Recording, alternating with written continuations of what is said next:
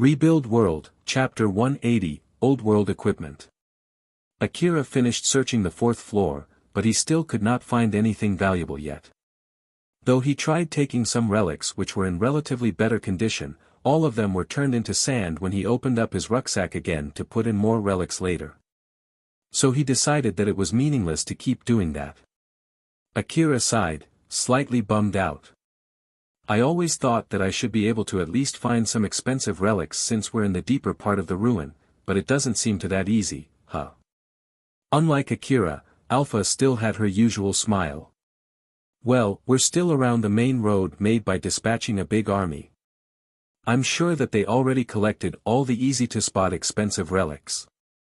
But still, that building you showed me the first time we met still had quite a lot of relics, right? Although the direction is not the same, that place was more or less of the same distance from the city, you know. So I thought I should be able to at least find some expensive relics here too. The distance and the danger are different. Thanks to the properly maintained road, it's an easy thing to send people to this place. You can't afford to compare that place to here. Not to mention, that place was still patrolled by huge monsters, so only a limited number of hunters managed to reach it. Is that so? If you want to find a lot of relics, you should look for buildings that other hunters haven't searched. I'm pretty sure you can find a lot of relics if you go past the front line, you know. Want to try to do that instead? I wouldn't go that far either though. Akira did think so too, but the front line was already guarded with powered suits. There was no doubt the area beyond it was highly dangerous.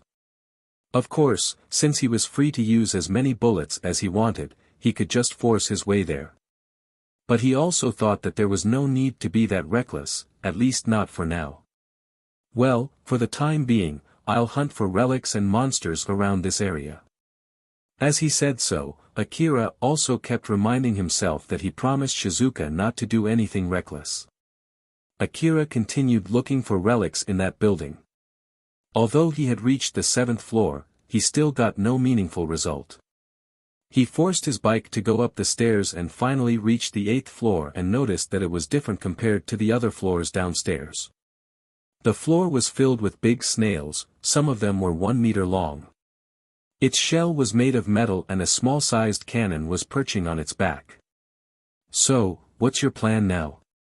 If you have no plans to collect money by hunting monsters, I don't think there's any need to fight them. We also could not find any good relics up until now, so, want to head back instead? No, I'll kill them and continue searching this building. Since there are monsters on this floor, I'm sure other hunters who only came to take a quick glance of this place wouldn't have tried to search for relics past this floor. So basically, there's a good chance I still can find some relics ahead. I see, good luck then.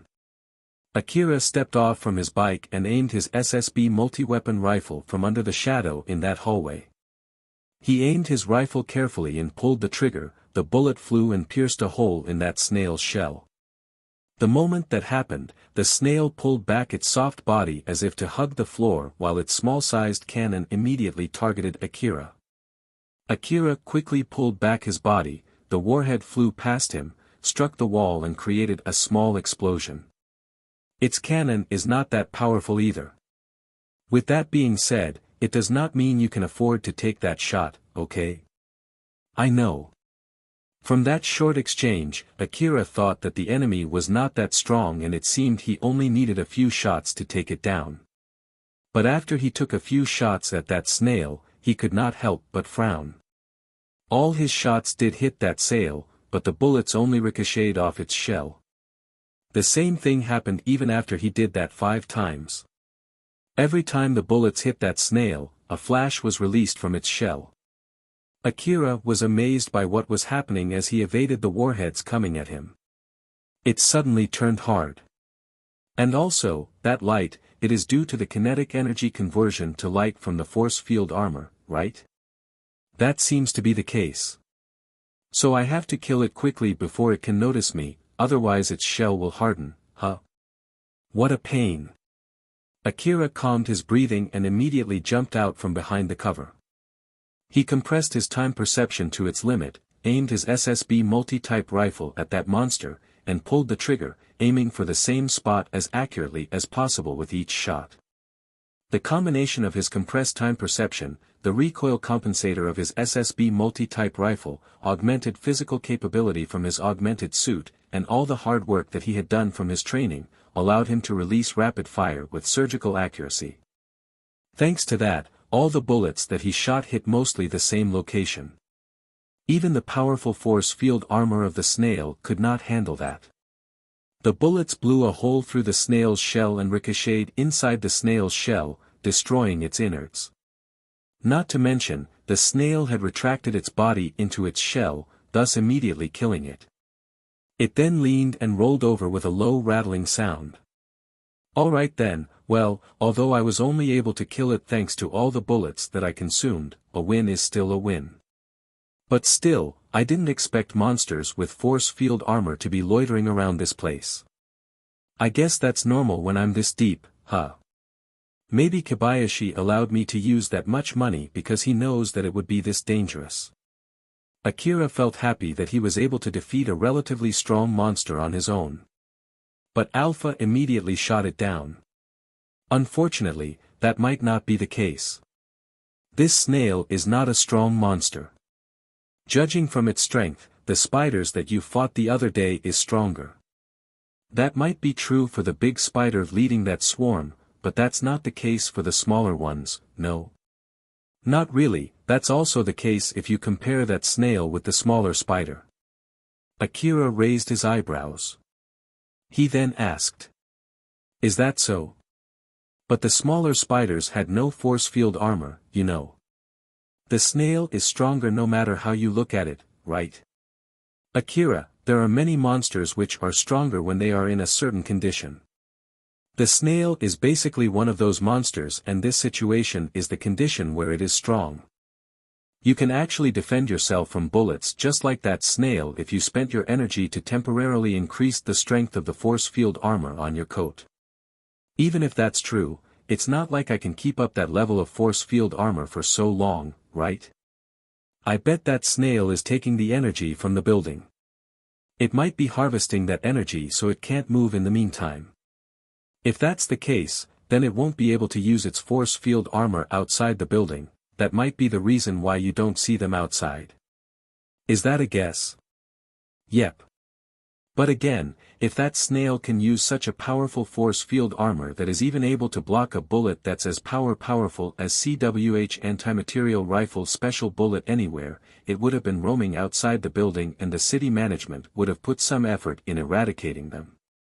Akira nodded. Well. Considering that its shell becomes that strong if I don't kill it while it hasn't noticed me, honestly speaking, it's actually a pretty troublesome monster.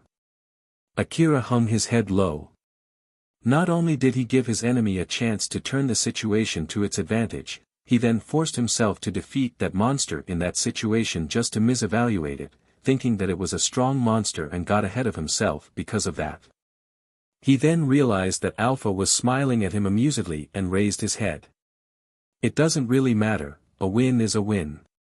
Moreover, I bet other hunters who came here before me thought that it was too much of a hassle to defeat that monster and left without searching this floor. So there's a good chance I might find some expensive relics here. You have a point there. But I'll at least let you know this. There are still multiple similar monsters in this building, so make sure to get them without getting noticed, okay? Roger that, let's go. Akira sounded a bit desperate when he said so as he continued exploring the ruin. The exploration itself went well.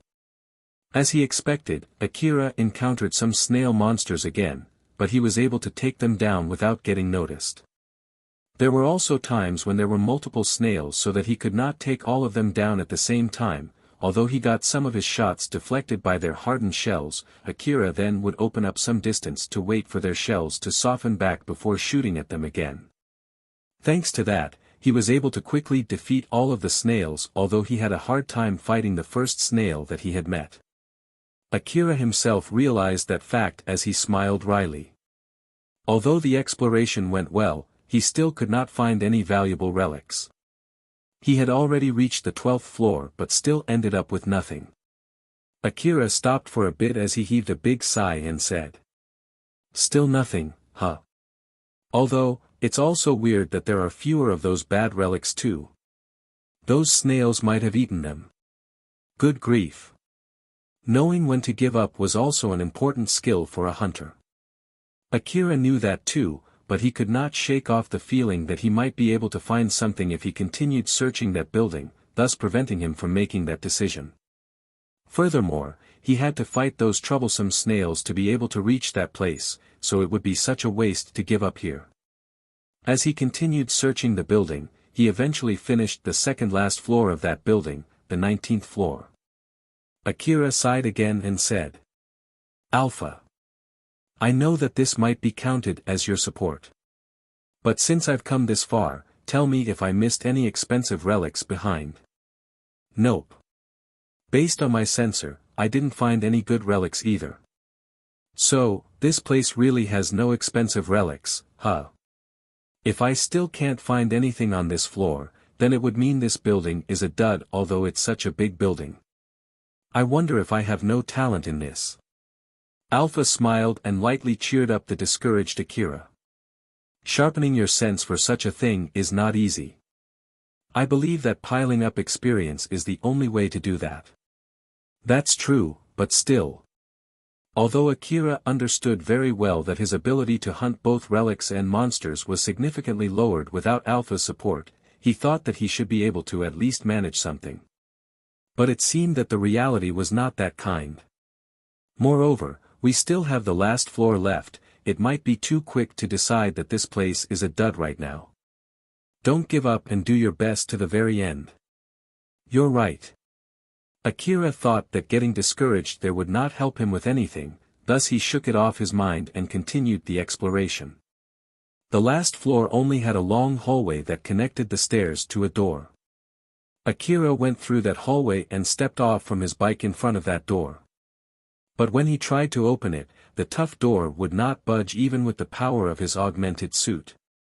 It won't even move. Why did they make this one door so strong?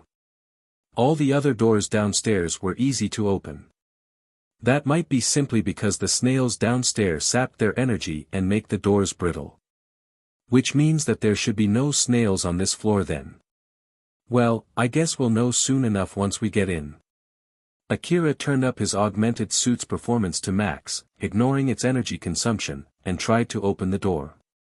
But again, the door did not budge at all. Akira, who started to get annoyed, aimed his SSB multi-weapon rifle at the door. If he barraged that door with anti-force field bullets at that range, he thought he should be able to destroy that door no matter how strong it was. But at the same time, he also hesitated using bullets made to kill monsters for something like that. Although he did not pay for those bullets himself, it did not change the fact that he would be using more of those expensive bullets, although he still had no meaningful results up until now. It would be no surprise if he received some complaints from Kobayashi later. Akira still had his rifle aimed at the door without being able to bring himself to pull the trigger. That was when Alpha smiled bitterly at him and said, Akira, if you want to destroy the door, you should use the blade instead. There's no need to use expensive bullets for a target that doesn't move even when you're up this close. Akira looked surprised and smiled wryly. He then took out the blade that he had forgotten until now. It was the blade he brought back from the Tsubakihara building. Akira's body suddenly started moving on its own. Of course, it was Alpha controlling his augmented suit. He then took a stance as a blade extended out from the handle in his hand. Alpha. Alpha suddenly started providing support to him again. Akira looked at Alpha in surprise, but she ignored it. This much is fine, right?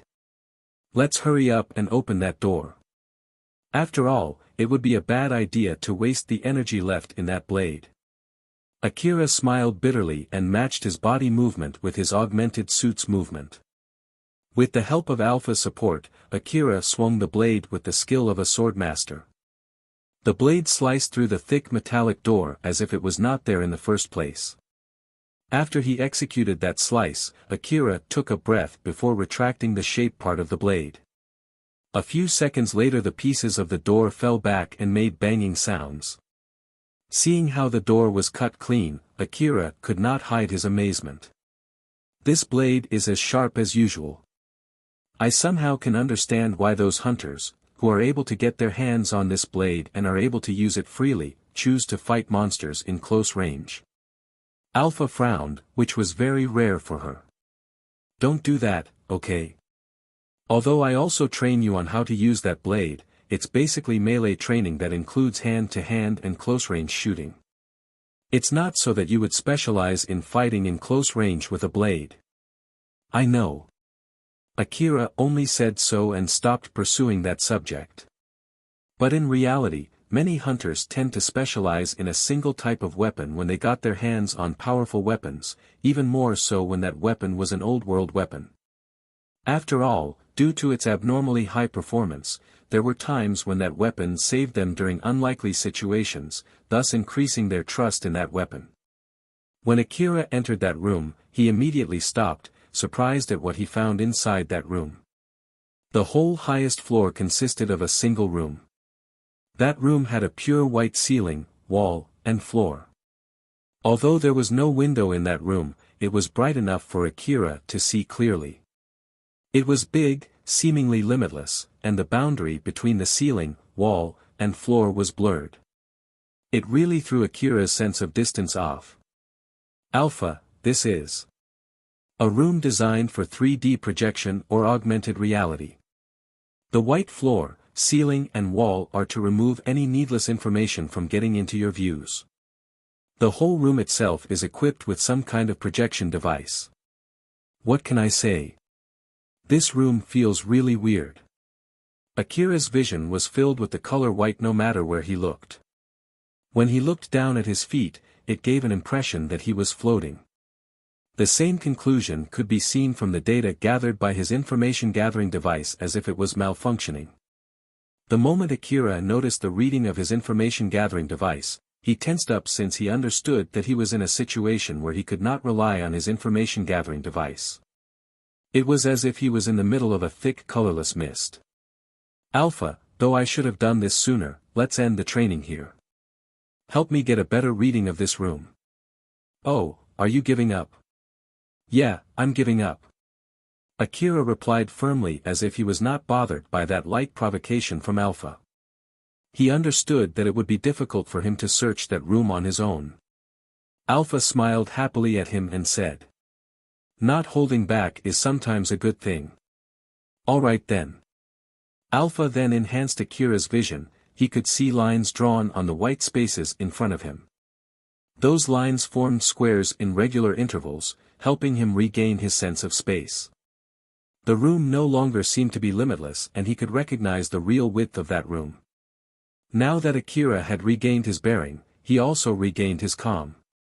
He then walked to the middle of the room and looked around the room before heaving a big sigh. Still nothing. So in the end, this place is a dud, huh? Well, things like this happen from time to time. Let's just move on. Alpha smiled and said so to cheer him up. Akira regained some of his motivation thanks to that. Although he still had his head hung low, Akira made a 180 degrees turn to head back to the exit. But in the next moment, he quickly pulled up his rifle and aimed it at the person in front of him out of pure reflex. The person in front of him looked somewhat familiar to him as that person looked emotionlessly at Akira. Long time no see. Akira frowned and asked her a question to confirm his guess. Tsubaki-san. Right? Yes. I have no wish to be hostile to you, so please lower your rifle. Although this body is just an image that can't be hurt with bullets, it's still rude to have that rifle pointed at me. I am sorry. Akira flusteredly lowered his rifle. When he did that, Alpha immediately interjected. She was obviously not happy. So, why are you here? I have something I want to discuss with you. Tsubaki said with a flat voice as she looked at Akira with her emotionless face. Alpha looked at Tsubaki with an obviously unfriendly look. I'm sorry but we're busy right now. If you have anything you want to talk about, you can tell me later. You're not the one that I want to talk with though. It doesn't matter, do you really think I would let you step over me? Alpha's expression turned even more hostile with each sentence she said. But Tsubaki just ignored it. Akira was really troubled about what to do there. Tsubaki once again shifted her gaze back to Akira. Are you okay with that? Well. Akira was overwhelmed by the sharp gaze from Alpha and the cold but meaningful gaze from Tsubaki. He understood that both of them were pressuring him to choose between them. But the confusion prevented him from deciding. But after a short confusion, although it did not seem that he was fully okay with it, Akira finally said. I'm in the middle of doing a request from Alpha, so I can't accept another request right now. Although it might be something that I can do while doing the request from Alpha, I can't really tell right now. I don't know what you want to discuss with me, but whatever it is, please say that to Alpha first. Alpha smiled widely and Tsubaki shrugged, still with her emotionless face. I see, in that case, I'll excuse myself here. We shall meet again when the chance presents itself. Although her body was nothing more than an image, Tsubaki turned around and was about to leave the room when she suddenly turned back again as if she just remembered something. By the way, since you won't talk with me, I have no obligation to help you.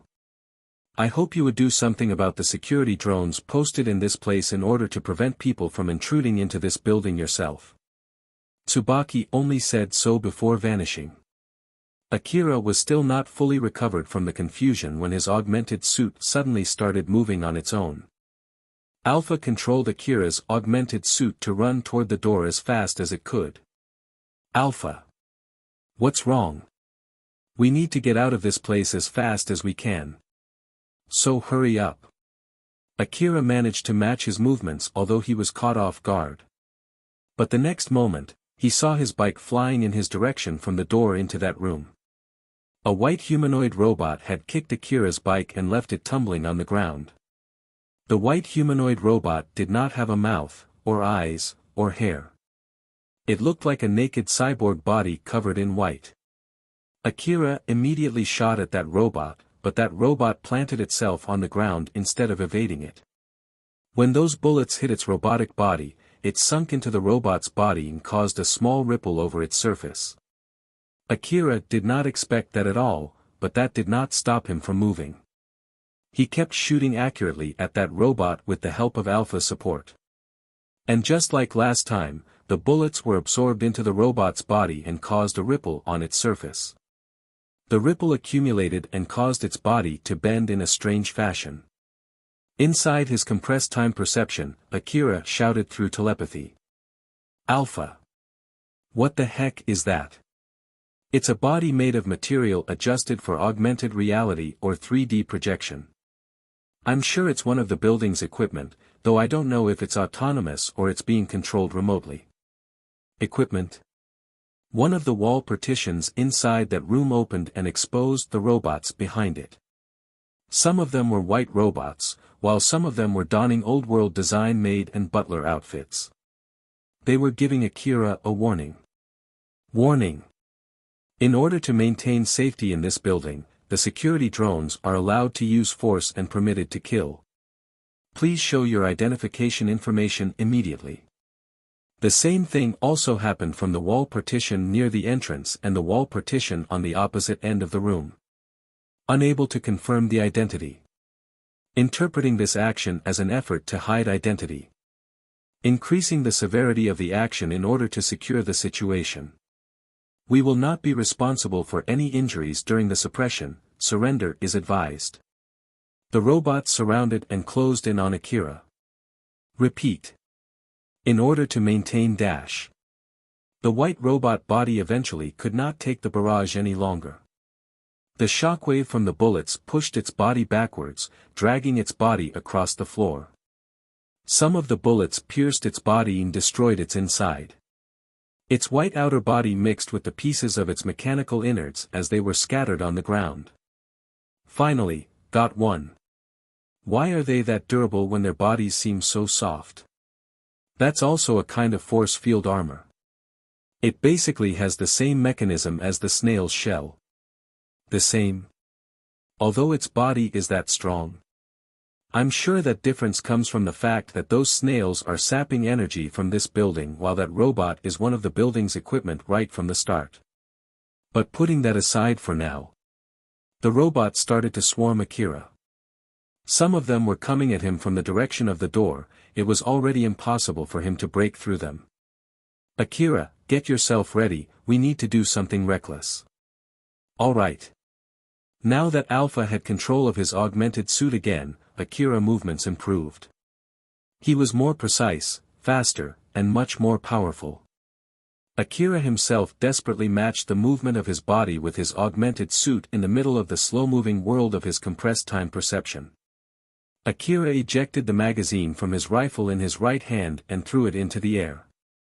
While it was still in the air, he quickly pulled back his right hand and pulled out a magazine filled with a mix of anti-force field armor rounds and high-powered armor-piercing ammo and threw it into the air too. With both his rifle and the new magazine in the air, Akira grabbed his rifle again and reloaded that new magazine in one smooth swipe. While at the same time, his left hand reached back to his 5 million aurum per box medicine, opened its lid with the gripping power of his augmented suit. He quickly brought some pills to his mouth while making sure not to let the pills fall off his hand. Then he reached for his blade's handle and detracted its blade. Akira's left and right hands moved together at the same time. After that, he kicked the robot in front of him and started shooting with his right hand and slashing with his left hand to carve a way towards the door.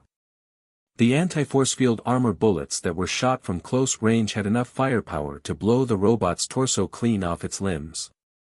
While the blade on his left hand that he swung with such power and speed was able to cleanly cut off the robots even after they braced themselves for the incoming blade. Akira cut them in half, throwing its upper half up in the air while its lower body rolled over on the ground. But his blade did not stop there as it sought for its second target. But unfortunately, it was not able to break through the second robot's force field armor, it was only enough to throw it off balance. After that single strike, the blade could not handle the burden and crumbled into dust. The robot in front of Akira received his kick with both arms. Although it was able to push the robot slightly back, it was not enough to damage the robot's body.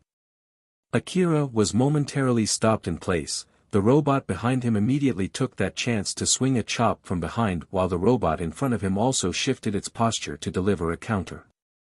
Akira used the robot in front of him as a support to jump up and rolled on the air to evade the chop from behind him before landing both of his feet on the ceiling.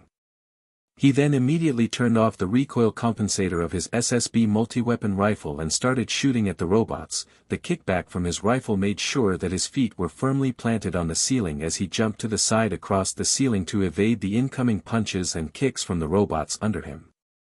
The robots tried to attack him while he was running across the ceiling. With the help of force field technology, they had no problem pursuing Akira even when he was upside down running on the ceiling. Akira kept shooting as he quickly pulled out another blade and started fighting the robots up close just like when he was on the floor, shooting, cutting, and kicking them. But since he was only able to maintain that posture because of the kickback from his rifle, he was not able to move freely, and with the robots coming at him from his head, Akira was having trouble fighting them. The robots had Akira surrounded as they came at him from all directions. Akira was still compressing his time perception. In that world that was running in slow motion, he could see clearly the robot parts that were scattered in the air and every single attack that was coming at him. He understood that he would not be able to block all the incoming attacks, but even so, he did not give up and still desperately fought with his best. Inside that world where everything almost stood still, Akira could see the killing blow coming for him, but he also noticed something else behind that robot. A swarm of missiles coming in his direction from behind the robots. After Akira's bike was kicked down, Alpha controlled it to get it back up and emptied the missile in the missile launcher fixed on his A4WM automatic grenade launcher. The explosion from those missiles blew the robots away together with Akira since they were in an enclosed space. Akira smacked down to the floor and coughed out blood, dyeing the white floor red. His body was assaulted with pain and the medicine that he took beforehand had run out of its effect. When Alpha launched all the missiles, she guided them herself and had made all the calculations of their explosion radius. Thanks to that, Akira was spared from the worst shockwave of those missiles. Not to mention, the output of his coat equipped with force field armor was turned up to max for a short time, thus suppressing the damage on him to a minimum. Since Akira could not even lift his finger on his own, Alpha controlled his augmented suit to take out some medicines and shove them into his mouth. He swallowed that medicine together with some metallic-tasting blood that was left in his mouth. Akira swayed left and right as he pushed himself back up. The robots that were still functional also did the same. Even some of the robots that had lost their head could still stand back up. Akira, who saw that, smiled wryly and said, "Good grief, just how robust can these guys be? You guys should just stay on the ground after losing your head, you know.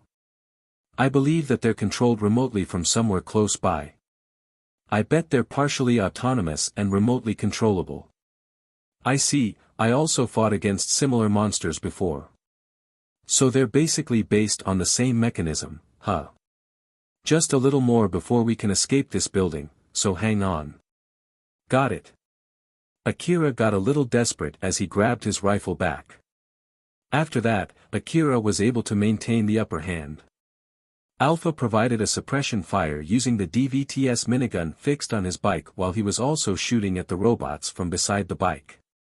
Although some of the robots were still functional, they were damaged and their movements were significantly slowed. So they were unable to surround Akira with their current speed. Akira shot down the last robot.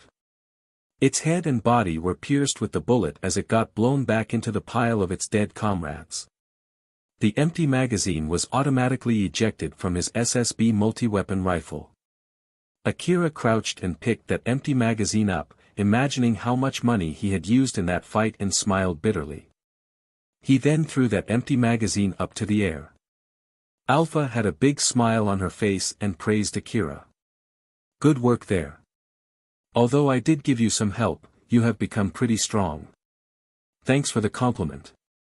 Oh my, you don't sound happy. It's not like I did that with my own power. Moreover, even after I almost got killed just now, I still don't have any expensive relics to carry back. This is not good at all." "What are you talking about?" "There's a pile of relics just over there, no?" "Where?" Akira tilted his head and frowned. Alpha was pointing at the pile of dead robots. "Although they're already destroyed, it doesn't change the fact that they're old-world relics. They're pretty strong although they're not battle robots, so I'm sure they can at least get you some money." Akira raised his eyebrows, but it was not because Alpha told him that they could fetch him some money. "They are not battle robots? If my guess is correct, they're just for serving guests.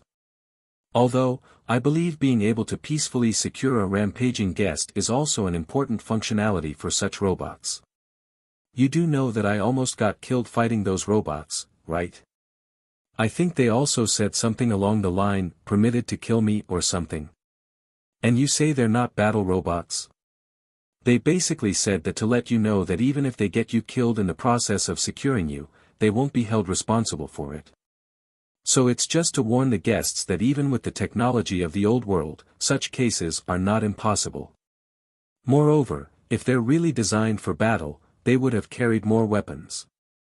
Since they came at you unarmed, it basically means that they're not made for combat." "I see." Akira was reminded of how abnormal the old world things were, thus deepening his misunderstanding about the old world. After that, Akira stuffed the dead robots into his rucksack and returned to the forward base. When he emptied his rucksack in the forward base, the receptionist winced back and was wide-eyed. Akira sighed as he thought that he should have left that building sooner. Rebuild World, Chapter 181, Humanoid Monsters. After Akira sold the robots that he destroyed in the forward base, he took a break in the base's cafeteria. Thanks to the medicines that he had taken, his wound had already been fully healed and he was not physically exhausted, but the medicines did not help with his mental stress at all. He had decided to end his day, so he was sitting there looking absent-minded. That was when Kobayashi appeared. Kobayashi happily took the seat in front of Akira without asking Akira's permission and smiled at him. Akira frowned, knowing that it would be nothing but more trouble. "What now? Don't be so cold. It's just that since I see you haven't returned back home yet, there's something I want to ask you here, you see." "Ask me." "Just to let you know, I won't be paying for the ammo, alright?" Akira said so clearly right from the start with a stern face. Kobayashi smiled wryly at him and said, "Don't worry about that. Just because you got your terminal destroyed during your duty, it's not like we're not going to pay for the ammo you used during that time." The information terminal that Akira got from the temporary base always sent the signal of his location, but the moment he entered the highest floor of that building, his signal was cut off due to the feature of that room. Then the explosion from the mini-missiles finally completely broke it. Because of that, the temporary base did not know anything about his encounter with Tsubaki, and of course, Akira had no plans to tell Kobayashi about that at all. "It's nothing complicated. The robots that you brought in are all completely destroyed though, couldn't you bring them in a better state?" "No." "I see. Got it. That's all I wanted to ask you." Akira looked surprised, he did not expect Kobayashi to back down that quickly. "Is that all?" "Yeah, that's all. Like I said, I do like you. I have no plans to keep pursuing that subject just to sour your mood, alright? Not to mention, you've entertained me enough. You crushed a swarm of monsters on your own on the first day, and today, not only you brought back a lot of old world relics, you even secured a whole building too. Just so you know, normally speaking, you've done splendidly up until now. Like hell if I care about that. In the first place, it's nothing normal the moment you offer to pay all of my consumables. I said so with that considered too. But that's just so you." Kobayashi smiled amusedly at Akira's abnormal reaction. After that, Akira and Kobayashi talked for a bit more about the request and the situation around the road. Akira's current request did not have a clear finish line. It would continue until Akira's hunter rank reached the point where it was suitable for his strength, while the request itself did not clearly state what that hunter rank would be. But Kobayashi already told Akira that he had entertained him enough, so Akira thought it should be fine to end the request there. But when he asked Kobayashi about that, Kobayashi said that it was not up for him to decide and he had no idea either what was the opinion of the people from the upper echelons about that matter. Akira did find that a little surprising as he thought of using as much ammo as he wanted without caring about effectiveness since someone else was paying for it. That way, he would be able to quickly rank up until his request was deemed finished regardless of the opinions of the others. Taial was eating the wreckage of humanoid monsters inside a dilapidated building in Kuzusuhara ruin. But those were not the humanoid monsters that Akira destroyed. Taial destroyed those monsters in another building. The white room was filled with the echo of metallic wreckage getting crushed. Taial himself was badly injured from the fighting, but his injuries were slowly healing as he was feasting on the dead monsters. Suddenly Tsubaki appeared in front of Taial. "Good afternoon." Taial immediately stood up and took a fighting stance as he swung his right arm to rip off Tsubaki's head. Unfortunately, Tsubaki was no more than an image, so Taial's hand went through her effortlessly. That was rude. Tsubaki immediately vanished. Taial quickly turned and lunged in a direction where there was nothing at all. But from his point of view, he could see Tsubaki standing there. But from Tsubaki's point of view, the world was running so slowly as if it was completely paused. Inside that slow-moving world, Tsubaki looked closely at Taial and mumbled. "He can recognize me both through augmented reality and through network image too." "I see." Tsubaki then said with a flat emotion. "Stop." Right at the next moment, Taial's body suddenly froze in the middle of lunging at Tsubaki. The inertia allowed his body to proceed forward but the gravity prevented him from staying afloat. So, He just crashed down to the ground and rolled over as if his whole body was petrified into stone. Safety Leash Command number 721 works as intended. Which means that it's based on the nanomachine inside one of those biological monsters, huh? I don't know who did this, but it's pretty impressive. Unfortunately, that person was not able to override the control command. Wait, no, it might be some kind of mutation because of the nanomachine put inside his body in order to trick the friend or foe identification system. With too many conflicting nanomachines in his body, it instead might have caused a system failure. There was no one else other than Tyal in that room, but he could see all kinds of information displayed in his views as Tsubaki walked toward him. Unauthorized connection, unable to prevent connection, failed shutting off the connection, identified administration from Area 844, individual outside the administration right, detected unauthorized hacking, hopeless difference in strength, 0 winning chance, advised to run away immediately. Tyal registered all of those notices that appeared in his views, but they did not help his situation at all. Tsubaki suddenly vanished again from his view. She then reappeared again as an image as she extended her hand to his head. He wouldn't even listen to what I have to say. So I'll ask you instead. I'm sure you're also having it hard with such an unstable system, right? I'll give you the reward up front, so don't worry. The information notices in Tyal's views suddenly changed. Unauthorized connection, unable to prevent connection, failed shutting off the connection, rebuilding control system, readjusting administration structure, rebuilding connection, rebuilding finished. Tyal could move his body again as his body relaxed while he was still lying on the ground. After a few seconds, he slowly pushed himself up and stood in front of Tsubaki. I'll leave the rest to you then. Tsubaki smiled faintly and vanished. The only notice left in Tyal's views was an order from Tsubaki. With his assigned duty to secure the area starting, Tyal immediately moved out following that order, asterisk, asterisk, asterisk. Yatsubayashi had a stern look on his face as he eyed the displays in front of him. What just happened? The display showed information sent from Tyal, and that information stream was already fully stopped. Among the last information sent by Tyal, there was a piece of information that really piqued Yatsubayashi's interest.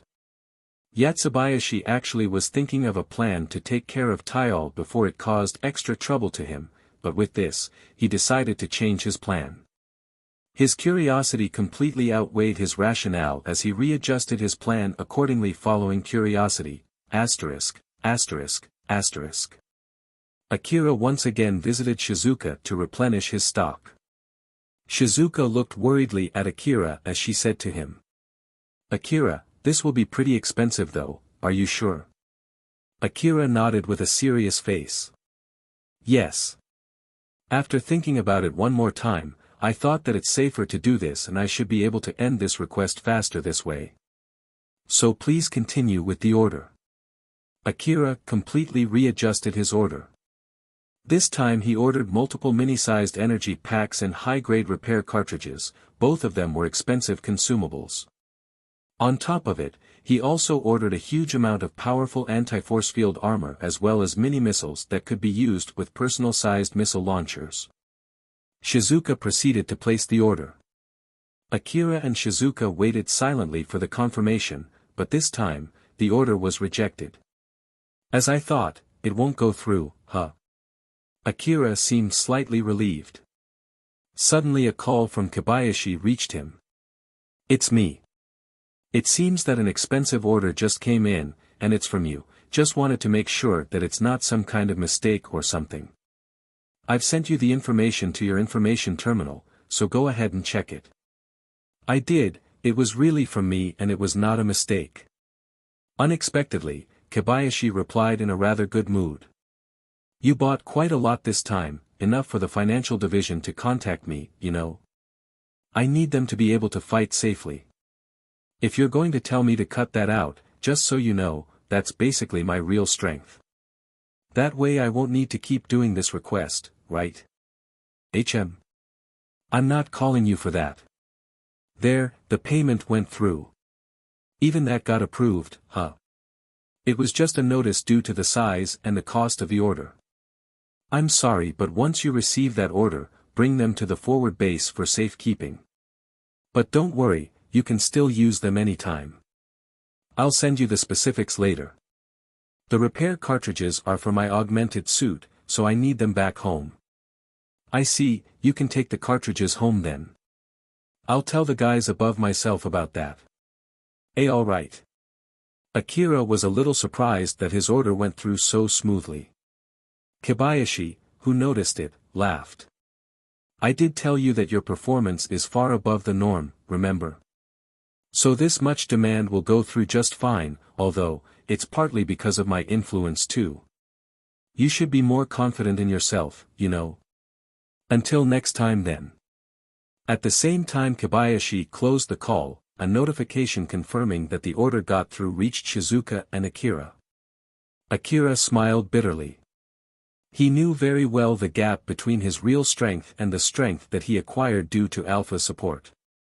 Although he kept working hard to close that gap, he could not lie that every time he noticed his growth, he also noticed how significant alpha's support was. Well, although I basically forced my way through with expensive bullets during that fight against the monster swarm, I won that fight on my own. So even after adding that with those robots that I destroyed with alpha's support, it should at least lower the total evaluation from Kobayashi. So it should at least be a little better. Akira's bitter smile was a mix of half mockery and half compliment toward himself. But he then noticed Shizuka looking at him worriedly as he flusteredly said. Well, what can I say? It seems that the order should go through just fine. Akira, don't get too reckless, okay? I know. It's exactly so that I can fight safely that I put in that expensive order. I see. It's good that you're calm about this, but be careful not to get your guard down, okay? Yes. Akira firmly nodded, Shizuka replied with a smile. Shizuka understood that Akira said so, knowing fully well he was cornered into a situation where he had no other choice but to be reckless. While on the other hand, she also understood that hounding Akira about it would not help his situation at all, so she held back herself from saying anything more than that gentle reminder. Akira took her warning to heart and told himself not to unnecessarily jump to danger. Akira once again took his bike to Kuzusuhara Ruin. It had been a few days since the last time he went to Kuzusuhara Ruin. During that time, he had repaired his augmented suit, carried his supplies to the temporary forward base, and got himself to the best state before going. Alpha was floating beside Akira as if she was sitting in an invisible car. She was donning a battle suit with a daring old-world design as her long silky hair was flailing in the air, blown by the non-existent wind. Akira, what's your plan for today? Let's see. I might as well search one of the buildings for relics again, but I don't want to fight monsters like last time. Akira glanced at Alpha's outfit and thought. That is an old-world battle suit, right? Since we're this deep into the ruin, I wonder if I can find some of them somewhere around. I can't really say you can't, but it would be hard to find. Let's say that you did find one, what's your plan with it? If there's no problem with the size, I'm planning to use it for myself. Old-world relics are fundamentally advanced stuff after all. I do know that I'm obligated to sell all my relics by contract, but I'm sure I can get it back after paying some money, or at least, I'll put some effort in doing so. Alpha smiled mischievously and pointed at her own battle suit. This suit is for girls though. Are you really going to use it? Well, I can understand if you do since it's a high-quality battle suit. Akira could not hold back his laughter the moment he heard that. Why does it even come to that? I'm talking about when it's a battle suit for guys, of course. Then what if you only find battle suits for girls? I'll sell them, then use the money to buy one made for guys. What if you'll be wasting a lot of money if you do that instead of using it? Of course, ignoring the design aside. Akira looked conflicted for a split second, but he immediately made his decision. I'll think about it when that happens. We don't know if I can find any of them around here in the first place anyway, right? Alpha smiled amusedly. Indeed. Akira noticed from the beginning that Alpha was only poking fun at him, but at the same time, he also thought that it would not be strange if she knew. Akira heaved a big sigh as he thought that he wasted his energy on that conversation. Alpha, at least help me choosing which building to search this time. Oh my, you're relying on me right from the start for today, huh? I have no plans to spend so much effort on a dud like yesterday. I understand that choosing the right building to search is also a part of my training, but let's put that training aside for some other time. My training menu for today will be searching for relics inside a building. Alright then, over here. That was fast. Akira could see a particular route highlighted in his enhanced views as he paced his bike following that route. When Akira arrived, he looked confusedly at Alpha. Here. Alpha smiled confidently and nodded. Yup. Alright. Akira once again shifted his gaze to the location in front of him. Akira could see a tall torn-down building that looked closer to a mountain of rubble in front of him. Since it fell over the other buildings around it, they all piled into a single huge mountain of rubble. So basically, I need to find relics under this mountain of rubble, huh? Well, I might find something if I try, but still. Not exactly. To be more precise, you need to find the door to a certain room buried under this mountain. Some buildings usually have their important rooms built extremely strong as if they're safe boxes, strong enough to keep intact even when the building itself falls over. We'll be looking for that room. I'll help you find the entrance, after all, you're technically outside the building until then. Akira used his high-performance bike to climb the rubble mountain. He then stepped off from his bike where she pointed out and put a camouflaging sheet on top of his bike. Once he was done hiding his bike, he used his information-gathering device to check the area around him. Due to the layers of rubble preventing his information-gathering device from scanning further down, it was difficult for Akira to find the hole into the mentioned room. Thankfully, besides his information-gathering device, he also had Alpha. Akira used his augmented suit to move aside the rubbles under him as he eventually found a door and wall that seemed to be from a hallway of some sort. He went down to that door and forced it open before peeking inside the room. The room was pitch black when he peeked in with a light. As he looked down to the base of that room which was originally a part of the sidewall, he could see all kinds of things scattered there. He then carefully proceeded into that room. The room itself was pretty wide. Since it was laid sideways, that width was translated directly to depth. Akira used tables and other furniture fixed to the floor of that room to slowly climb down. What can I say? It feels weird when the inside of the room is oriented differently than it should. Alpha was floating around in the air freely as she smiled amusedly and said. Oh my, you've been climbing up and down so many rooms up until now, you should have gotten used to it at this point, no? Akira looked back to his experience. Like hell I would get used to that. Oh, but you should. Be careful with your footing. Right at the next moment, the table that Akira was using as his footing swayed before it was sent tumbling down to the base of the room. He was only barely able to jump to the next table. You could have told me sooner. Weren't you doing this on your own right now? That's true, but... Alright. Akira decided to stop himself from throwing any complaint at Alpha who was smiling amusedly at him as he moved to the next footing. When Akira reached the base of the building, his eyes were wide open. The base of the building was filled with piles of old-world relics. Though some of them were already destroyed, others were strong and durable relics. Akira started stuffing his rucksack with any expensive-looking relics that caught his eyes. When he finished filling his rucksack, Akira looked up. The exit seemed to be located far away from him now. I know it's already obvious, but I have to climb back up now, right? I should have at least brought a rope with me. You can just get one and return back here again later. Again, you should have told me sooner. But you're on your own this time, right? Alpha smiled amusedly, he replied with a conflicted bitter smile. Akira had climbed down the building with his augmented suit and climbed up a building with his bike, so somewhere in the back of his mind, he thought that he should be able to figure out something when the time came. That was why the idea of bringing along a rope never passed through his mind. Akira worked really hard and somehow was able to get out of that room. Sometimes he used 2 blades, one for each hand, to scale up the room. Sometimes he had to heavily-heartedly leave some relics behind since he could not go through with his backpack full. He basically paid in full for his mistake of not bringing a rope with him that day. After that, Akira returned back to the forward base and sold his relics there.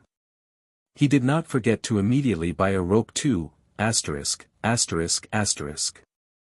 It had been 2 months since Akira started the request to get his hunter rank up.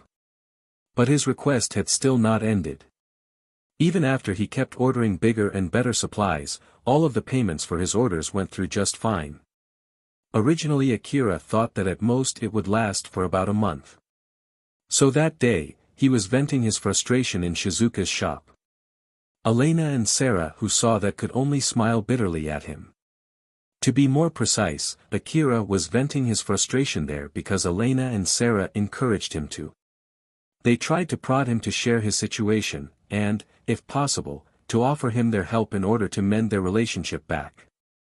But even Sarah and Elena did not expect that Akira was frustrated because he was forced to take a request to boost his hunter rank though he did not want to. And even after he thought he got his hunter rank high enough, that request still continued. Any normal hunter who worked hard day and night to get their hunter rank up would be furious if they heard that. Sarah looked rather impressed with Akira. But still, a request to increase hunter rank, huh? Although I've heard about it before, this is the first time I see someone actually get one.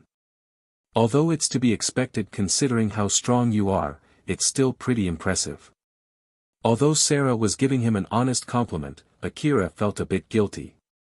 He knew that the impression of how strong he was probably came from Alpha's support and not his own skill.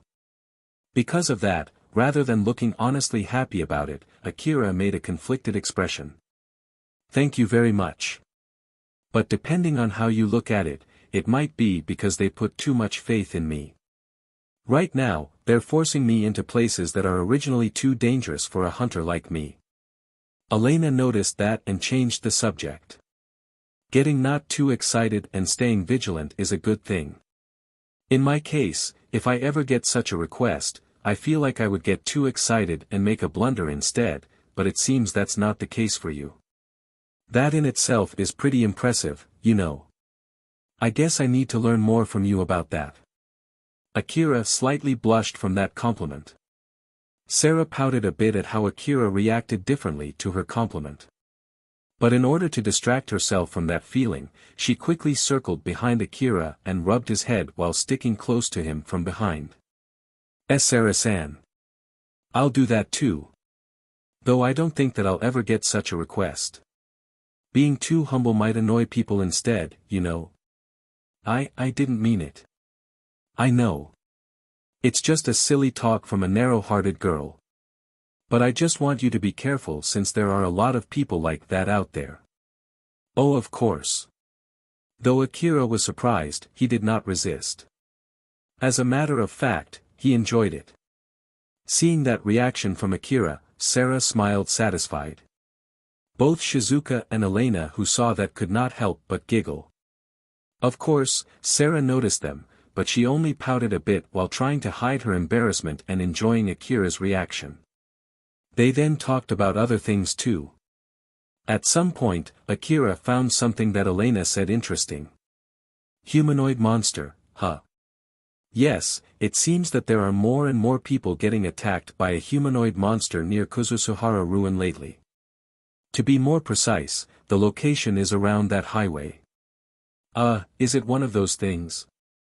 That one where the city management treats a strong criminal as a monster. I don't know the details. That might be the case, or not. It might be an autonomous robot that went on a rampage. Or maybe someone controlling the augmented suit of a dead hunter like back then in the Saranthal building. The details about the incident itself are still unclear. The city management itself hasn't released anything else other than a warning. Whether it's a strong criminal or a monster, basically there's something that looks like a human attacking people around the ruin, right? Yup, exactly. The only thing that we know right now is that it looks like a human instead of a monster. You should be careful too, as a hunter, it tends to dull our reaction when the opponent looks like a human. If it was a monster, hunters could immediately decide to kill it. But when it was a human, they would often hesitate, and more often than not, that hesitation brought about a fatal consequence. Okay, I'll be careful. Akira said so firmly, seeing which Elena smiled happily.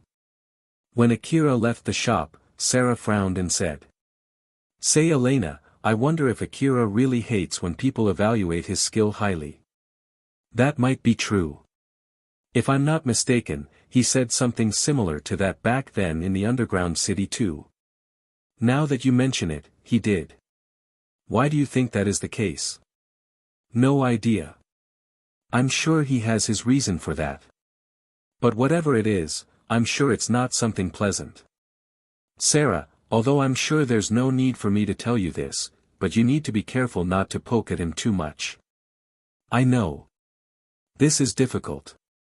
Although the other day Akira saved them despite there being nothing that he could get out of it, he also did not hesitate in cutting off their ties. At the moment, they somehow still managed to talk normally with each other. Sarah had no idea whether it was because of something trivial or deep, or if it was due to Akira's principle in life or simply his opinion.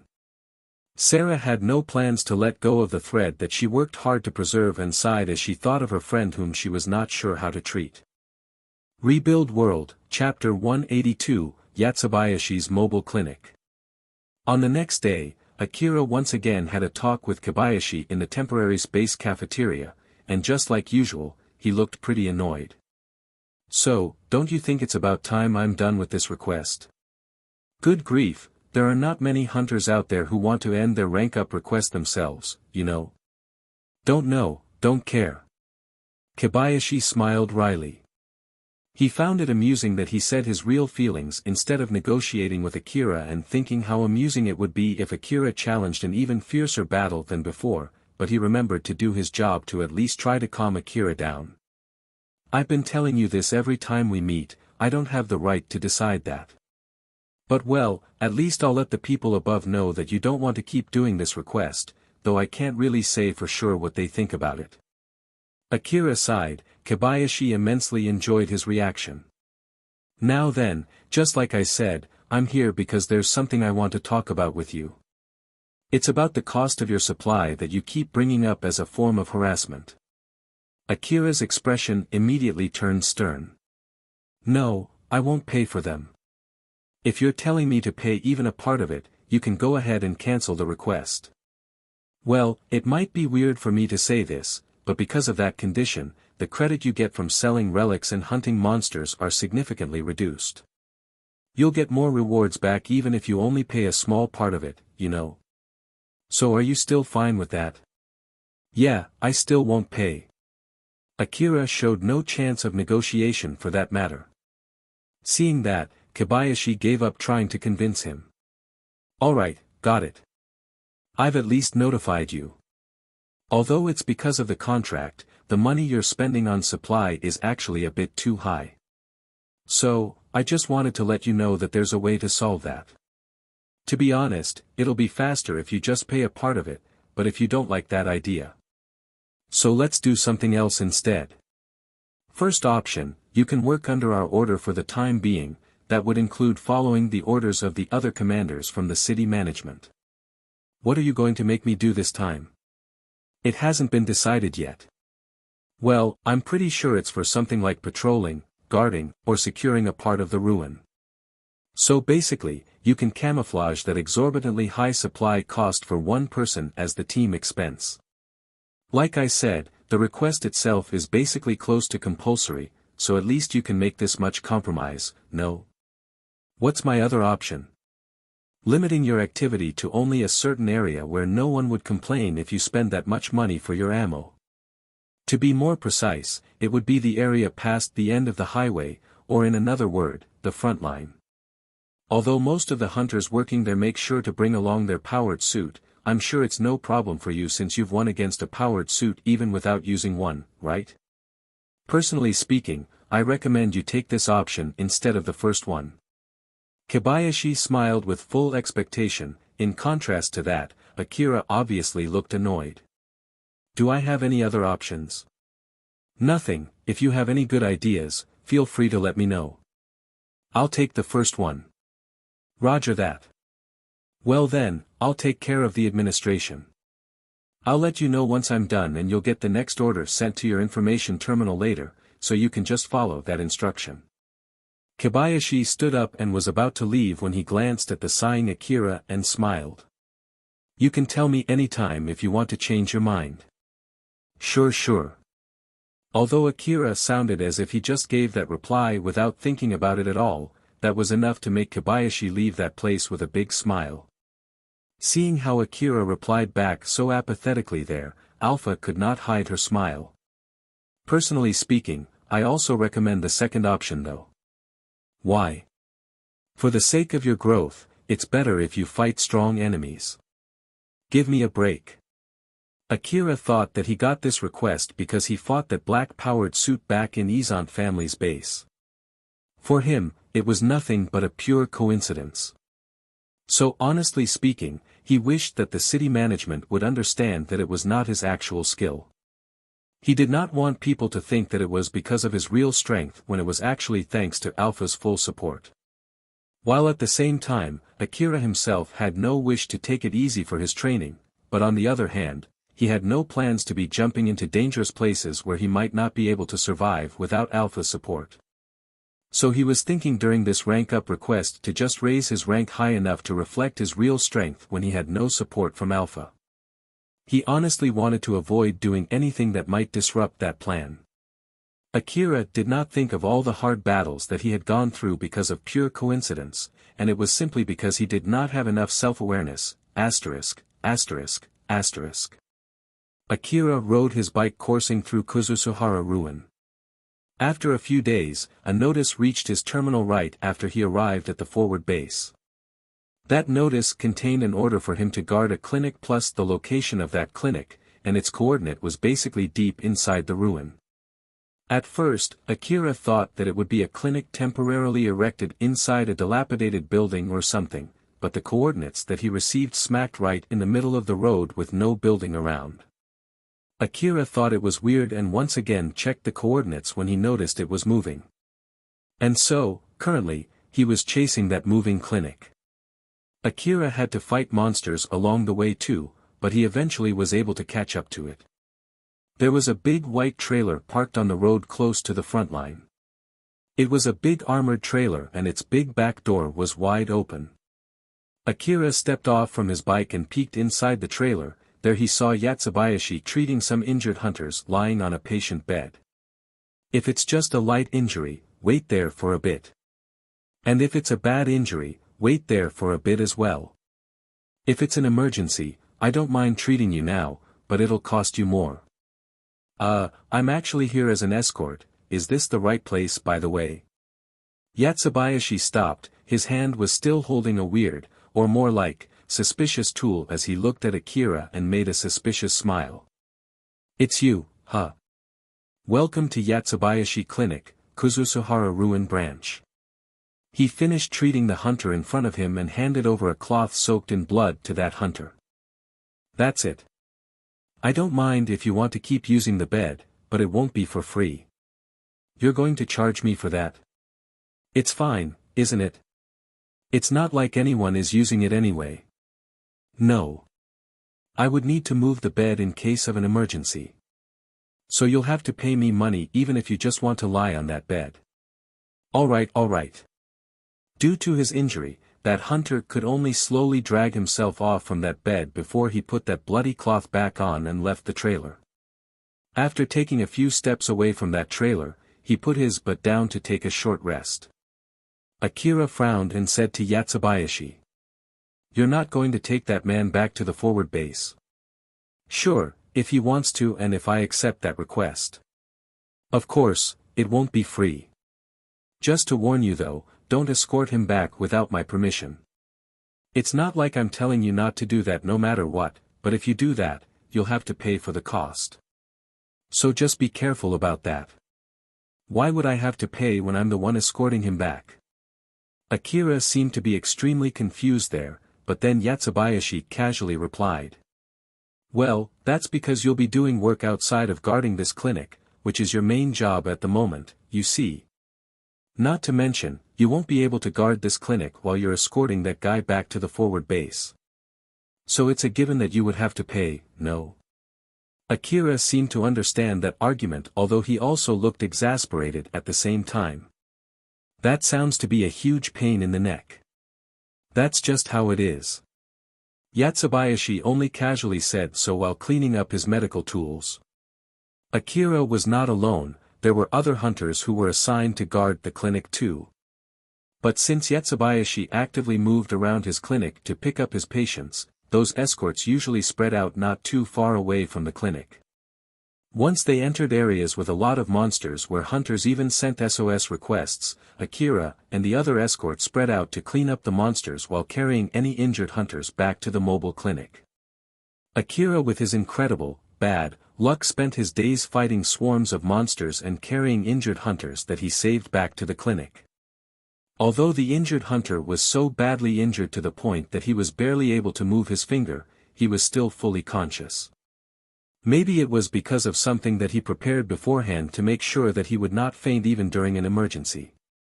That man had a pale face as if all of his blood was sucked out of him, but his pale face was not because he had lost that much blood. Whoa! This bill is too much no matter how you look at it, isn't it? I know that stuff in the wasteland is more expensive than usual, but not this expensive. Yatsubayashi just laughed that off and casually replied. That is a wasteland fee plus a ruin fee. Considering how dangerous this place is, it's normal to be that expensive, no? I won't force you to pay that, but if you're not going to pay it, good luck going back to the forward base on your own. Shrewd bastard. That man was only barely able to escape certain death, so he had no energy left to drag himself back to the forward base. But if he splurged his money on treatment there, it would definitely affect his hunter activity later. Of course, there was nothing more valuable than one's life, but considering the debt later and what kind of debt hell that he might face, sometimes, death was the better choice. That man knew that fact very well as he was at loss on what to do there. Seeing that, Yatsubayashi smiled suspiciously at him and pulled out a container filled with green liquid.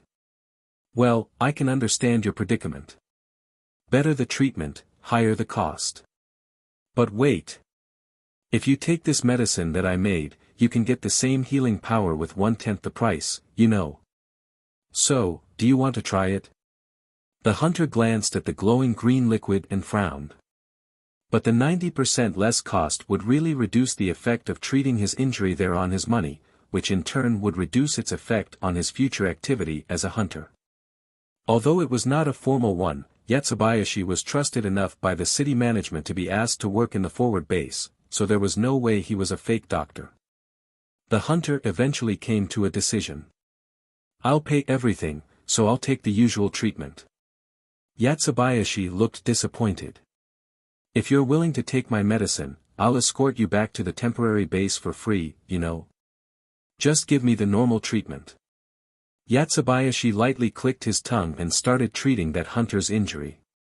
He then lightly said to Akira. Good grief, these guys are no fun. You did use my medicine and had no trouble at all, right? It was alright, right? Don't ask me. You too, huh? It's such a waste to refuse using such an effective healing medicine that I worked really hard to make just because of some superstition, you know. Geez, this world is really no fun at all.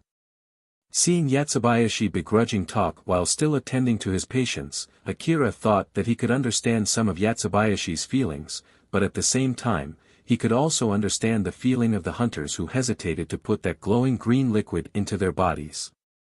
So Akira decided not to say anything there. The location of Yatsubayashi's mobile clinic was fully trackable from the information terminal lent by the temporary base. Because of that, hunters who were badly injured that they would not be saved if they went all the way back to the forward base's clinic would often opt to go to Yatsubayashi's clinic. Other than that, sometimes, some hunters who were fighting strong monsters also came to that clinic for help to fight those monsters. Either way, these hunters would also bring along the monsters chasing them when they headed to the clinic. It was Akira and the other escorts' job to take care of those monsters. As long as there were some hunters looking to be treated in that clinic and as long that it seemed there would be more patients coming, the moving clinic tended to stay in one place. The sound of hunters and Yatsubayashi arguing could be heard coming from inside the trailer. Akira found that weird as he said, "Alpha, we've been staying here for some time now, what do you think is happening? This area is already pretty close to the front line. With stronger monsters prowling this area, I bet there are more injured hunters around here, so they might think that there's no need to move the trailer away for the time being. If that's the case, we could have come and camped in this place right from the beginning, right? Even if you tell me so, there's nothing that I can do about it. If you're still worried, you can just ask Yatsubayashi instead." Akira thought that Alpha had a point there. But he was not that bothered that he would go to ask Yatsubayashi, so he just continued watching the surroundings instead. When the day started getting dark, Akira went to talk to Yatsubayashi and got permission to end his job. Back home, Akira was enjoying the warm bath while thinking about all the monsters he fought that day. What can I say? They gave me this option since I'm spending too much money on supplies, but now that I think about it, putting me there will only make me spend more money on supplies, right? Is this really alright? Compared to before, Akira spent way more supplies that day. Since Yatsubayashi often drove his trailer straight to dangerous areas, Akira had more encounters with monsters compared to when he was free to move on his own discretion. Alpha was sitting on the lip of the bath with her legs crossed, she moved the tip of her leg around as if to play with the warm bathwater. "I think it's not something for you to worry about.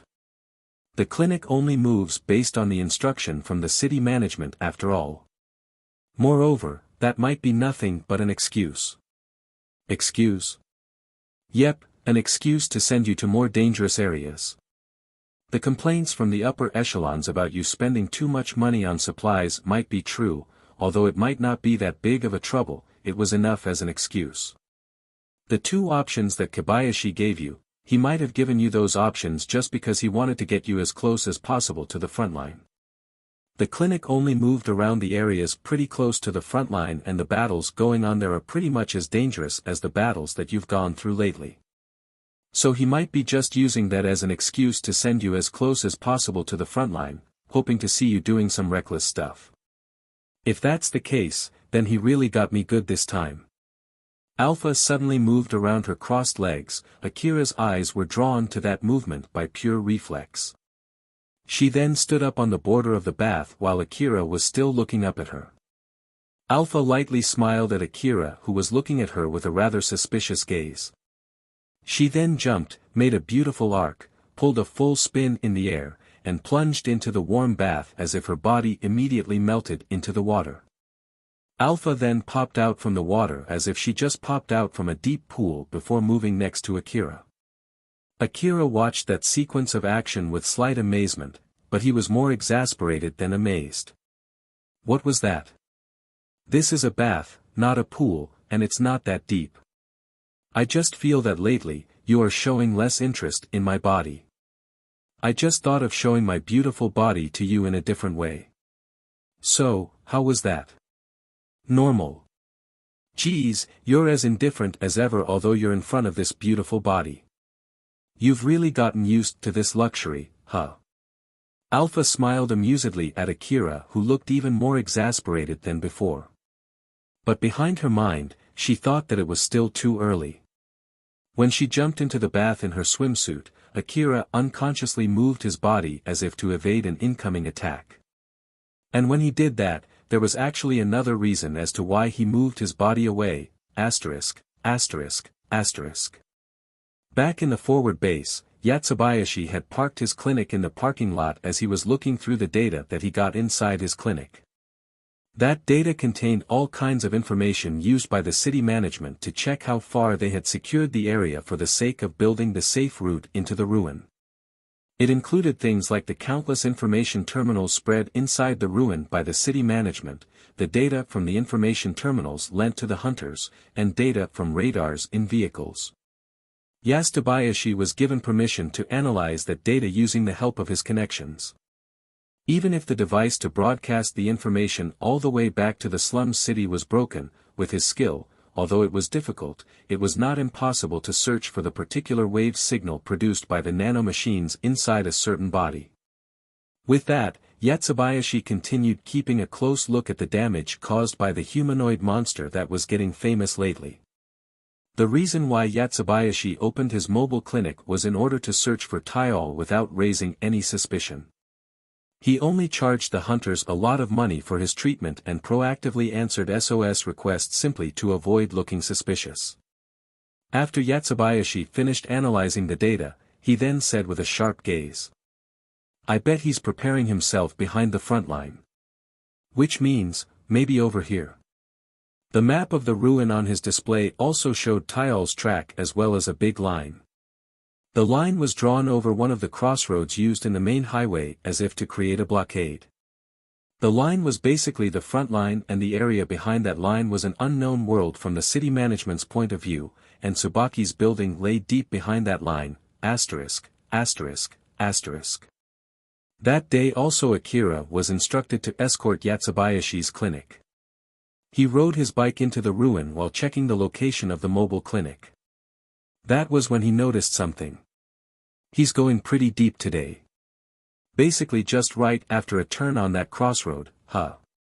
Alpha smiled rather provocatively as she pointed her finger forward. If you keep going forward, you'll be passing the front line, you know. Do you want to take a detour and look around? No thanks. If you hate escorting the clinic that much, it might be a good idea to instead work around the front line. After all, it's not like this chance when you can use as much ammo as you want without worrying about the cost would last forever. So this might be a good chance to have a peek at the situation in the front line. No. I heard that hunters would bring their powered suit with them there, so it's not a place for someone like me to take a detour and look around. Not to mention, I promised Shizuka-san not to do anything reckless. Is that so? Well, I won't force you. Alpha smiled like usual to Akira, betraying the fact that she just said something as preposterous as suggesting taking a detour in the land of death to him. Akira lightly sighed. I'm sure she wants to tell me to stop fighting the small fries and go for the bigger fish so that I can become stronger as soon as possible. Now that I remember, she also said something along the line that this is a good chance to check my current strength. I guess I'm still way too weak to be considered strong enough for Alpha, huh? She did say that she'll consider it if I can defeat that big mechanical monster on my own. Akira had no wish of wasting his time either. But with that being said, he had no wish to train until his limbs fell off either. That was why he had no plans to go charging headfirst into dangerous places that might get him killed in order to gain experience. Although it might be the fastest method to become stronger, he did not want to fight monsters that hunters would normally fight using powered suits. Of course, he would do the best he could in order to do that request from Alpha, but that did not mean he would do anything for that sake either. Akira had a conflicted feeling as he smiled wryly and took a turn at the next crossroad. He did not realize it, there was another reason why Alpha recommended him to go to the front line even after including his bad luck into consideration. But then, the fact that Alpha did not stop him from going to that clinic even if she had to force him, showed that she was still looking down on his bad luck. When Akira arrived and looked around the situation around the clinic, he could not hide his surprise. The clinic was surrounded by more hunters than usual, and these hunters were not injured. But with that being said, they were just too many of them if they were the clinic's escorts. Among those hunters, Akira caught some familiar faces. When he noticed Elena and Sarah also noticed him and smiled while lightly waving at him. Akira was a bit surprised when he heard from Elena that those hunters were basically the reconnaissance team sent to scout the area. I always thought that building the secure route only means to simply secure the area deeper and deeper to the ruin, but it seems it's not that simple, huh? It's not exactly wrong. But the reason why the city management builds the secure route and maintains the highway to the ruin is all for the sake of harvesting relics located in the deeper part of the ruin. That's why when they want to expand it further in, they'll have to send a reconnaissance team first to give a quick check of the area ahead. Not to mention, many hunters won't even go to a location where they have no information at all. That's why it's also for the sake of encouraging those hunters. And if we find out there are good relics to get, even when it's in a dangerous area, the city management might consider increasing the budget to secure that area. That way the hunters who usually work further to the east might come to help to secure the area too. But of course, the hunters sent as the reconnaissance team would have to explore that area without any prior information about it. Sarah had her armor bulging out because of that preparation to explore such a dangerous place. She made sure to refill his nanomachine stock up to the full capacity. She showed off the size of her chest that she was so proud of to Akira while smiling at him. It was not that hard for a girl to know where the other person was focused on. I thought that you're here for the reconnaissance request too, but that doesn't seem to be the case, huh? But since you're already here, how about joining the reconnaissance team? The scouting itself is Elena's main job, so I'm here as her escort today. If you want to come too, you'll be also escorting Elena. We're planning to explore the area carefully and will immediately retreat back if things get dangerous, so I think it's a rather safe request and we can get quite a lot of money from it. But Akira apologetically replied. I'm sorry. I'm happy that you invited me, but I'm here as an escort for the clinic. So I can't take your offer. Oh. If I'm not mistaken, you said that you're basically free to do what you want for that request, right? From a discussion with a guy called Kobayashi, it seems that I've been spending too much money on supplies, so I have to do this so that the city management would allow me to keep using that much money. Then from there, I got assigned to escort the clinic. Is that so? That's really unfortunate. Well, I guess even though it's for getting your rank up, it's not like they can spare you an unlimited amount of money, huh? Sarah said so with a disappointed face. But then Elena made a suggestion. I feel like they might let you change to the reconnaissance team with a little negotiation though, but of course, not right away. So I guess we have no other choice but to give up that idea this time. We'll have a briefing first about the area that we need to explore, so we need to go soon. Good luck to you, Akira. Yes, feel free to contact me if anything happens during the exploration. It's also my job as the escort for the clinic to get out and pick up SOS request after all. I see, I'll be counting on you when that happens. Akira, see you later then. Akira lightly waved and saw Elena and Sarah off. Although Alpha was smiling like usual, there was something else running in the back of her mind. Personally speaking, she did not want anything else that might affect Akira's course of action anywhere around him, and that was doubly true when he was in such a dangerous place. Akira, just to warn you not to go out on your own just to check on them, okay? HM. Of course. You're pretty obedient this time. I have no plans to abandon the request that I accepted first. I did refuse their invitation because of the same reason, remember? Yep, and that's great to hear.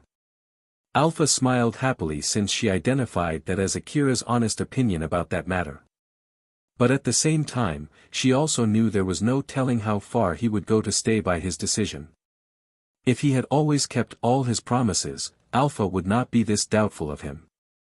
After that, Akira focused on guarding the clinic, but this time there was not that much for him to do. Thanks to the reconnaissance team that took out the monsters ahead of them, there were not that many monsters left near the clinic. Because of that, even when he patrolled around the clinic on his bike while keeping his eyes on the sensor, he did not find any signals from monsters. Akira continued guarding the clinic while feeling slightly worried. If things continued like this, he felt like Alpha would recommend him to work near the front line again, either that or she would push him harder for his next training. Rebuild World, Chapter 183, a swarm of young boy robots. Yatsubayashi was charging a crazy amount of money to the hunters brought to his clinic. Thanks to the first aid done to his head, that hunter was able to stay conscious even after he was gravely injured. The expensive treatment cost was enough to make his face go pale though. He did try to bargain, but Yatsubayashi wouldn't budge at all. No, no money, no treatment. You need to pay first. See, can you at least cut me some slack for that one? Good grief, if you're that healthy, I bet you can get yourself back to the forward base. You can ask your friend to carry you there, I'm sure you'll get there without dying. But well, with that injury, I bet you'll either get a prosthetic or a cyborg replacement though.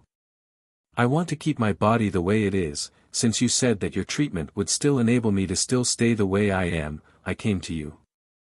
Indeed, they could take a regenerative treatment to grow back their lost limbs that would normally need to be replaced with a prosthetic or cyborg body, but that kind of treatment was more expensive than replacing them. Furthermore, there were not many hunters out there who would become a cyborg out of their own volitions. No matter how strong a cyborg body was, there were still unique advantages to keeping a flesh body, and this hunter wanted to keep his body. His friend then jumped in. Can you at least do something about it? We can get this done right away if you'll pay in his place. Don't be crazy, we don't have that much money. It's not like we can use our health insurance too, right? Sorry, but my clinic is not a corporation's clinic, so I don't really accept health insurance. And there's a limit on how much the hunter office would be willing to lend you to pay for it too. Not to mention, their lending limit is extremely low for a small individually ran clinic such as mine. That guy then sighed and rubbed his head with one of his hands. Although he had no plans to abandon his injured friend, it did not change the fact that he did not have any way to save him either. Moreover, it was not like he was going to die if they decided to take him back to the clinic in the forward base, though, he would be living with prosthetics and incur debt for that medical treatment. In the first place, this was an injury stemming from the occupational hazard hunters faced. It could happen again. That thought discouraged them from paying the cost of Yatsubayashi's treatment no matter what. Seeing that, Yatsubayashi hid his real intention as he made a suggestion to those hunters. Well, I can understand that you want to save your friend. And I'm a doctor, you see. But if I treat his injury here for free, it'll only give me a lot of trouble later down the line. That's why, I have a suggestion here, instead of paying me with money, how about you pay for the treatment for your friend by helping me with a certain job? Job? What kind of job are we talking about here? It's basically a kind of emergency rescue request, you see. Of course, it'll be a secret one though. Yatsubayashi started explaining the aforementioned job with a suspicious smile. To put it simply, those hunters only needed to go to a certain location to rescue a certain hunter and bring him back to Yatsubayashi. Although it sounded simple, it sounded as if it had a lot of hidden intent behind it. Why should this be a secret anyway? Moreover, I checked my information terminal and it doesn't seem like there's any SOS request from that location though. Yatsubayashi smiled at that question. Well, that's because that hunter doesn't want to have a record of this happening left in the hunter office, you see. Basically, he's one of those hunters who do not wish for the hunter office to be informed of an SOS rescue request that he had submitted. Other than protecting his reputation, it's also to save money. After all, if you needlessly ask for SOS requests, your insurance bill will go up, you see. That's the same for the treatments in hospitals and clinics too. What I'm saying here is that if you treat your injuries in my clinic, I can help you make sure that it won't leave any record in the hunter office. The catch is that you can't use your insurance though. Other than that, well, maybe his reputation among his colleagues and gang. To put it simply, he wants to say that he didn't get in any trouble, he just randomly met some hunters in the wasteland and those hunters arbitrarily helped him without even being asked. I see, so basically you're accepting that kind of request under the table, huh? But still, you're willing to give him free treatment just by saving one hunter. This is too good to be true, you know. Are you kidding me? Of course, it won't only be once. I'll have you do that for me multiple times until I judge you've worked enough to pay for the treatment cost. I see. The hunters nodded and looked at Yatsubayashi with a stern gaze. They thought that Yatsubayashi was planning to use them and charge them with more bills every time they returned back with more injury. If you're going to take that request, I'll get him treated right away. I won't do something as cowardly as postponing his treatment until you work enough for me. So, what do you think? Am I nice or what? Well, I won't force you though, so it's still up to you. Putting it from a different point of view, it also meant that Yatsubayashi gave no space for negotiation, and the wounded hunter also started begging his friend. So in the end, the other hunter clicked his tongue and took that offer. Elena and her reconnaissance team proceeded deeper into the ruin.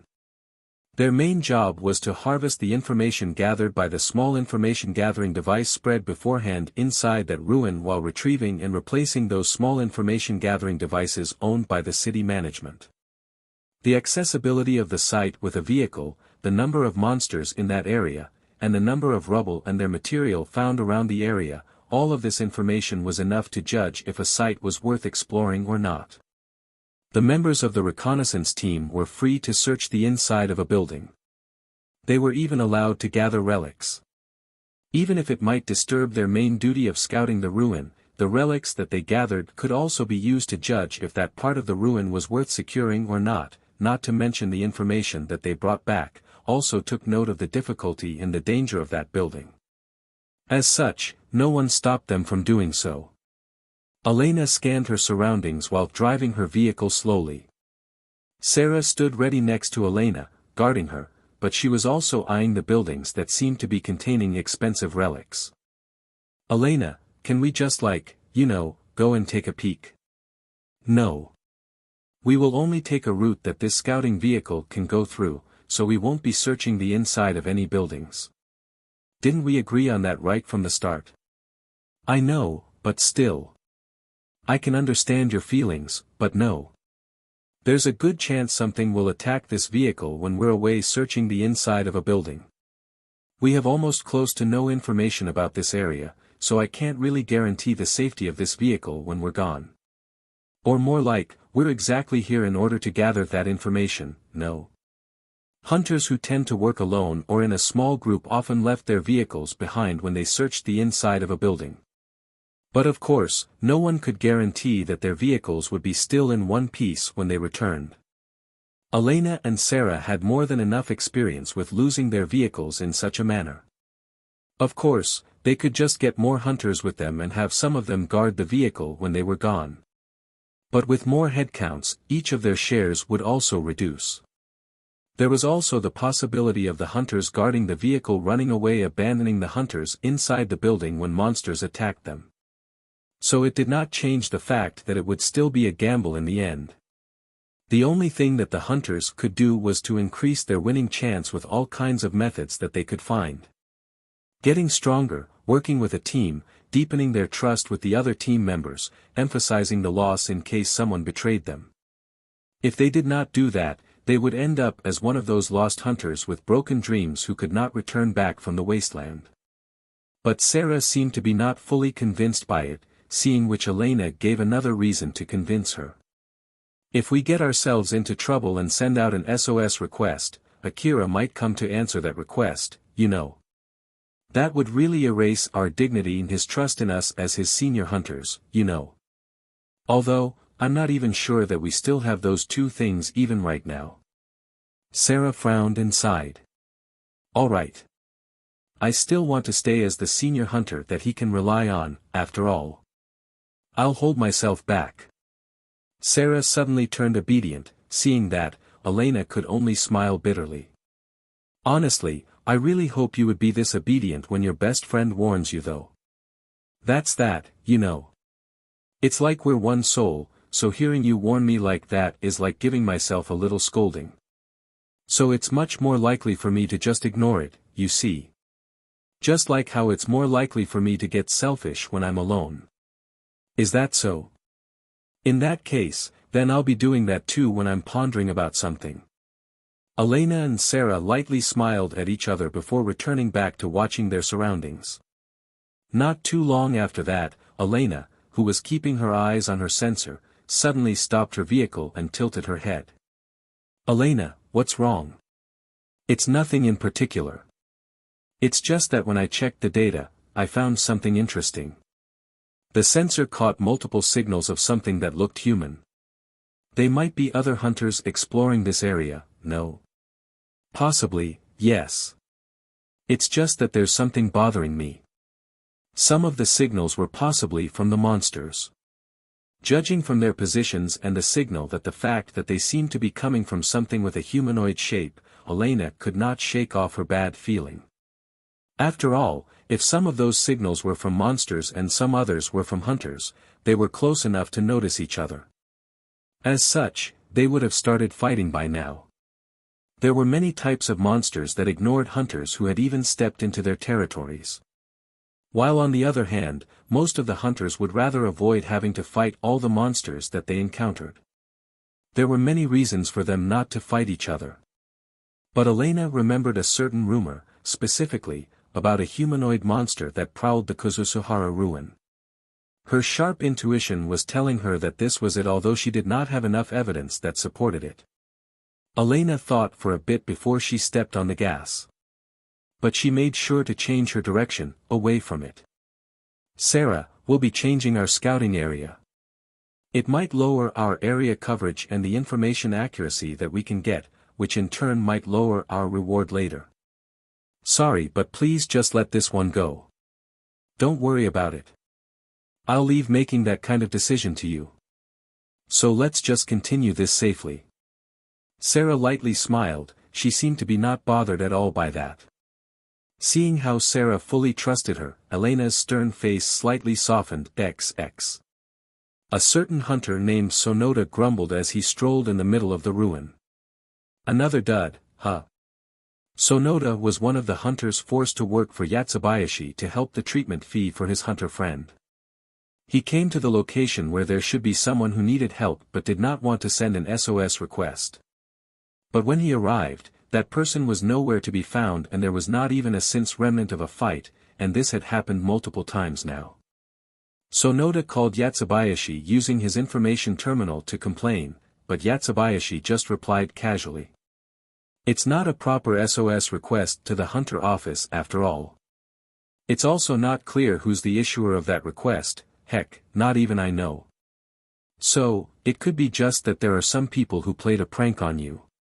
Well, I'll at least put in some words with those that informed me of that request, so I hope you would work the best as you can for your part. Don't worry, even if you don't get to find anything, I'll still count your work. I'll send you the next location." After Sonoda ended the call, he received the location of his next target. He clicked and put his information terminal back into his pocket. Good grief, these guys are sending us to the deeper part of the ruin like it's nothing. Alright guys. To the next one. Alright. Wait, it seems that there's someone over there. Oh, the target ran over there, huh? Let's get him. Sonoda led his group to the location where that signal came from. It came from the first floor of a building not too far from them. They moved slowly and carefully into that building and spotted a young boy standing in a dark hole in the wall not too far from the door. Is that the guy? Hey, are you alright? Where are the monsters? Did you run away to this place? And are you alone? That young boy reacted to Sonoda, but it was not in the form of words for communication. The current area is under a lockdown. Due to the emergency situation protocol, the security system is allowed to kill any intruders. Please give your identification information. Sonoda immediately raised his rifle and barraged that young boy, pushing him all the way to the wall from the shockwave. Sonoda's teammates immediately jumped in to support him. The young boy lost his head and all of his limbs were torn apart. Sonoda quickly told them to retreat. We're running away. Let's go. I only shot to help you since you started shooting first though, was that alright? You didn't notice it yet? That young boy is not the rescue target. It's the one that attacked the rescue target. Retreat now. Sonoda and his friends quickly left that building when another sound came from the dark hole behind them. Unable to identify. Immediately changing to restraining protocol. Get in the vehicle. We're retreating back to the clinic. Something bad is coming, I know it. Sonoda retreated back as fast as he could while barking orders to his team. The limbs that were torn off from the young boy were scattered on the ground. His arms from elbow down were completely turned into rifles. It was not like a rifle fixed on a prosthetic arm, it was more like rifles that were growing out from those arms. Its body seemed like it was layered with armor in a glance, but it was not armor, it was countless layers of metallic scale. Another young boy emerged from the darkness. He took the gun lying on the ground, the leftover limb of the other young boy, and started chasing after Sonoda and his men. While around the same time, Akira was bored guarding the clinic when a notice reached his information terminal. The coordinate written in that notice was around in the direction where the reconnaissance team went. Akira thought for a bit before he hopped on his bike and paced it. Alpha frowned. We don't know for sure if Elena and Sarah are there, there's no need to go there yourself, no. Accepting SOS requests is also one of my duties, right? Though it's true that it's a little bit further away from the clinic. Alpha frowned even more. Akira thought that it was a bit surprising as he said. Well, I do know that since it's an SOS request, there's a good chance that I'll find a troublesome swarm of monsters, and I admit that I do really want to help them if Alana-san or Sarah-san are the ones that got into trouble.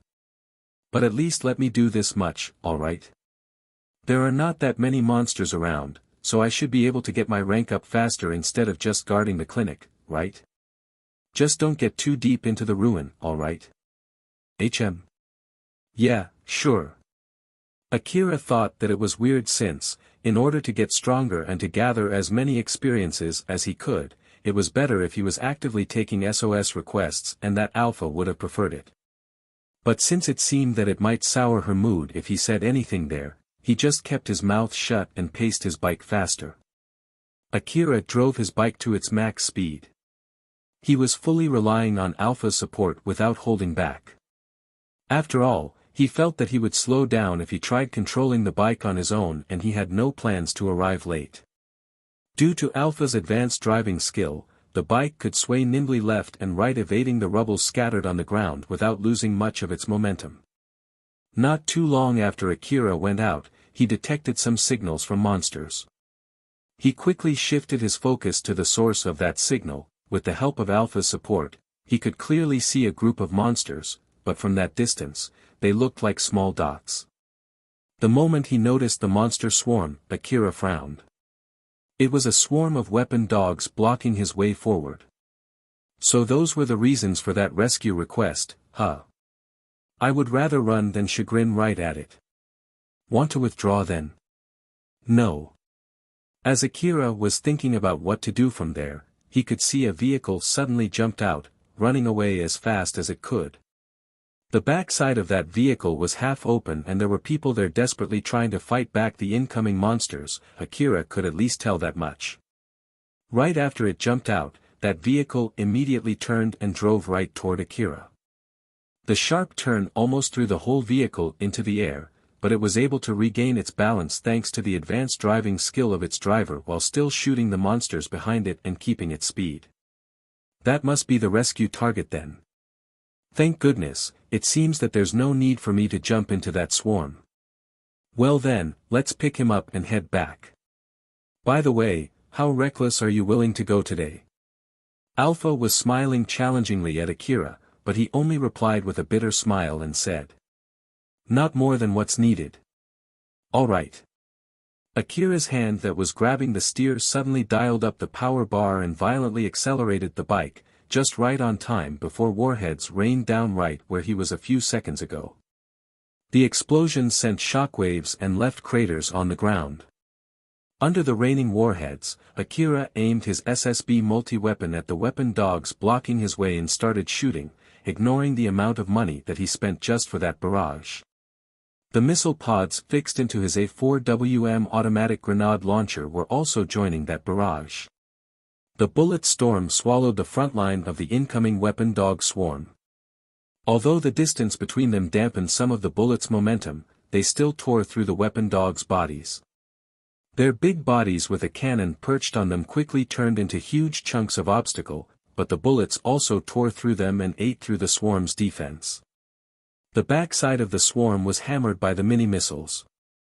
Thanks to the guiding system from Alpha, they struck accurately at the weapon dogs' cannons, igniting the black powder inside their body and resulting in a big explosion, thus shredding those weapon dogs into small pieces. As the vehicle filled with hunters went past Akira, he immediately pulled the brake, made a U-turn, and once again pulled down the accelerator. The special function of the bike that helped its wheel to stick on the vertical wall prevented it from flying off. The powerful inertia assaulted Akira's body, but he was able to endure it with the help of his augmented suit. Even as he was driving off, Akira kept on shooting at the weapon dogs, using the recoil to accelerate his bike even faster. As Akira was trying to catch up with the vehicle in front of him, he received a short-distance call from his information terminal. It was a call from Sonata, who was waving at him from the backside of the vehicle in front of Akira. "You're the hunter who came to my rescue, right? Thanks for the help. It's good that you're all right. To be honest, I was thinking of retreating when I spotted that weapon dog swarm. It's a good timing that you pulled yourself out from that. That was a close call. With that many cannons, if it was not because of you taking away some of the heat, they would have wiped us out. And here I thought we have really run out of luck when those weird things attacked us, but I guess we still have some luck left, huh?" "Weird things? Do you mean you didn't send out that SOS request because of that weapon dog swarm?" "Yeah, it was because of those." Akira noticed something weird on the side of the vehicle. "Hey, someone is latching on the side of your vehicle. Didn't you get enough time to take everyone inside?" "What?" Sonata peeked out from the backside of his vehicle and pulled out his gun at that someone latching beside the vehicle without showing any hesitation. The barrage peeled that small boy off from the vehicle as he tumbled on the ground. Akira, who saw that, could not help but to raise his eyebrows. "Wadash! Why did you do that? That thing is not friendly. It's an enemy. We sent that SOS request because we got attacked by those things. I bet they are one of those humanoid robots posted to guard the ruin or something." Suddenly a small boy with a face similar to Tyol landed on that vehicle with a bang, violently rocking the vehicle and leaving a big dent on its armor. "Warning. Detecting resistance, arresting targets." The small boy stopped his formal warning midway and his expressionless face twitched. Hostility replaced his face and he immediately jumped off that vehicle and lunged straight at Akira. Although Akira was surprised by that sudden turn of event, he did not miss a beat as he aimed his rifle at that young boy and shot him down. But that did not stop him. The young boy immediately rose back up and started chasing Akira. Akira could not help but be surprised to see the young boy chasing him. Although that bullet was powerful enough to rip through the weapon dogs, it was not enough to pierce through that young boy. "Is it one of those dolls that I fought with the other day? I didn't expect to find them outside a building." "Akira, leave the guessing for later and focus on the fight. It's not done yet, more of them are coming." Akira aimed his SSB multi-weapon up with a stern face. There were multiple of those young boy dolls jumping at him from the buildings to his left and right.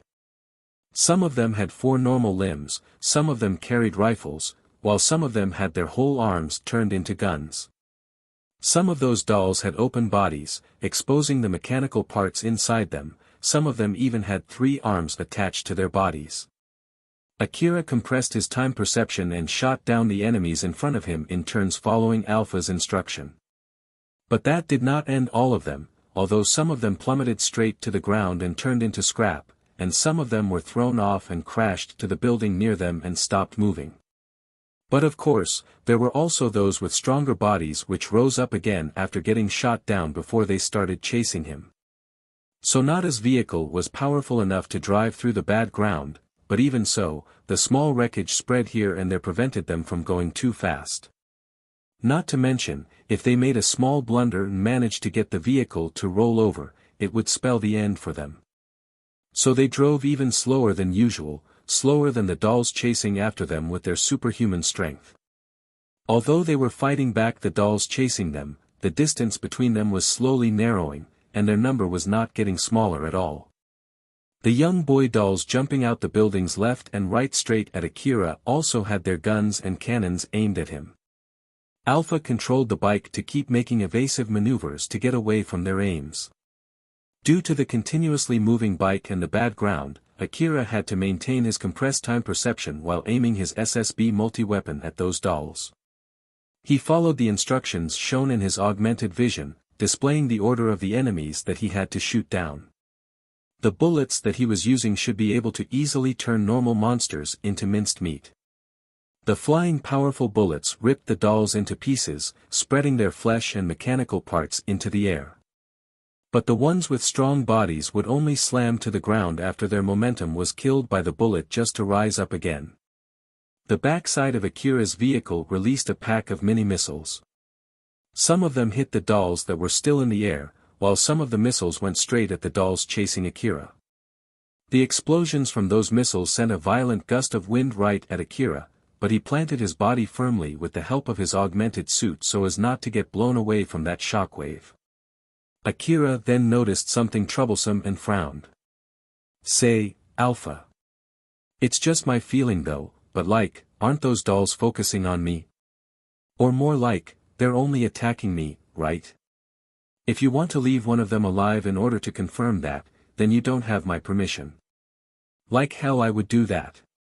If you have no plans to just abandon those people behind, then just take this positively, at least they won't be attacking those hunters while you're around, right? You have a point there." Akira then banished that thought and any other unneeded things inside his mind to the void. Another batch of mini-missiles was launched from the backside of the bike. They drew a huge arc on the sky and went for the dolls chasing from behind. The dolls with guns immediately tried to shoot some of the missiles, causing several explosions in the air. But even after that, the rest of the mini-missiles were able to reach them and blow them away. Akira looked slightly relieved watching those explosions, but his face immediately tensed up again. Those mini-missiles were not enough to stop those dolls from chasing him. That did cut their number down, but there are still quite a lot of them left. "Akira, bad news here, that was the last batch of mini-missiles. And here I thought I carried quite a lot of them. It starts to scare me to think how much I spent in this fight alone." Akira took his DVTS minigun off from his bike and replaced it with the automatic reloading system for the missiles since it has no mini-missiles left to load. The ammo expense from that battle was nothing to laugh at. Akira aimed his SSB multi-weapon and started shooting again. The SSB multi-weapon was spouting out powerful bullets as if it was a minigun. Once he emptied his rifle, he loaded another magazine and started shooting again. He told himself that he did not care if Kobayashi complained about the expense later on as he kept burning through his ammo reserve. But even so, the incoming dolls did not seem to be letting off at all and his ammo reserve was getting smaller and smaller. Akira could not help but start feeling nervous. Right in the midst of it, Alpha said something that he could not ignore. "We at least got out of the most dangerous part now. I'll need to go for a bit, so do your best yourself for the time being, okay? I'll give the bike's control back to you." As the bike suddenly swayed, Akira flusteredly took control of the bike back. "Wait for a sec, you need to go now. I just need to take care of a small business. I'll be back in a minute or two." Small business? Right now? In this situation? In contrast to the panicking Akira, Alpha just smiled and pointed her finger. "Don't worry, like I said before, we already got out of the most dangerous part." Alpha immediately vanished right after that. Akira quickly shifted his gaze forward and saw Yasubayashi's mobile clinic coming right in his direction. He could also see the hunters guarding the clinic standing by near it as well as the hunters that were a part of the expedition team. The mobile clinic was originally an APC, so it had rifles and other weapons equipped. Those weapons immediately started shooting. Half of the other hunters around that clinic also started reacting. After Akira went past the clinic, he spotted Elena and Sarah, so he turned his bike toward them. Elena noticed Akira and threw a smile at him. "Akira, it seems that you're having a hard time there. Are you alright?" Yeah, I'm okay." Sarah then worriedly said to Akira. "This hunter by the name of Sonata keeps broadcasting SOS requests, so you came to rescue him, huh? Are you alright? Did you get any injury? If you're tired, you can take a rest in the back." No, I'm fine. Although I'm a little tired, I still can move." "I see, don't push yourself too hard. Since we're around this time, it would be a waste not to rely on us when you have the chance." Sarah said so and smiled gently at Akira, who blushed and seemed to be flustered. "In that case, I don't have much ammo left, so is it okay if I stay close to you?" Elena smiled and said. "Of course. It has been quite a while since the last time we fought together. If you want to use my information terminal too, come closer and I'll do the adjustment." "Yes please." Akira smiled happily as he said so. After he finished his readjustment, he then fought the dolls together with Elena and Sarah. The other hunters that were guarding the clinic and the hunters from the expedition team knew well of the danger that they were going to face, thus they came well prepared with a lot of ammo. Of course, the bullets that they had prepared were suitable for the danger of the requests that they had accepted that day. After that, they took their time cleaning up the dolls chasing Akira and Sonata as well as the weapon dog swarm that came not too long after those dolls. Rebuild World, Chapter 184, Taial Wakes Up. After cleaning up the rest of the monsters, Sonata and the other hunters were taking a rest while getting their injuries looked after. "So, how are your injuries?" "No problem. Although that guy is a cunning greedy bastard, his skills are top-notch. Anyway, sorry for getting you into trouble back then." Sonata gave a serious apology, but his teammates replied with a small laugh. "That's what it means to work as a team, no? So don't worry about it. Furthermore, he treated our injuries for free. Though, to be honest, I'm still bothered by the fact that he looked rather happy when he told us so. But it's way better than getting told to pay because we failed the request." Sonata and his team lightly laughed off their fairly serious situation as they continued chatting. "But still, although it's a good thing that we got saved by it, I didn't expect the clinic to come for us. I really don't know what that guy is thinking. So, where is that Yatsubayashi guy now?" "No idea, I bet he's out there looking for the other injured hunters or something. And leave the clinic just for that. Well, I guess it doesn't really matter, huh?" Sonata and his team laughed, celebrating their survival. While on the other site, Yatsubayashi was checking the units that the hunters had just defeated with a wide grin. He was dissecting a young boy robot using his suspicious-looking machines.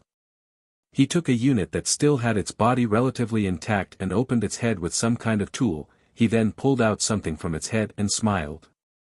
"Transmitter device. But this isn't mine, it's some kind of imitation, huh?"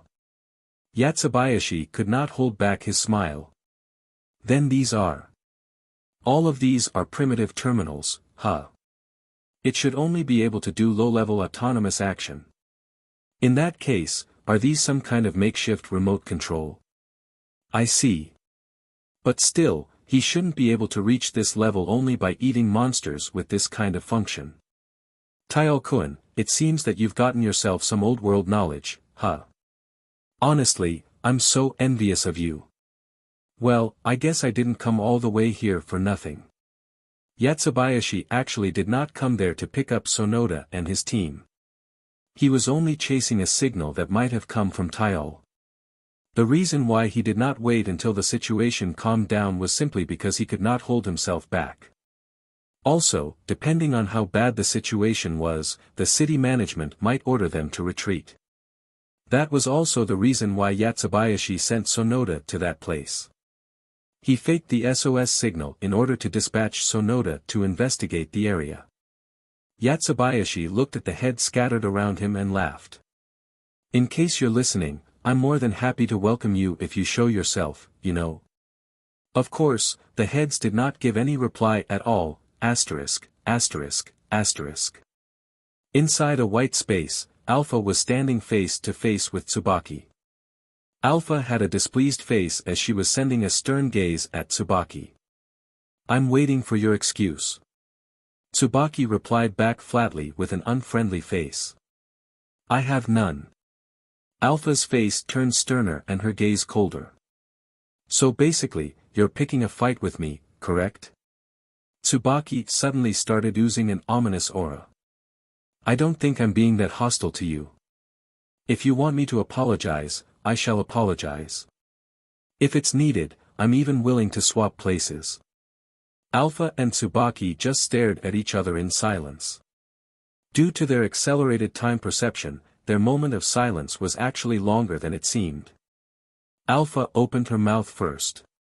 I'm here to hear your excuse regarding the subject under me and the subject under you trying to kill each other. First of all, in order to keep the safety of the region under my supervision, what I did was just a rewrite of the system configuration of a unit that had unstable software based on one of the security drones defending my area. So to be more precise, that unit is not under my supervision. It just picked the subject under you as its target by chance when it tried to follow its software to protect the region that it's responsible for. Well, I did not specifically tell it to not attack the subject under you, but again, I have no obligation to do that in the first place. Is that so? Alpha seemed to have accepted that excuse and her stern face slightly relaxed. Tsubaki also toned down her intimidating aura. Now that the mood had returned to the point that they were able to negotiate calmly, this time, it was Tsubaki's turn to complain. I'll at least give you this warning. Even if it's someone under your supervision, I will have to take him out if he steps into my territory without the proper permission. So keep that in mind. Sure, I'll be careful.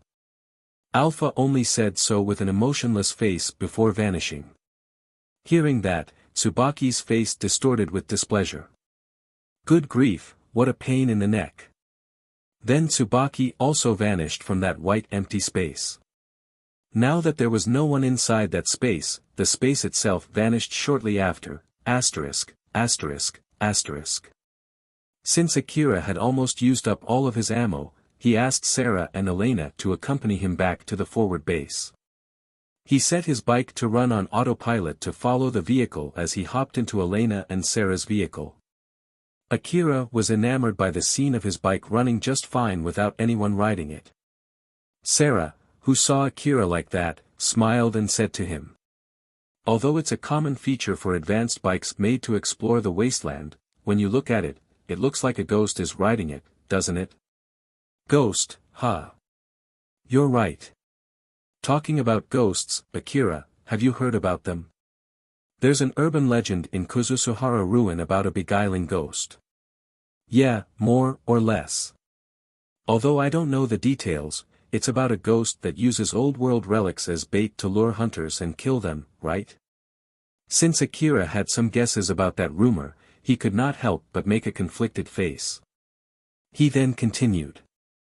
Well, putting the ghost aside, it's nothing rare for hunters to get killed when they try to go to the deeper part of the ruin for relics.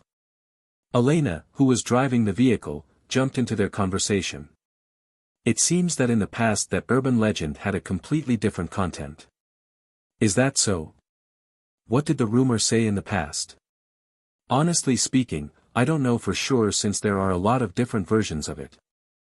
Some say that it's nothing but a rumor spread by Kagomayama city management in order to scare hunters from going to Kuzusuhara ruin. At that time, there were still a lot of good relics around the outskirts of Kuzusuhara ruin. So it might be a rumor spread to keep hunters away from the ruin except for those hunters employed under the city management. Akira was listening closely to Elena's story when Alpha suddenly swooped down from the sky and sat next to him. I'm back. Welcome back. That took some time. I thought you said that you would be gone only for a bit. Alpha smiled mischievously. Oh my, you were missing me that much? I'm happy to hear that. It's just that your interpretation for a bit is different than mine. Akira only said so and dropped the subject there. Alpha just smiled like usual, asterisk, asterisk, asterisk. There was a certain room inside the forward base designed to prevent any type of information leakage. It was mainly used by those of high standings. Inside that room, Enabe, the head of the forward base, was sitting face to face with Cheryl and Viola. Although Enabe was being careful with Viola, he was not taking her seriously. He was also looking down on Cheryl.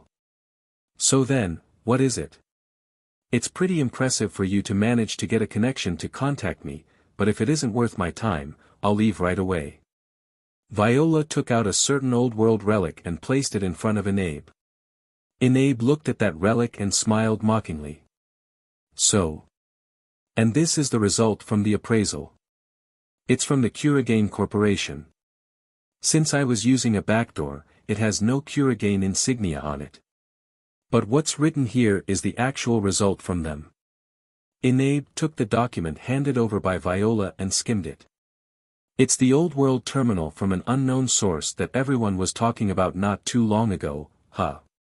Are you trying to bribe me with this? What a joke. Enabe looked pretty calm while still eyeing the relic. Looking at that, Viola said with a wide smile. It seems that your investigation is not going well. Enabe's expression immediately turned serious. What do you mean by that? You're free to interpret it any way you want. Where did you hear that from? I might be just making blind guesses, you know. The more Enabe's face turned sterner, the wider Viola's smile got. Building a secured route into the inner part of the ruin starting from the forward base was a serious endeavor, and the city management placed significant effort into doing that. So of course, there were many people interested in it, which caused infighting between different factions. The one who was responsible for the planning was Yanagisawa.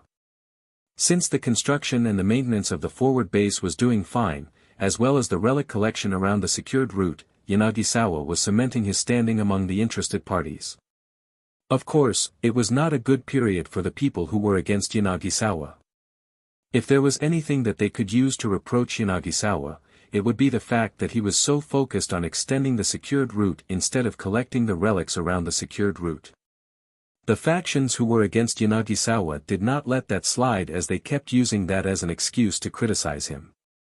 When someone got assigned to watch over a territory with expensive relics, of course, that person would gain a considerable amount of influence too.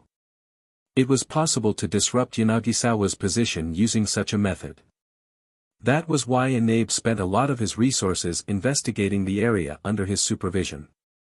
But unfortunately, he did not get a good result from that investigation. The weapon dog and humanoid monster swarm that he discovered practically forced him to stop the investigation, and he was unable to find any expensive relics. When the area under his supervision proved to be pretty dangerous and without any worthwhile relics, the city management had no reason to keep investing in it. At this rate, the city management would completely stop its investment, and Enabe would lose all the money that he had already invested in that territory, as well as his influence among the competing factions. In reality, he was getting nervous. When he saw the relic that Viola brought with her, Enabe thought that if that relic could be found in his territory, it would definitely kick up the value of his territory. At least, it would be enough to solve his current trouble, buy him some time, as well as bring in some money for him to get more resources, thus luring in more potential investors. Enabe's gaze naturally wandered to that old world relic. To be honest, I'm sure I can make it sound as if this relic comes from the area under my care. But I've heard all kinds of rumors about this woman. Moreover, even if I can do that, I only have one relic here. It's far from enough in order to increase the value of my territory. While Enabe was still contemplating what to do, Viola put her hand on top of that relic and slid it close to herself. Enabe's expression turned slightly sterner. Viola then pulled out the same type of relics and lined them on the table. Well now, if there are this many, it should be enough, but it's this woman we're talking about here. There are already so many people who met their demise after getting involved with her, but they do say that she never lies. Enabe made a conflicted face which was a mix of his hope, expectation, doubt, and desire. His expectation that this might be the way to his bright future started to bud. Viola watched Enabe's reaction with a smile. She then said to Cheryl in a blatant act. "Boss, it seems that Enabe-san is not interested. I'm sorry, it's my fault." "I see, alright then." Cheryl stood up calmly and lightly bowed to Enabe. "Enabe-sama, thank you very much for your time today." W8. Enabe thought that Cheryl was not faking it and she was really about to leave, so he could not help but stop her by pure reflex. It gave him the final push. "Sit down, what do you want in exchange?" Viola waited for Cheryl to sit back before she answered that question with a smile. "We are running a relic shop, that's why we want you to help us get old world relics." You said that as if it's an easy thing to do, or is that you already know there are many people interested in collecting relics? It's not like we want you to get us all the expensive relics out there. We just want you to share some of the relics you collected with us. You can at least do that much, right? We will also pay for them, of course, we won't be stingy with the rate. Enabe started to question his decision. But since he actually had already made his mind, although he might hesitate, what he was doing there was nothing more than trying to find more excuses to accept their demand. "Alright, I'll do it. We have a deal then." Viola sent a glance to Cheryl, who understood what Viola meant with that glance as she slid the relics on top of the table to Enabe's side. Enabe's gaze shifted to Cheryl. There was already no mockery reflected from his eyes. Cheryl was wearing the dress that was refitted in Kashua's shop. Celine had the chance to work on that dress without worrying about the budget at all. Thanks to that, her rare talent transformed that dress into something that emphasized Cheryl's natural beauty while also giving her an aura of dignity. This time, Viola had some say during the refitting of that dress. "By the way, what is your relationship with Viola?" "My business partner and I'm her boss." "That's all." "I see." Enabe looked at Cheryl and Viola. One of them was a suspicious woman that he knew well, while the other one was a suspicious girl that was new to him. He placed a mental note to be careful with both of them. Cheryl, Viola and Enabe stayed there for some time to talk about the details after that. That was until one of Enabe's men came and gave a report. "Excuse me, I'm here with the report regarding the humanoid units." "Go ahead." "In short, they are not of humanoid robot type. To be more precise, they're closer to biological monsters like the greedy crocodile. So, we can't expect to earn much money from them." "I see." Enabe sighed. If they were one of those old-world humanoid drones and the facility that manufactured those drones was somewhere nearby, it might become a good source to lure investors to invest in that territory. Although Enabe did not expect much when he ordered for the investigation, it was still disappointing that it did not give a good result. They're still in the middle of the investigation even now. The research division is asking for more samples if possible. Give them as many samples as they want. Viola suddenly interjected. "Is it one of those humanoid monsters from that warning?" "Yes. We still don't know for sure if it's a humanoid robot that someone made, or if it's a hunter preying on other hunters, or if it's something from the Nationalist, or maybe it's just your normal humanoid monsters. That's why they only limit it to a simple warning so as not to spread needless fear. Well, with this, we know for sure that they're actually monsters. We put all the samples for the investigation in the warehouse. If you're interested, we can go and take a look now." "Good idea, let's go." Enabe raised his eyebrows. "What are you planning to do with them?" They're not robots, so they're just like weird-looking corpses. Or is it one of your hobbies? Viola smiled mischievously. Well, it's more like I enjoy seeing others get flustered when they believe that I will turn down their offer. Enabe sighed exasperatedly and scoffed. Ha, you're as bad as the rumor says, huh? Don't say anything unnecessary if you don't want people to use it against you. It's something that you should keep in mind as a negotiator. Right, boss? Don't ask me. Cheryl said so in a rather unfriendly way. But Viola only replied with her usual smile. Seeing that exchange, Enabe really had no idea what was the relationship between them. Well, if you want to see them, you can just go ahead and take a look. I'll take you there. Cheryl followed Viola and went with Enabe to the forward base's warehouse. Although she had no interest in the monsters' corpses, it was not like she could do anything if she was left behind alone.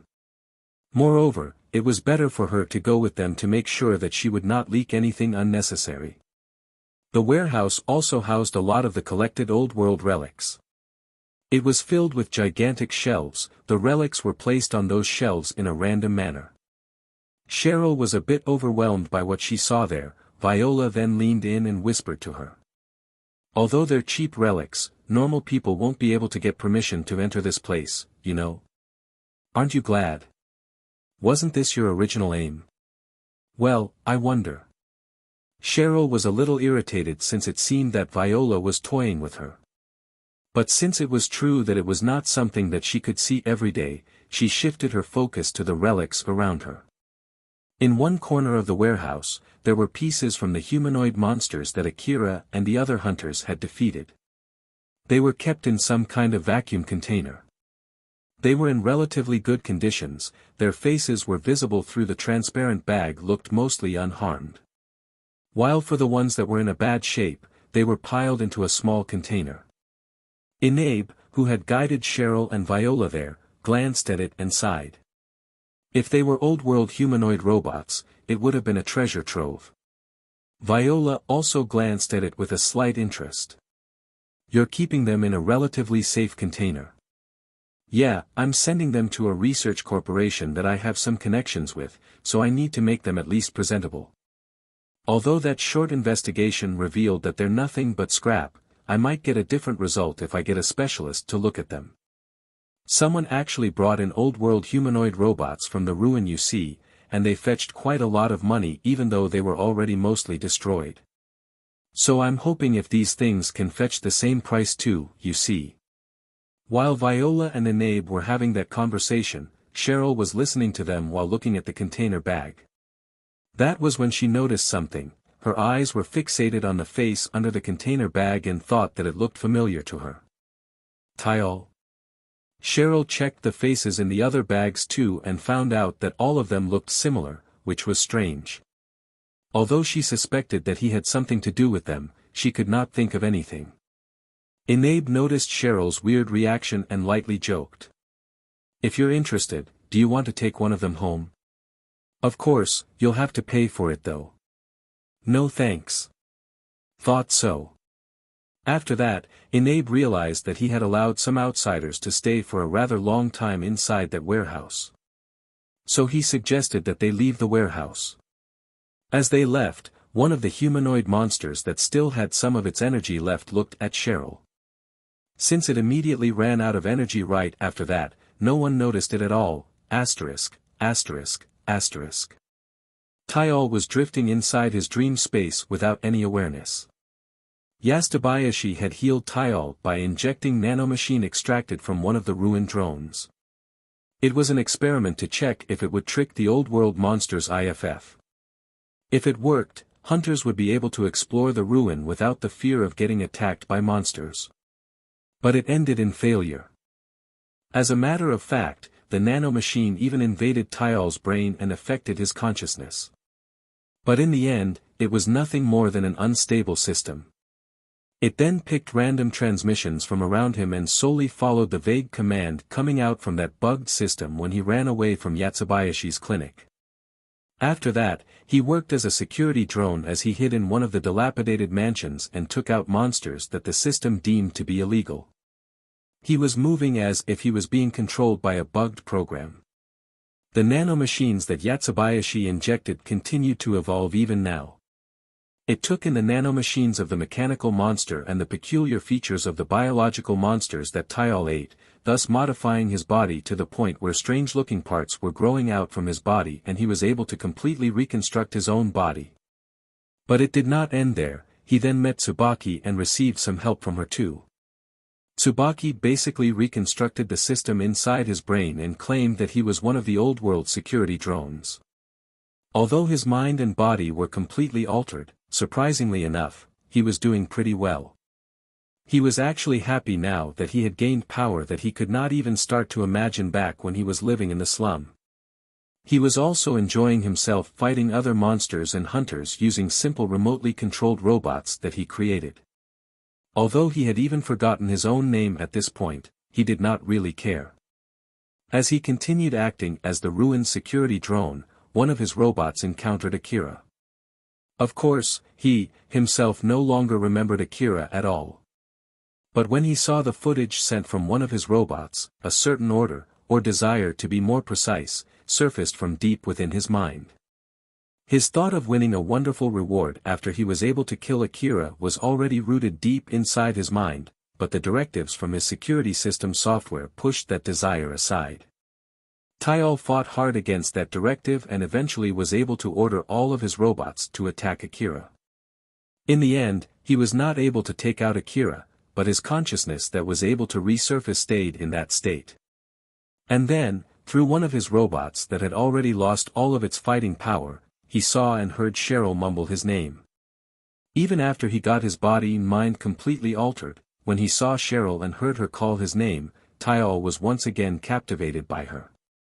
Right at that moment, the strong emotion stemming from deep within him caused the system to reconstruct a part of his consciousness. Tayal finally opened his eyes and found himself inside a room of a dilapidated building. Although he had an emotionless face, he said with full of resolve, "I am Tayal." One of the terminals was alerted of Tayal. But as he glared at it, he was able to hijack its chain of command and make it obey him. Tayal understood that he was still one with the system. Although he had regained his consciousness, he was still under strict restriction from the system. Forget returning back to Kagemayama City, at the moment, he could not even leave the territory that he was assigned to. Of course, he could not go and meet Cheryl in this state. What should I do? Ah, right. I can use her. Tayal jumped out through the building's window with his superhuman strength. He then landed from the height that would kill a normal human with a loud bang and ran toward his goal. It was one of the rooms inside a weathered building. That room was badly damaged and no longer completely covered in white. After he entered that room, Tayal screamed as hard as he could. "Come out. I know that you can show yourself. And I know that you're listening. I even know from where you're observing all this time." Tayal screamed while looking around the room, but he heard nothing else other than the echoes of his own voice. "Show yourself.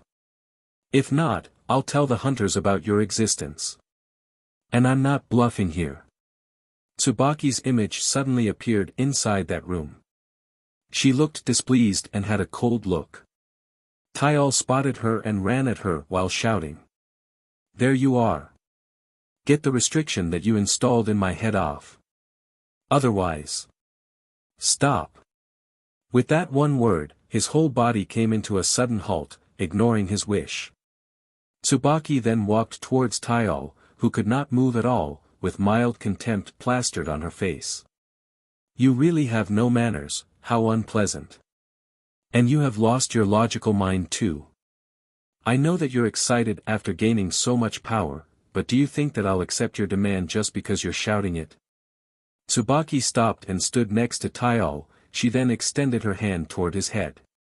"Our deal is that I will fix your bugged system and you'll guard the area that I assign to you. If you don't like it, I don't mind reverting your system back. You can just go ahead and unconsciously rampage until the day you die like a feral beast or a bugged machine for all I care. Tyal felt like his mind was being messed with while he fought back as hard as he could. He squeezed all of his might to try and push off Tsubaki's hand with his immobilized body. When he did that, although it was only slightly, his body actually moved and swiped her hand off his head. Tsubaki raised her eyebrows. I see that you can fight the system to some point, huh? You may move now. Tyal could feel something that was restricting his body was lifted off. He immediately jumped away from Tsubaki. His face was reflecting desperation, fear and terror. He was breathing roughly while glaring at her. Tsubaki seemed to be contemplating something for a few seconds before she said with a cold smile. I've changed my mind, I have an offer to you. An offer? Yes. Since it seems that you're not willing to continue guarding the area that I assigned to you, I'll have you do something else for me. If you can do it, I will lift as much restriction as I can from your system using my permission. I will also forgive your rudeness just now. So, what do you say? What do you want me to do? Tyal asked the details of Tsubaki's demand and could not help but be surprised. You're telling me to do that? I won't force you. But if you refuse, I will have to take back what I gave you. If Tyal refused, he would return back to being a feral beast rampaging pointlessly in the wasteland. Basically, he had no other choice in this situation. Alright, I'll do it. We have a deal then, I'll be counting on you. Tsubaki smiled faintly before vanishing. Right after that, Tyal's face twitched. God damn it. I just need to do it right. Tyal's scream echoed through the room. Rebuild World, Chapter 185, Exceptional Monster. Deep inside the Kuzusuhara ruin, Tyal was having his meal, or to be more precise, collecting more resources. His face was filled with pain. Tyal ate all kinds of weird things, like the wreckages of dead monsters, carcasses of dead biological monsters, rubbles from buildings, hunters along with their equipment. He did not really care that much back when his consciousness was still a part of the system. But now that he had regained his consciousness, he also regained some of his humanity. As such, he could not help but get bothered when he ate raw meat, scrap metals, and rubble. He would have chosen to eat rotten leftovers given the chance, but this was torture that surpassed common sense. If he let the system take over, it might be easier for him. But if he misjudged how much of his consciousness was to be relinquished to the system, there was a chance that his mind would be once again drowned by the system. Tyal, who understood that very well, made sure not to cross the dangerous line while harvesting resources. Every time he took a bite of the carcass, it sent an unpleasant sensation throughout his body. Every time he tore off a metallic scrap with his jaw, he could not help but feel terrified of himself for being able to do it. He kept telling himself that he had no other choice but to do it in order to replenish his ammo and to reach his goal. He cursed the situation that he was in as well as everything that led him into that situation. Tyal's body changed in response to his feelings. The hatred inside him broke a part of the system restriction, allowing him to break through the limit on his body. Thus turning him into a giant, powerful, and vicious monster. His hatred fueled his desire for power. Even if he constructed a lot of those simple robots that he could remotely control, Akira would be able to destroy them single-handedly. And even if he also brought along a swarm of weapon dogs, they would be taken care of by the other hunters. In order to reach his goal, to defeat Akira and those hunters, Tyal needed more power. And for the sake of gaining that power, he had to eat those corpses and wreckage. Thus fueling his hatred even more. The effect of Tyal's hatred reached the semi-autonomous drones around the area. The other drones that were also collecting resources were pushed to surpass the restriction from the system. When those drones were done with harvesting the pile of resources, they were transformed into giant monsters. Some of them turned into giant humanoid robots or heavily armed tanks. Their bodies had no sense of aesthetic, as if they were made of forcefully combining mechanical parts and biological flesh. It was a pure expression of power and force. These monsters started to move, pushed by their insatiable desire to grow bigger and more powerful. Tyal, who now had turned into something that looked like a heavily armored powered suit from the outside, also started moving. Akira had returned back to the forward base in order to replenish his ammo when he received a call from Kobayashi to meet him in the cafeteria. Kobayashi sounded really disappointed when he explained why he had called Akira, but in contrast to that, Akira was listening to him with a big smile. "It's finally done, huh? Damn it, you look so happy. You really hated this job until the very end, huh?" Akira's request to increase his hunter rank ended that day. For Kobayashi, it was bad news, but of course, for Akira, it was great news. After all, Akira had a hard fight just the other day. As a matter of fact, he used that as an excuse to buy expensive expendables without even glancing at their prices. He basically filled the warehouse of the forward base with the expensive mini-missiles and anti-force field armor magazines. The ratio between Akira's expense and achievement finally surpassed what Kobayashi could handle. As expected, you're spending too much money. Unless you're planning to use those in the front line, they'll no longer pay for your expense. Akira lightly laughed as if he was completely ignoring Kobayashi's complaints. Well, didn't expect splurging on the expendables to actually work. Good grief. You're basically the only hunter that I know who would make the city management cancel its hunter rank-up request for a trivial reason like that, you know. Though, to be honest, that's so like you. Yatsubayashi glanced at Akira and sent a bitter smile, although, there was also a bit of delight too in his smile. To be honest, I was hoping that you would do something crazy on your last day. But unfortunately, I guess that won't happen now. Starting from today, you're assigned to guard the forward base. Well, you can just randomly roam around the forward base. Is that good enough? The weather forecast says that it'll be raining for the next few days after all, so there are no plans for a huge battle anytime soon. The effect from the colorless mist will get thicker with the rain, so I bet you'll be just holding yourself in the forward base for a few days. Well, actually that's also one of the reasons why they cancelled your rank-up request though. It was common sense in the Eastern District to only go explore the ruin when the weather was clear. After all, not only did rain reduce the sensitivity of the information-gathering devices, it also reduced the hunter's visual range. No one would go picking a fight with the monsters in that situation out of their own volition. The city management made sure that all the important points had enough guards to hold on their own in any weather. Of course, their budgets were already decided beforehand. And in the case if they employed a high-ranking hunter, the city management would have to pay a lot of money for that hunter.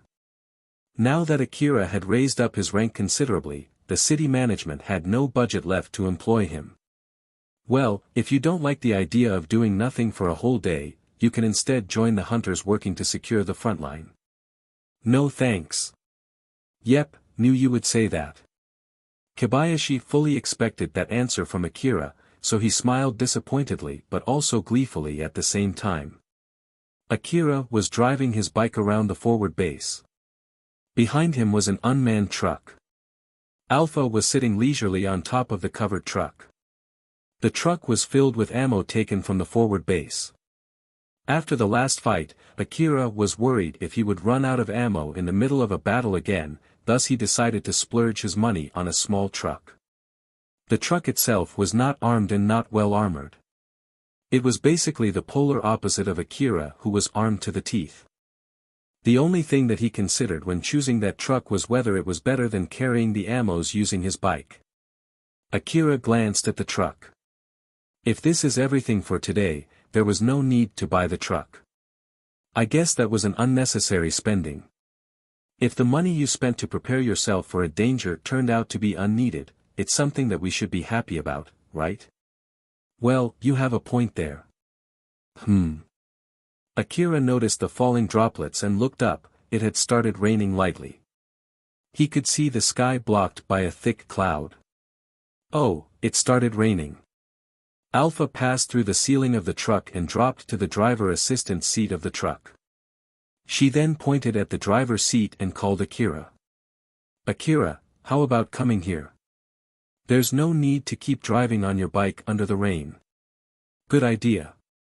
HM. Akira, who was still looking up at the sky, noticed something. He spotted something flying under the thick cloud. Akira extended his information-gathering device to zoom in on that spot.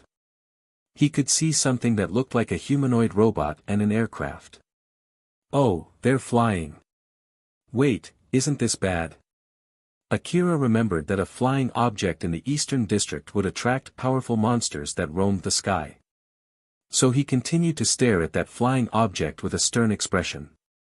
Right at the next moment, Akira noticed missiles flying past him, which went straight for that aircraft.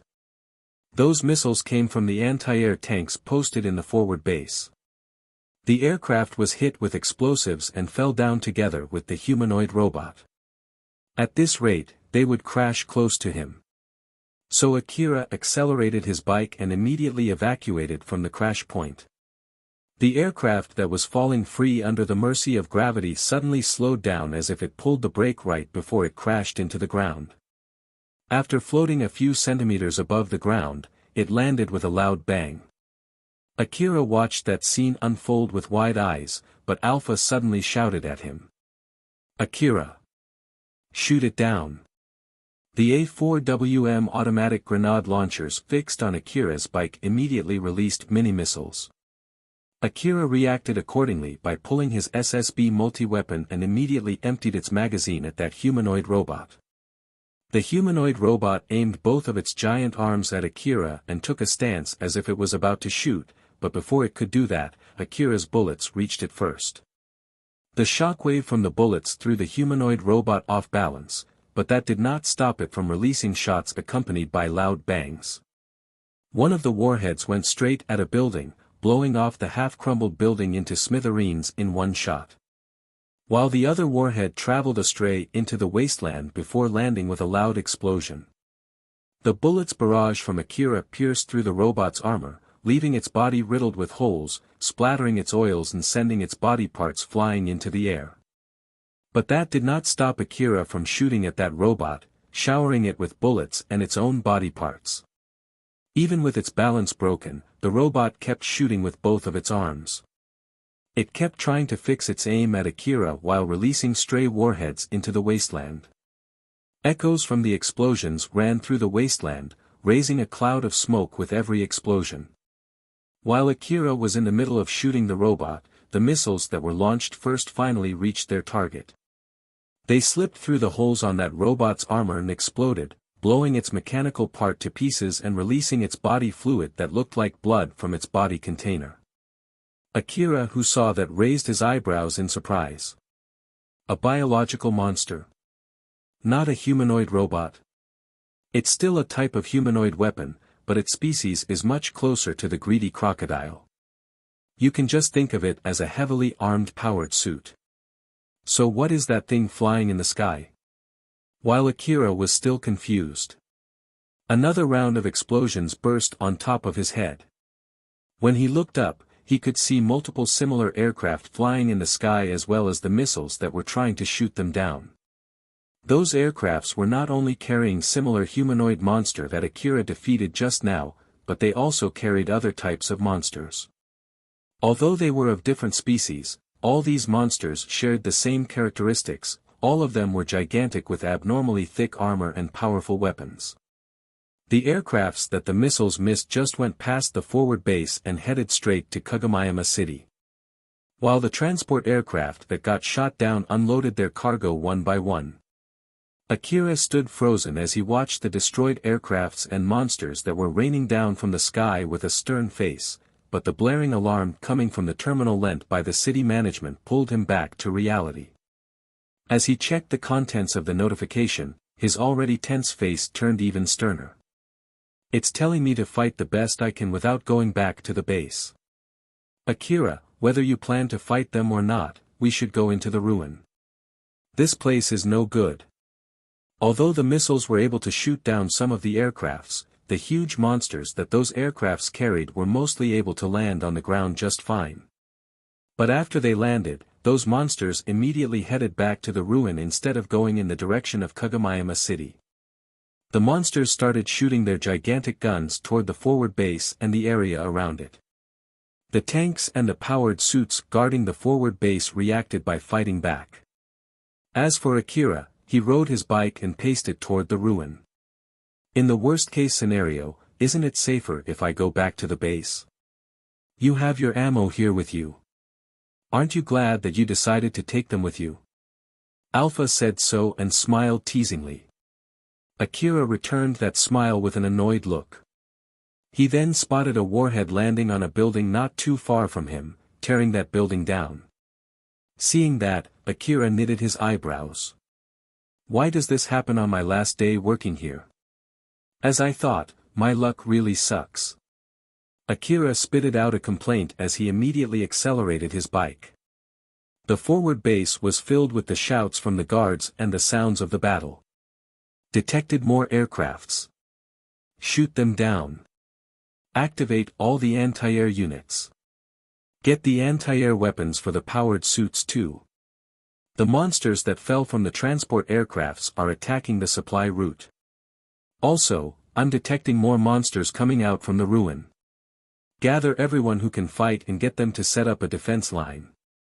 We just need to hold out until reinforcement from the city arrives. Use all the reserve ammo. Get the high-ranking hunters to hunt the big ones. Tell them that it's their chance to earn money. All the staff present spared no effort in handling the emergency situation. Yanagisawa was there watching calmly how the situation evolved. One of his men noticed him and sent a curious glance at him while asking a question. "Commander, did you do something again this time?" Yanagisawa looked surprised, but it was obvious that he was acting. He then smiled and shook his head. No, I didn't do anything this time. Even for someone like me, I can't lure transport aircrafts, you know. I see, although, I know better not to trust your words. I really have nothing to do with this incident though. Yanagisawa was smiling like usual. Seeing that, his curious men knew that his answer could not serve as proof to whether he was related to what was going on or not. But if it's not your doing, then it's purely an invasion, huh? With aircrafts too, this might be pretty dangerous, no? Nah, it'll probably be fine. Though it still bothers me that they didn't bring out their full force and number, they won't be able to crush the forward base nor the city. The skies of the Eastern District were controlled by powerful flying monsters. It was exactly the reason why the people of the Eastern District did not use aerial transportation. That was just how strong the monsters that roamed the Eastern District sky were. Although that kind of monster was mixed in among the transport aircrafts, Yanagisawa said that it would be fine. That was why that curious guy sent a doubtful glance at Yanagisawa. Yanagisawa noticed it and laughed. Well, it's true that most of the flying monsters are dangerous. But most of those monsters are either weapons from the Old World era or their derivations. Basically, they are the drones that are normally assigned to watch over the Old World ruined sky. If they seriously wanted to crush Kagomayama City, they would have come with stronger monsters. So in short, this invasion did not originate from the Old World system. That's why their aircrafts are not that powerful. Well, although I said they're not that powerful, it's relative to the other monsters that usually roam the sky though. But even so, the city defense squad should be able to handle them just fine. But it seems that those aircrafts are coming from the ruin. So at least the system supports this invasion. Nope, I bet they're either ignoring the system or they have broken their restrictions to fly. These are either mechanical or biological monsters, which turned into a completely different species after multiple mutations but are still more or less controlled by Old World nanomachine. That's why those monsters that seem unable to fly, can fly. While on the other hand, that nanomachine also installed a system restriction on them. This includes the directive not to fly. That's why those monsters never mutate into flying monsters. But of course, there are exceptions. And these flying units are those exceptions? Probably, yes. Well, since they broke that limitation, I'm sure the other monsters identify them as foes, so they would normally get killed in no time.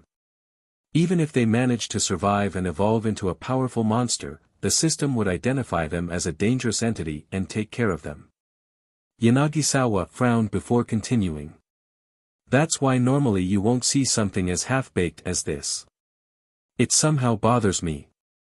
But well, it doesn't change the fact that they pose no threat to the city. The guy who was listening to him was dumbstruck. Normal people would know nothing about what Yanagisawa said just now. How do you know that? Yanagisawa smiled mischievously. That's a secret. The guy sighed. Very well, so then, what should we do? Let's see. You can go ahead and decide for yourself whether to defend the route or the forward base, but remember that the supply route is not equipped to defend against an aerial attack. If you're okay with that order, I have a feeling that guy would use the powered suit though. Should we expect anything from him? Just leave him be. In the first place, we're planning to check if we can use that powered suit in the inner part of the ruin. So this might be a good chance to test it. I guess we can let him hunt those bigger monsters and see how well it will fare. Roger that. The guy bowed and left. Yanagisawa's face turned serious. I'm sure it's not because of them either. They should not be able to break their limitations. And even if it's possible, it should be incredibly difficult. There's no way they can get those small aircrafts flying without permission. If they had the ability to do that, the forward base and Kagomayama City would have been destroyed by now. I should still have some time. The bigger the rights that an area manager had, the stronger the restriction would be. The bigger and the more powerful the area it managed, the stronger and more detailed the restriction would be. Yanagisawa knew that fact very well. As Yanagisawa rejected the possibility of his worry, his face returned back to his usual smile, asterisk, asterisk, asterisk. Back in the ruin, Akira was riding his bike on the side of a crumbled building. Warheads landed behind him as if they were trying to catch him. The monster that Akira was fighting was a type of weapon dog but with a huge body. It had 6 legs and a gigantic upper half of a humanoid robot that grew out from its back. Instead of a head, it had a gun that grew out from where its head should be. It was also the same for its arms. The Vulcan cannon rotated intensely as they kept spewing bullets in Akira's direction. As each bullet left a hole in that building, it eventually started to crumble down. Akira climbed up the wall to get away from his opponent's shooting range before making a sharp turn and pulled out his SSB multi-weapon. The SSB multi-weapon released a barrage of bullets at the weapon dog. The bullets that Akira shot from a short distance packed enough punch to crush the humanoid robot part and tore it off from the weapon dog's back.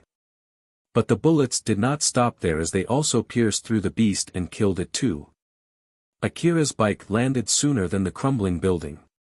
He did not spare even a split second as he immediately accelerated his bike away from that place, getting away from the collapsing building. Even after he defeated his enemy, Akira still had a stern face. That makes it 5 already. They're too strong and too many to be roaming around outskirts of Kuzusuhara ruin. A loud explosion suddenly happened not too far from him. It came from the missiles that were launched from Akira's A4WM automatic grenade launcher beforehand. The explosion blew off rubbles together with the flesh, mechanical parts, and a firestorm. And that makes it 6. Akira, you're running out of ammo. Let's resupply first. Roger that. Akira's small truck that carried his supply was under Alpha's control and she evacuated it away from the monsters. Akira was fighting monsters to make sure that they would not destroy his truck.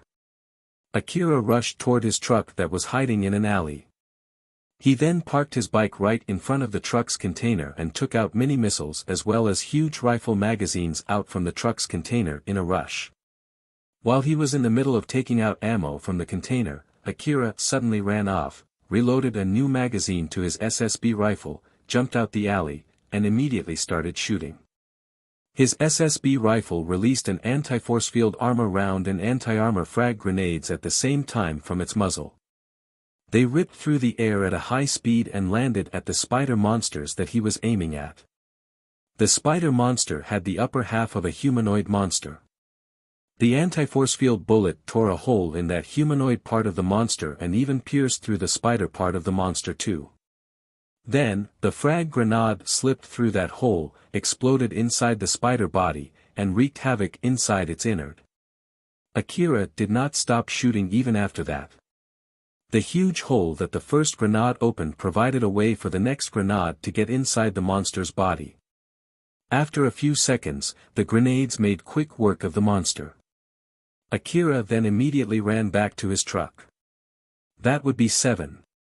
Damn, I just can't catch a break. Alpha, was there really a need for me to immediately take out that spider?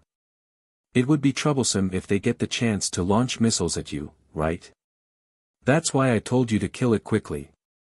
Although it turns out that it doesn't have missile pods, it was faster to just kill it instead of taking time to check if it had missile pods. But it's not important now, hurry up with the resupply. We have another one coming.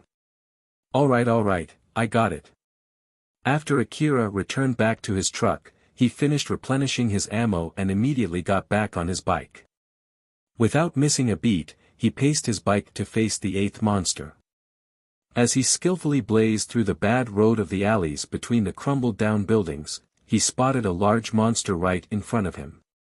Akira stepped off his bike and hid under the shadow of the building around him. He reloaded an armor-piercing magazine used for sniping into his SSB multi-weapon and aimed at that monster. As he looked at that monster through the rifle's aiming device, he noticed something.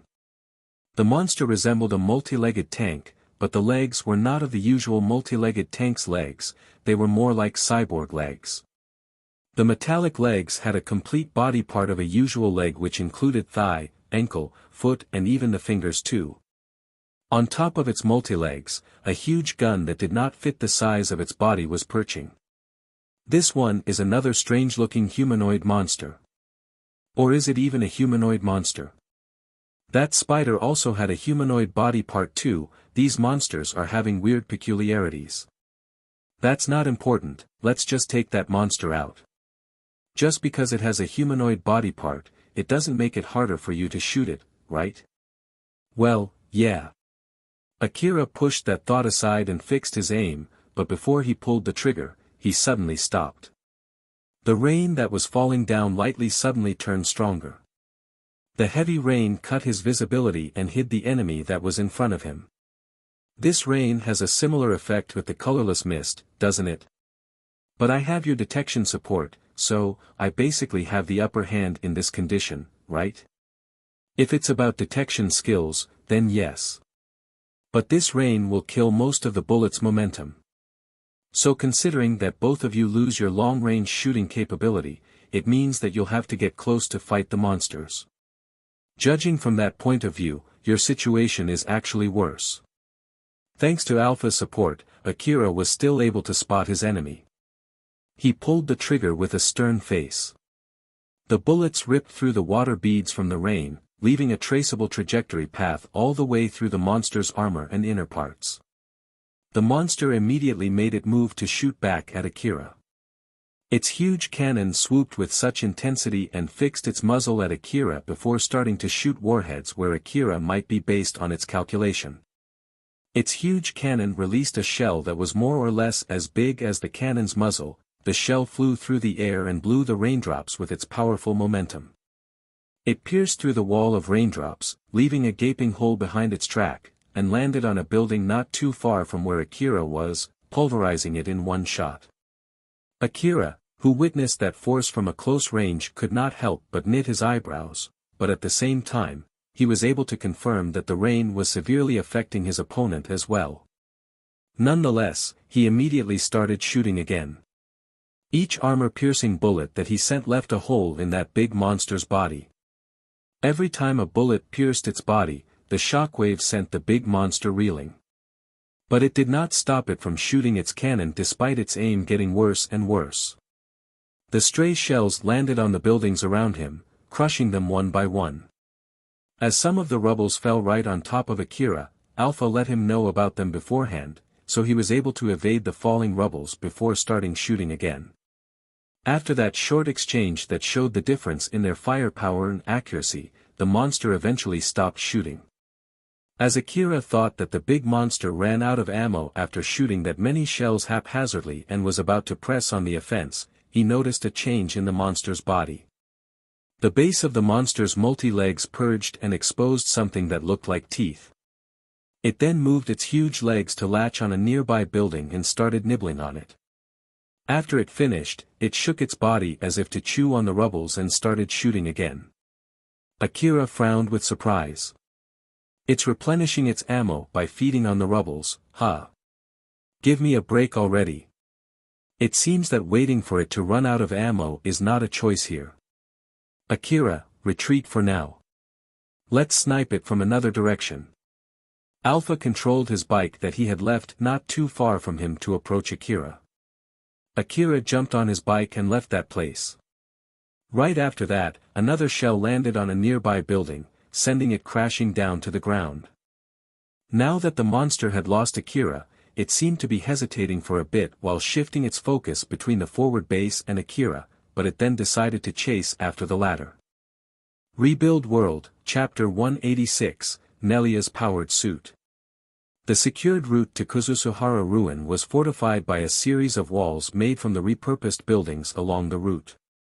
The soldiers posted along the secured route peeked out through the window slit with raised eyebrows.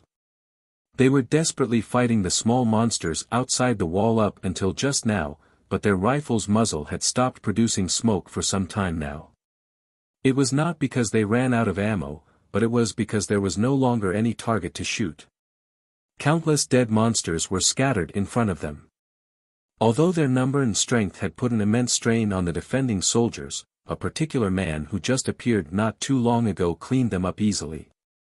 Rather than cheering on their victory, the soldiers were still surprised by that man's prowess. Half of the swarm as well as the swarm made of relatively big monsters were all defeated by that man. Who the heck is that? The IFF indicates that he's a friend but he seems to be using different equipment, a hunter maybe? The IFF signal doesn't show that he's a hunter though. But he's not a soldier from the temporary base either. I wonder which squad he belongs to. No idea. I heard nothing from the base either. Either way, I'm glad that he's on our side. Let's get ourselves ready while we have the time. The commander of the guards there gave his order and the soldiers started to get busy again. On top of the countless dead monsters, a man stood and contacted his friend through wireless communication. His communication device still worked just fine despite the effect of the rain. His other equipment was also better than usual hunters, and of course, he has the skill suitable for his equipment. It was the exact reason why he was able to clean up the monsters so easily. I'm done here, how about over there? Yup, I'm done over here too. I see. Just a question though, how were the monsters over there? Just a normal swarm. Nothing out of the ordinary, anything wrong on that side? I won't go that far, but it feels like they are ordered to fight and not to withdraw. Although this is just my guess, the bigger monster is not the boss of the swarm, they're more like the commander of the swarm. Not to mention that there are both biological and mechanical monsters mixed in the swarm. I bet these monsters have evolved to be able to take command of the other monsters. I didn't go for them first, so I can't really confirm it. The boss said that this attack is not from the ruins defense system though. But to think that they have a commander like that, it's becoming really fishy. Alright then, I'll at least let the boss know about it. Tell the others to be careful too, later then. The call ended there and the man mumbled. If the bigger monsters are the commanders, then there's a good chance that there's another higher command up the ladder. In that case, wouldn't that mean that this attack might be because of that higher commander? And here I thought this would be an easy job, god damn it. That guy who belonged to Yanagisawa's squad side, *****. Akira was using the buildings as covers while closing in onto the multi-legged monster, but another monster suddenly ambushed him. Right now, he was riding his bike on top of the buildings to keep his distance from the monsters while shooting at them with his SSB multi-weapon rifle. The monster that ambushed him had a wolf-like appearance. Although its head was as big as a small shop, it had a big enough body to suit its head. Its legs were covered in fur, but it did not hide its muscular flesh as it ran toward Akira, crushing the rubbles under its feet. The mini-missile pods fixed on Akira's bike launched multiple mini-missiles at that monster.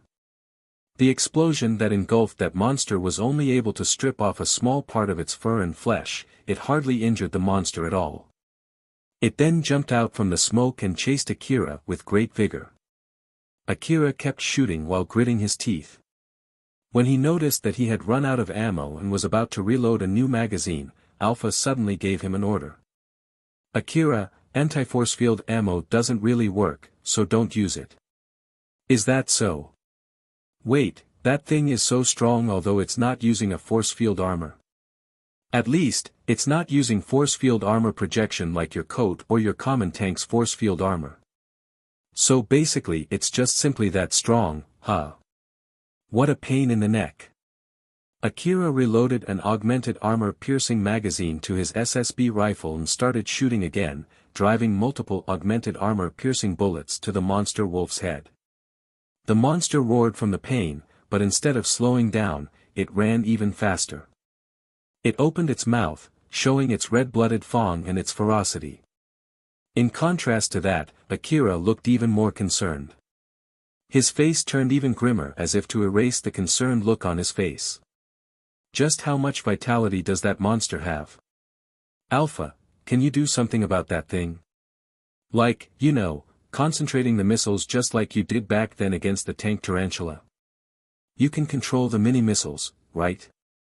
Unfortunately, I can't do that.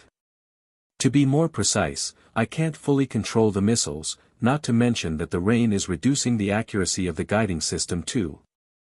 To be honest, I believe I deserve an award for even making them hit their target. So it's all the rain's fault, huh? Seriously, can it just stop already? Or at least let off even for a bit. Akira started cursing at the rain. But instead of letting off, the rain that got weaker a moment ago suddenly started pouring even harder. Akira smiled bitterly at Alpha, who replied likewise. Akira. It's not my fault. I know, I just want to let you know that you'll need to resupply soon. Roger that. The bike accelerated to open up more distance from the monster wolf. It then went into an alley where his truck was hiding and was running parallel with that truck. Akira then jumped from the bike and into the truck. As he brought the huge payload of mini-missiles to the backside of his bike, the arms fixed on the backside of the bike threw away the empty payload, grabbed the new payload, and loaded the mini-missiles. Akira quickly finished grabbing the ammo for his SSB rifle and immediately jumped back to his bike. His truck then drove away from him and vanished between the rubbles. The monster wolf had its sight on the truck, but Akira forcefully shifted its attention to him as he started shooting at that monster. The bike slowed down to provoke the monster even more and he kept on shooting armor-piercing bullets at its head to keep its attention.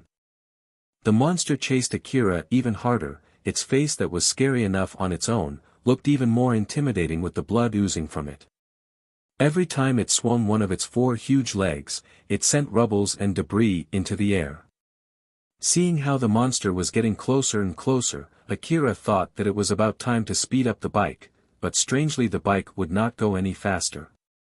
Akira tilted his head and sent a glance at Alpha. Alpha? We'll get closer this time since we know for sure that it has no ranged attack. After all, it doesn't seem like we can defeat that monster without shooting from closer range. So Akira, you should get yourself ready. Although Akira understood the logic, he still could not help but frown. I know that part is my responsibility, but make sure not to get too close, yes? I don't want to get eaten again like back then with that big snake.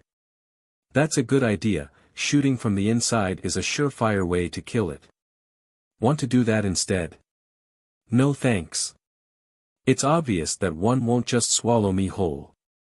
I'm sure it would give good chewing before swallowing its food. That's not what I meant though. It's coming. The wolf monster had closed the distance, enough to take a chomp on Akira. Right when it opened its big mouth, Akira suddenly jumped from his bike and leapt toward that big monster. In his compressed time perception, Akira saw the wolf slowly closing its jaw to get a good bite of its prey. But its jaw was suddenly forced open before it could close. Akira had raised his augmented suit power to max and delivered a powerful kick to the wolf's jaw. He could feel the kickback from that powerful kick as he was momentarily floating in the air. That was when mini-missiles went past beside him and straight into the monster's opened mouth before exploding. With no other direction for the force to escape, the explosions had enough force to blast open the wolf's innards. Some of the shockwaves went out from the wolf's mouth, towards Akira who was right in front of its mouth. But thanks to Alpha's support, he was able to safely land on the ground. Akira then looked up at the monster as it writhed and roared before falling to the ground. Alright then, that went easier than I thought, we should have done that sooner. Hearing what Alpha said casually, Akira immediately raised his objection. The heck? I'll keep my distance even if it takes a whole load of bullets to kill that monster next time, okay? I see. But considering the ammo expense, I don't really recommend that. There are so many of them after all. So I hope you understand. Can you do something about the aim to reduce the ammo usage? It's not the time to be holding back right now. I'm already doing my best, but it's not that easy with this rain, you see. I can't increase the accuracy no matter what. Damn it. If only this rain would stop. Akira once again looked up to the sky. The rain felt like it got slightly stronger. Alpha smiled bitterly at Akira. Akira, you should stop make it rain harder, you know. It's not my fault. Akira frowned, showing that he was not so sure if what he said was true or not. But then he noticed something in the ruin and quickly banished any unnecessary thoughts to the void. As he focused his vision in that direction, he spotted another huge wolf monster running fiercely in the rain. Again. Akira, who was taking a break on top of his bike, immediately accelerated to keep his distance away from that monster, but Alpha hijacked the control and stopped him from doing so. Akira, wait, there's a friendly signal coming from that direction. Is it chasing someone? Helping other hunters was one of his jobs. So Akira was not sure if he should go and help that hunter instead. But it seemed that it was unnecessary. Nope, it's the opposite. The opposite? Right in the next moment, the big wolf monster that came pretty close to Akira was suddenly sliced by a blue light blade and fell down. Its head that was separated from its body continued to roar even as it rolled over the ground. While the rest of its body followed its inertia and crashed until it finally stopped right before Akira. Akira was pretty amazed by what happened. When he looked at the monster's head, it was then cut to half by a blue light blade from behind, revealing the owner of that blue blade, which was a black-powered suit. Akira tensed up the moment he saw that powered suit since it somehow looked familiar to him. Alpha, that powered suit. It's either the very same powered suit that you fought back in Izant family's base or a different powered suit of the same type. But it's true that the IFF identified it as a friend.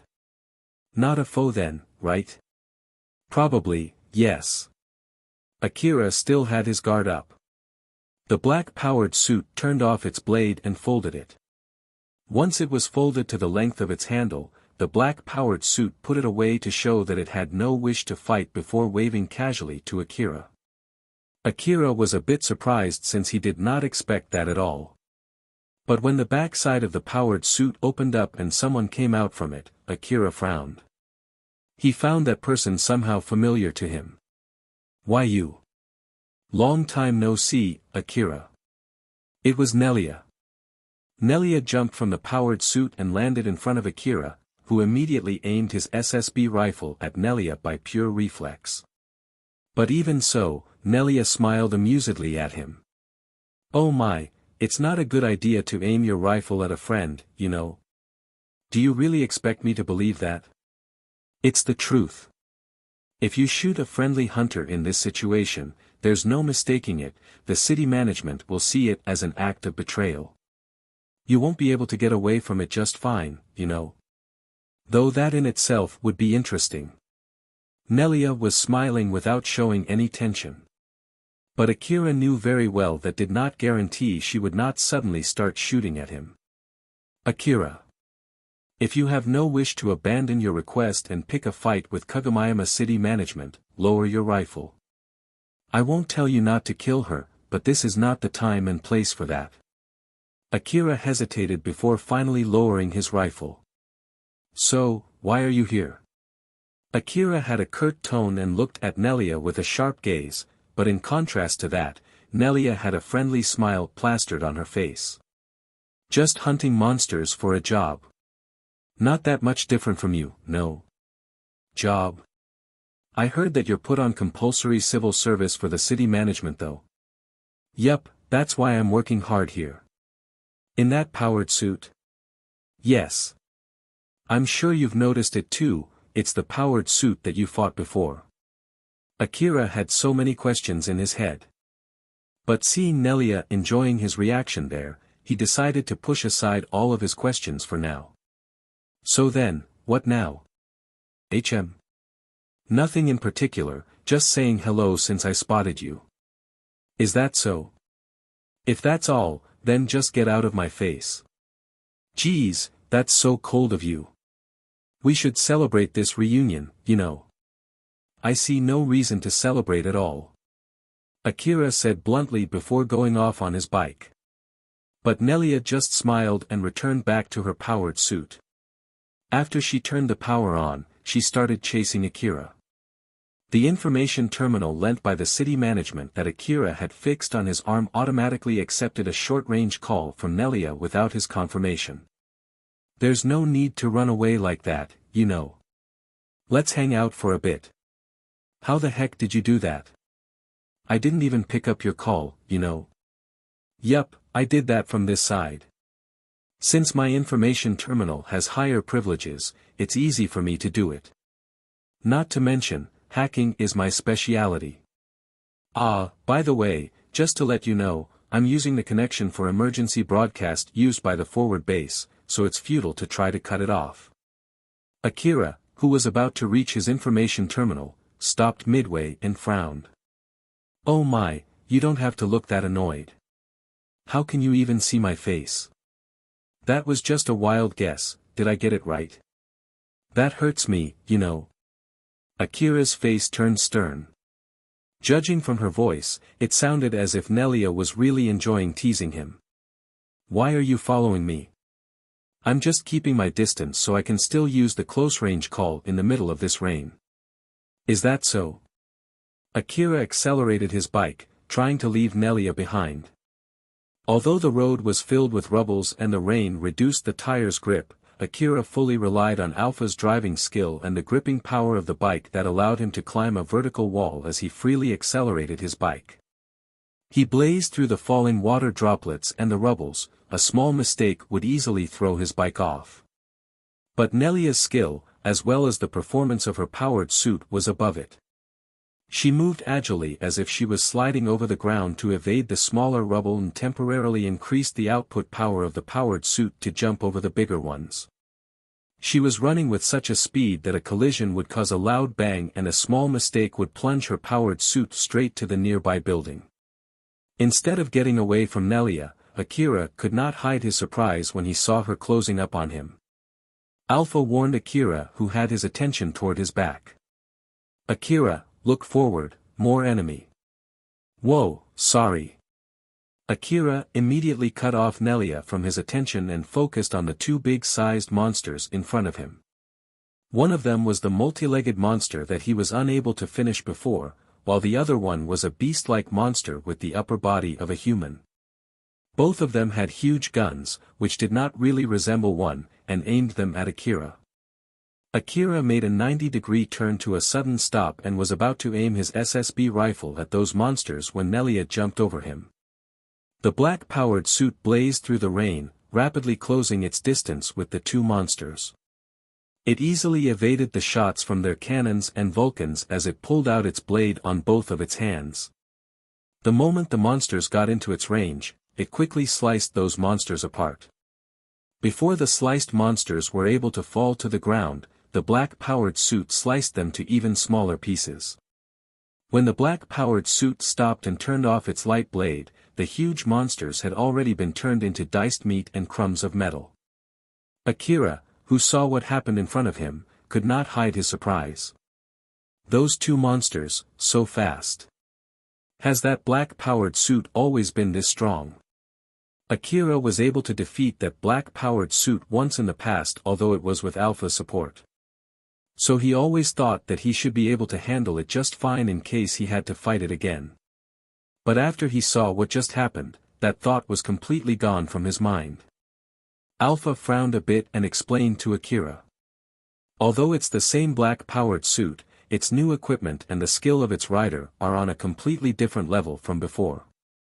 Furthermore, you did run away from it last time. So think of it as a completely different black-powered suit. Yeah, I understand that very well. It could not jump back then, after all. Can we win if we fight it? It would be difficult. I see. Fighting it this time would be a bad idea. Akira understood that very well. Although getting into a fight against such an opponent was a common occurrence for him, he would rather choose not to fight if given the chance. As Akira was lost in his own thoughts, the black-powered suit came to him. Nelia's voice came out from Akira's information terminal again. Oh, you were waiting for me?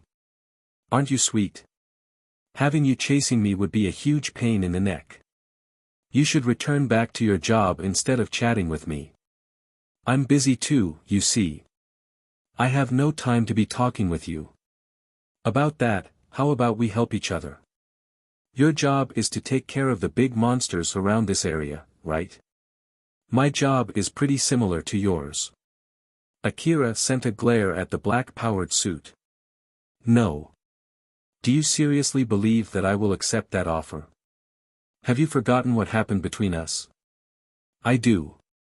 But, I'm not someone who would let myself get dragged down by the past. Hell if I care. Geez, don't be like that. Like they said, yesterday's enemy is today's friend.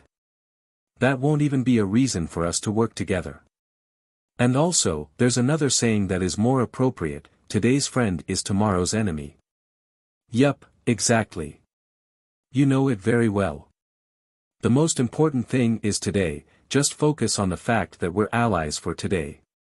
Both of us, today, have the same job. Listen here, you. When Akira was about to say something, Nelia suddenly interjected. Although her voice was, as usual, amused, it was a few times colder than usual. That's right, we have the same job for today. We had a fight in the past since we were enemies, then we can work together today since we have the same job. And if we become enemies again tomorrow, let's fight then. Akira finally understood Nelia's real intention as he was slightly overwhelmed by her. In that split second, he could imagine the logic behind the person who said it, and the past which enforced that line of thinking as he shut his mouth in reflex. He aimed his rifle at her once before and she let that go. Not to mention, if he kept refusing her offer to work together, she might really turn into an enemy today. Akira thought that working together with her was better than having to fight her in that place. Fine then. Let's work together, but I won't be obeying your command, okay? Although I will at least stay around and help you out, I will be basically moving on my own discretion. Sounds good to me. Well then, let's enjoy our time together. You can just help me out randomly, there's no need to be too worried about that part since I'll do the same too. The black-powered suit lightly waved at him and went ahead. Akira frowned while shaking off his worry and followed it. Alpha found it rather weird for Akira to do that. Akira, are you really okay with it? It's a good thing that I get someone to help out with my job. Moreover, she was able to kill those monsters like it was nothing, so I don't want to fight her if possible. Is that so? Yeah. Alpha smiled teasingly. Akira sulked and looked away. He understood that Alpha knew what he said was nothing more than an excuse for him to compromise. Back then, he did not compromise at all when Katsuya offered to work together. But this time, he did. Akira himself did not know if it was because of the situation that he was in or because he had the leeway for him to think this time, which gave him the chance to consider the choice of compromising. But since Alpha looked at him with her teasing smile, it made him think that it was the latter. When the sound of the battle in the forward base was drowned by the heavy rain, a certain someone closed into the forward base while concealing himself in the rain. He had an outlook of a small boy and was donning a distorted-looking augmented suit. He came to Yatsubayashi's clinic and knocked on its huge armored wall. Although there was no reply, he did not stop knocking. After a few seconds of non-stop knocking, Yatsubayashi answered from inside the clinic through the speaker. Don't you see the notice that we're not open today? Go to the base's clinic. But that did not stop the boy. God damn it, you should go back home while you have the chance. If you think that I won't leave an injured person just because I'm a doctor, you're sadly mistaken. Yatsubayashi was threatening the boy when he said that, but the boy knocked even harder on the gate. In response to that, the outer arms of the clinic aimed their guns at the boy as well as the outer camera fixed on their aims. This is the last warning, go away. The boy stopped knocking and looked straight at the camera. A surprised voice could be heard from the outer speaker, then the outer arms retracted their guns and the armored wall started to slowly open. Yatsubayashi welcomed the boy with a big smile. Though I did tell you to come out, I didn't think that you would actually come out. You said that you would welcome me, so here I am. But of course, come in, Taiol-kun. Yatsubayashi welcomed Taiol and went inside the clinic. Taiol came into the clinic with a stern face. Due to the heavy rain and all the fighting happening outside, no one noticed Taiol entering Yatsubayashi's clinic. Rebuild World, Chapter 187, A Giant Amalgamation of Hatred. After Yatsubayashi let Taiol into his clinic, he made coffee with a coffee maker. He returned back with a cup of coffee in both hands and offered one to Taiol. I have nothing but coffee though, you're okay with it, right? Taiol frowned. No thanks. Oh, do you prefer tea perhaps? I can't drink nor eat with this body. Taiol said so curtly, but Yatsubayashi seemed to find it amusing. I see, so this body is a remote body, huh? That would mean you're controlling it from another body and I bet it's somewhere nearby. Taiol raised his eyebrows and sent a glare at Yatsubayashi. You can tell. I'm a doctor, you see. Taiol raised his guard toward Yatsubayashi who was acting casual. But there was something that he was hoping for from Yatsubayashi, which lowered his wariness toward him. So then, Taiol-kun. What brings you here today? Revenge, what if I say so? Well, it would be for revenge then. But let me give you a warning, I don't really recommend that. Moreover, it's your fault in the first place for running away while you were in the middle of the treatment.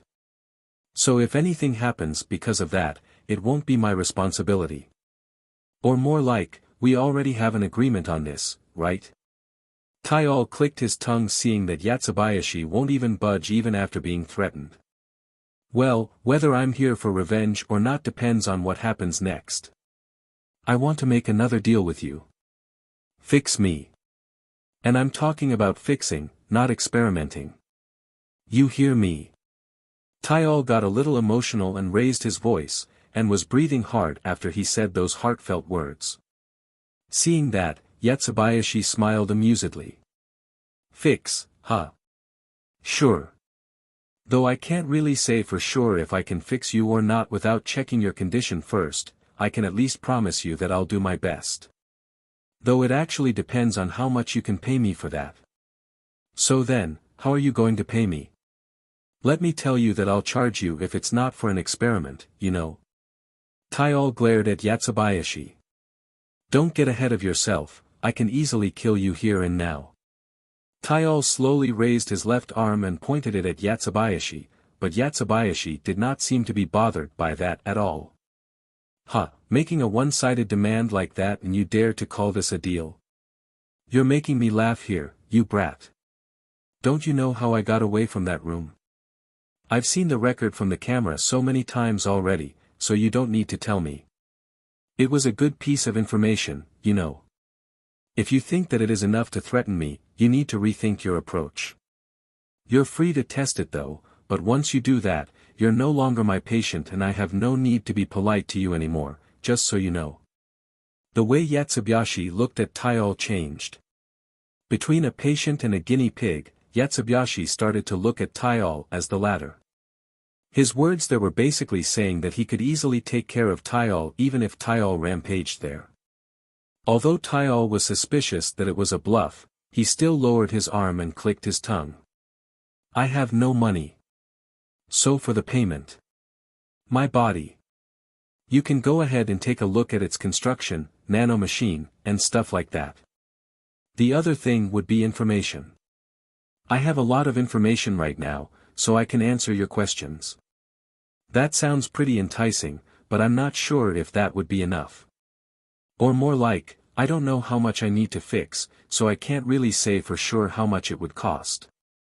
Although you're only using a remote body right now, it looks like you're doing just fine. So what exactly do you want me to fix? Taial paused before replying with a pained voice. "I want to return to being a human."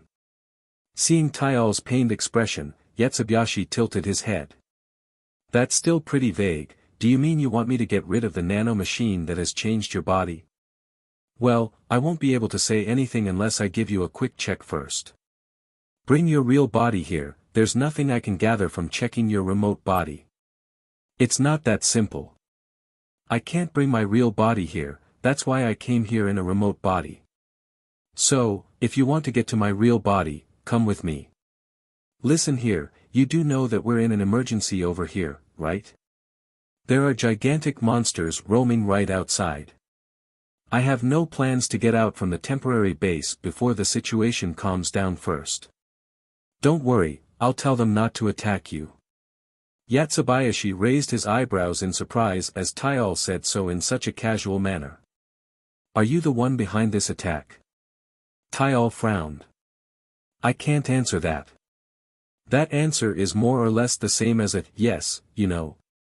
I can't answer that." Yatsubayashi gazed at Taial with suspicious but serious eyes. After a short ponder, he then smiled amusedly and said, "I see. So basically, you're under a leash from a higher system, huh? And because of that, you can't give me a straight yes. Truly interesting, but in that state, you won't be able to give me the answers that I want to know, right? So you won't be able to pay for the treatment at all. If this attack is successful, most of this restriction will be taken off. That's the deal that I have with her." "Her? Who?" "Judging from the fact that you're attacking the forward base, is it the Ruins AI manager?" Taial frowned even more. "I can't answer that. And also stop there, giving you this answer is already hard enough for me." "Hard? I see, so you're feeling some kind of pain or discomfort for fighting back the system restriction, huh? But even if it's something that the AI can't fight back, you can still more or less resist it. Which means, is this AI trying to win her freedom by using you? Stop it. Didn't I tell you this isn't pleasant at all?" Taial raised his voice again, his glare was filled with hatred. But even so, it only served to get Yatsubayashi even more interested. Does the restriction get triggered just from recognizing the question and thinking of the answer? Or is it judged as a slip in the system and that's why you can still say that? It's a pretty lax system, to be honest. Is it because you have a higher privilege over that half-baked system that you can somehow fight back the restriction? If I have to make a bet, it must be some kind of makeshift system then. If only I can get rid of that pain, or even isolate and deactivate it, then I can get all the good parts and... Taial, who was gritting in pain and filled with hatred, twitched and aimed his shaking left arm at Yatsubayashi. It seemed that he was on the edge of his sanity. Yatsubayashi noticed that Taiyo was pushed to the edge and flusteredly tried to calm him down. Okay. I'll stop here. We can continue the rest once you get rid of the restrictions. Fixing your body should help out too. So calm down, alright? Taiyo was breathing heavily as he lowered his arm again. We have a deal then? Yeah, although it's not really how I usually make a deal. It seems that I can expect enough payment from you. We have a deal. I'll properly fix your body, so don't worry. I see, I'll take you to my real body then.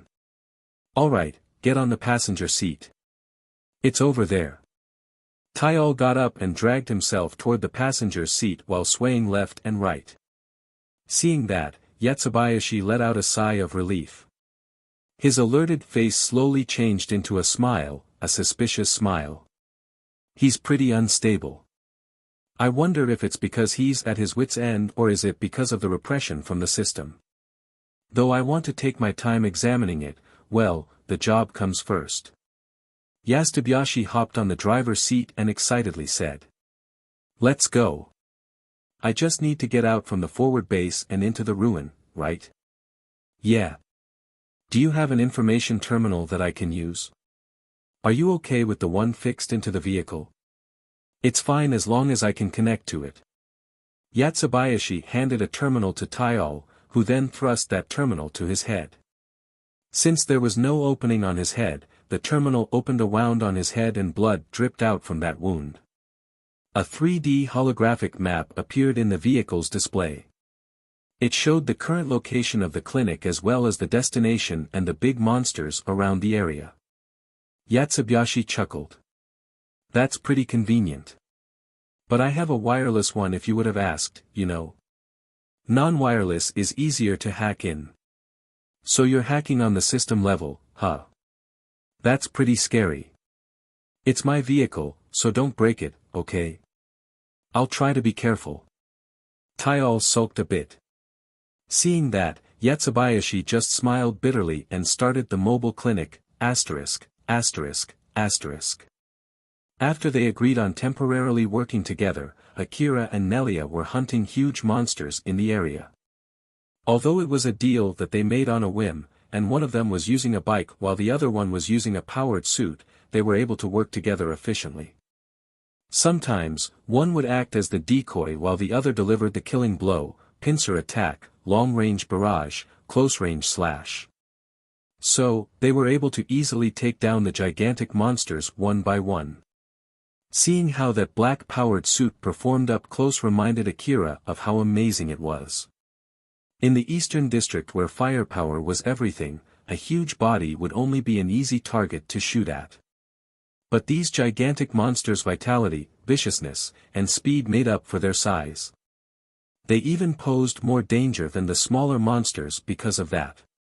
But even so, the black-powered suit was able to defeat them with its light blades. Although it was an ally, Akira could not help but to make a stern face.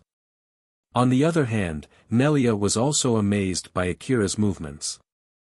Although they did not communicate at all about how they were going to move, Akira's support was nothing short of amazing. He targeted the legs to slow the monsters down, sniped with the long-range gun and forced the monsters to close combat, peppered the large monsters that he could not take down himself with bullets to keep their attention on him, and if it was a monster he could take care by himself, he did so quickly.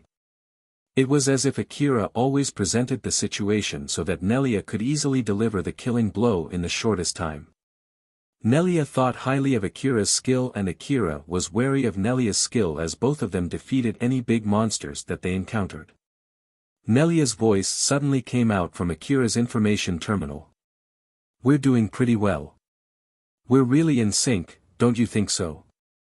If we're really this compatible, we should really date each other, you know. No thanks. Like hell I would go out with someone who keeps saying she would kill me. It'll be fine, we're allies right now, right? I have no plans to kill you for now. That's not the problem here. Geez, you're so hard-headed. The heck? Nelia was having the time of her life talking with Akira, but in contrast to that, Akira replied back bluntly. Although they did not exchange information about how they would move in the middle of their idle chit-chat, they were able to keep their perfect combo. Just to let you know though, I'll immediately leave the moment I run out of ammo, so do your best alone when that happens.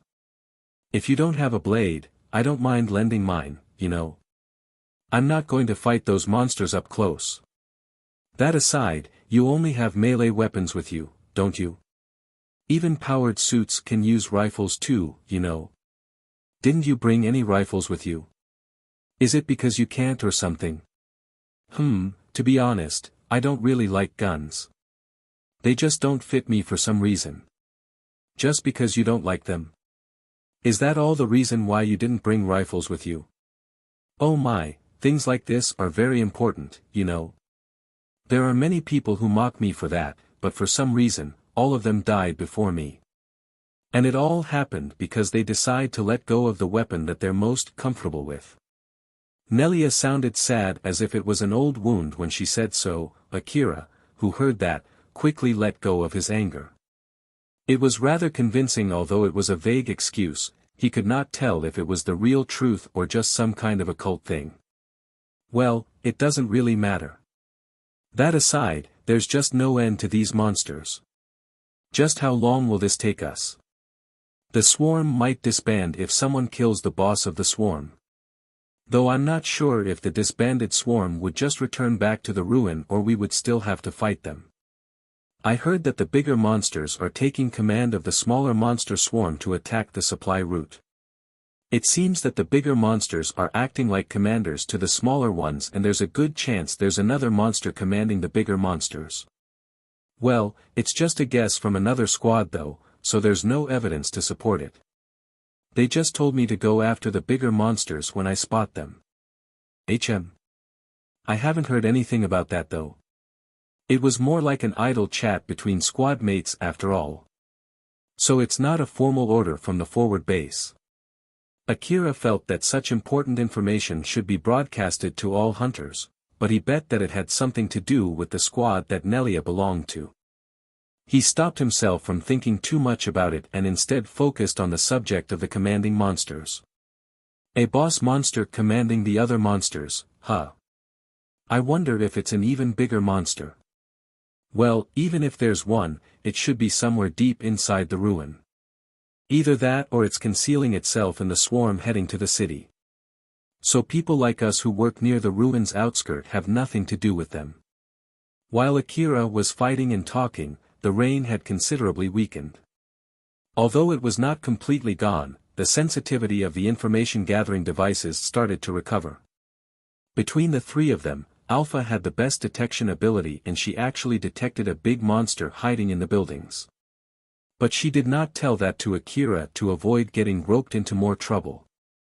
So instead, she looked up to the sky and spoke about something else. Akira, the rain is letting off. Akira followed suit and looked up too. You're right. Wait, I shouldn't jinx it again. Akira smiled bitterly. But this time the rain actually weakened, slowly turning his bitter smile into a genuine one. Oh. It's really letting off.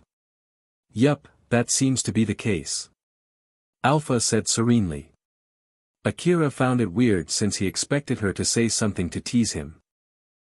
Is there anything bad if the rain stops? Alpha smiled with a hidden meaning behind it. I just thought that if only it had stopped sooner, I would still have my detection skill and there would be no need to work together with that black-powered suit. I wonder why your luck is just so bad. No idea. Well, since it stopped, let's just be happy with it. Although the sky was still covered with thick clouds, there was no water droplet falling from the sky. Akira was happy about it, but Alpha was not. Yatsubayashi drove his modified APC, which functioned as a mobile clinic, deep into the ruins. Although he encountered some large monsters on the way, they completely ignored him. He was having a good time driving as he glanced at Tyal, who was sitting on the seat next to him. They really didn't attack us. I did consider the possibility that it was nothing more than a lie, but this confirms that Taiyo-kun has something to do with those monsters. This ability to explore the ruin without fighting the monsters is invaluable, even if it only works in Kuzusuhara ruin. You can get enough money to buy a city with it, but it seems that he doesn't know about this yet. Taiyo noticed Yatsubayashi's gaze. What? Nothing. I'm just enjoying this sensation of being able to explore the ruin without fighting the monsters. The bigger ones under my command won't attack you, but it's a different story for the other monsters, so you should get yourself ready in case we encounter normal monsters. Roger that. Don't worry, this vehicle is well equipped to handle relatively weak monsters just fine. I see. Tell me if you need help, I can get rid of some of them for you. Thanks, I will be very grateful. Yatsubayashi said so while he thought of something else in the back of his head. This means that Taiyo doesn't hold command over all monsters in the ruin. Is it territory-based then? Security monsters usually only roam around the area that they're assigned to and normally they won't go outside that area. Sakashita Heavy Industry considered the strength and the distribution of the monsters in the area when they erected Kagamayama City near Kuzusuhara ruin. If this can be changed, it might endanger the city. Taiyo noticed Yatsubayashi was looking at him while still in deep thought. So Taiyo frowned and called him out. Seriously, what is it? Nope, nothing.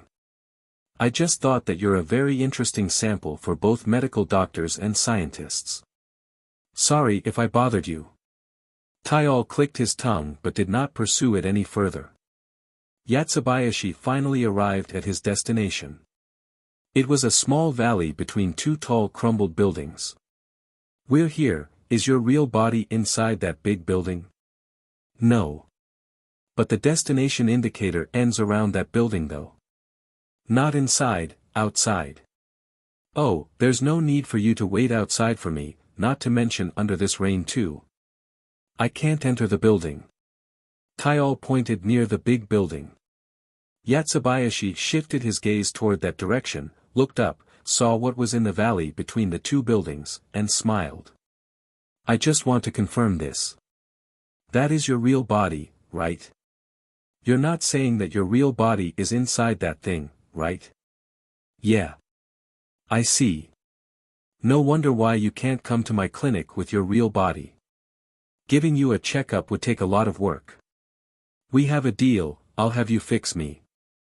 I'm not even sure where to start. For now, I will try to regenerate your whole body. As Yatsubayashi moved his clinic to that valley, Taiyo suddenly started acting strange. He started convulsing, his face started twitching, and his eyes were out of focus. Hey, what's wrong? When Yatsubayashi called him, Taiyo suddenly slumped down and went limp. The 3D map on the vehicle's display also vanished. Is his connection cut off? What exactly just happened? Yatsubayashi had all his attention on Taiyo, trying to understand what was going on. But right in the next moment, a huge monster jumped out from the rubbles and kicked Yatsubayashi's clinic. Although it was a heavily armored APC, the kick sent the clinic flying. By this time, the rain had also completely stopped. Akira and Nelia noticed the sudden signal from a big monster almost simultaneously. When they turned toward the source of the signal, they were welcomed by an APC flying straight at them. A moment later the thing that sent that APC flying towards them, showed itself. This monster resembled a giant donning a heavy-powered suit. It was so huge that it made Nelia's black-powered suit seem tiny. Its left arm was assimilated into a big gun that looked like the main cannon of a battleship, a belt connected to its back resembled a huge magazine, while its right hand was holding an object that looked like a handle. While Akira was still frozen from the shock, Alpha launched the mini-missiles from the missile pods fixed to his bike. The missiles flew around following Alpha's guiding system which adjusted their flight time to strike their target simultaneously. From the handle on the right hand of the big monster, liquid metal that radiated light extended out against the gravity. It did not take that long for a blade large enough to slice a battleship to form. This monstrosity fixed its stance and swung the blade to sweep away all the missiles. The missiles spontaneously combusted into an explosion the moment they touched the blade. Since Akira emptied his missiles in one shot there, the explosions were so large that it swallowed the monster too. Akira desperately fought back the shockwave from the explosions with the help of his augmented suit while watching the display in front of him. Did that do it? Akira thought that an explosion that big should be able to take out that monster. But as the fire died out, it revealed the big monster was still standing just fine without a scratch. Akira could not hide his shock. Unscatched? You got to be kidding me. Alpha then said in a calm manner but still transmitted the severity of the situation. That slice was executed so that the missiles did not explode at the same time, thus killing most of its combined firepower. Furthermore, it has force field armor projected on its whole body. Unfortunately, that attack did not deal any damage to that monster. So, it's because of that armor which looks like a heavy powered suit, huh? How did it get a powered suit that big? Is it custom made? That might be the case. Akira was only saying that as a bad joke while smiling wryly, but Alpha replied back in a serious tone. So he found it rather weird. Wait, it is? I've scanned its body construction. One thing I can say for sure, it doesn't harden its skin to armor itself and it doesn't project force field armor from its skin either. Its inner body is separated from its other body. So in short, it's using some kind of suit just like your augmented suit. To put it simply, it's different from the other monsters, huh? Akira prepared his stance and psyche to fight that monster. The moment he and the monster made eye contact, it opened its mouth and bellowed.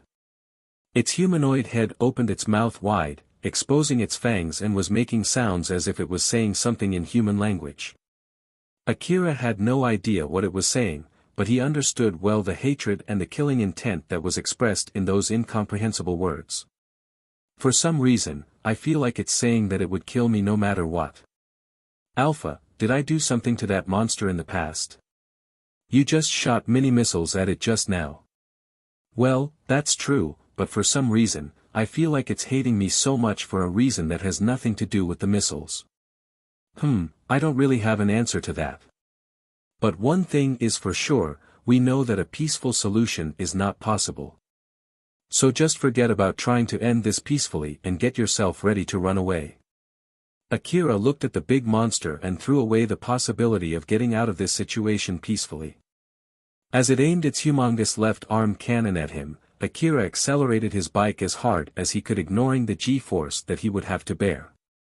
At the same time, a large warhead a little smaller than the cannon's muzzle launched out. The first shot pierced through multiple buildings, turning the already half-destroyed building into rubble, and pieces of debris that were thrown up to the sky rained down. Alpha was able to accurately predict where those rubbles would fall. So using her advanced driving skill, she knitted through the gaps between the raining rubbles with the highest speed. Akira gathered his focus, compressed his time perception into maximum, and evaded the incoming rubble while kicking and punching the rubbles that were blocking his way. Even in that situation, the monster did not stop shooting, crushing the falling rubble into even smaller pieces. Akira could not evade or block all the rubbles falling at him. When some of those rubbles crashed onto him or his bike, he endured it with the help of his force field armor. But even so, it still threw him off balance, and when that happened, Alpha executed an even more extreme maneuver to get his bike back up, straining both him and his bike. Akira, make sure not to fall off. You'll get buried by the rubbles if you do. I know. Akira forced his way forward by punching or kicking the rubbles blocking his way. To make sure that he would not get thrown off the bike from the recoil, he raised the output of his augmented suit to the maximum to fix himself on top of his bike. Since he was pushing his body beyond its limit with the help of his augmented suit, sometimes, his body could not keep up and gave up first. The medicines helped out with reducing the pain.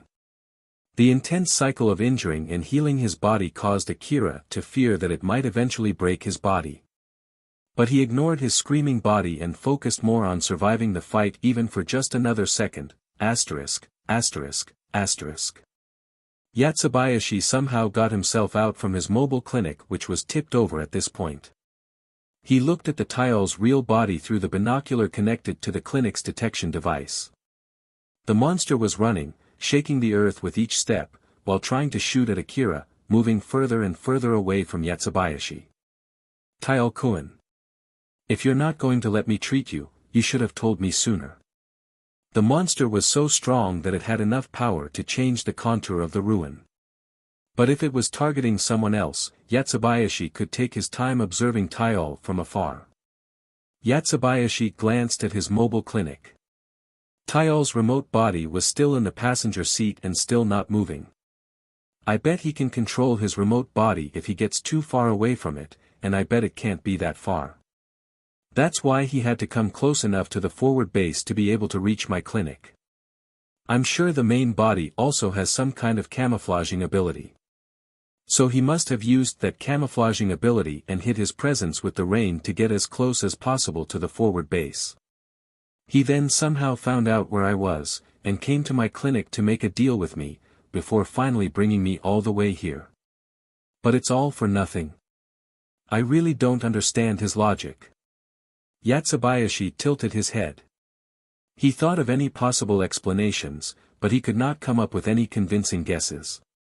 The reason why Tail cut off his connection to his remote body was simply because he no longer had the leeway to keep that connection. Most of his copies that he had sent to another place were quickly removed one by one.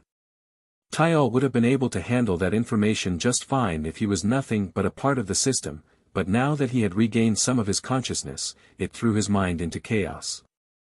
Then the reason why he prioritized killing Akira rather than finishing the rest of his deal with Yatsubayashi was simply because his self-defense mechanism kicked in, throwing him into a rampage fueled by hatred to keep himself from getting drowned by the system.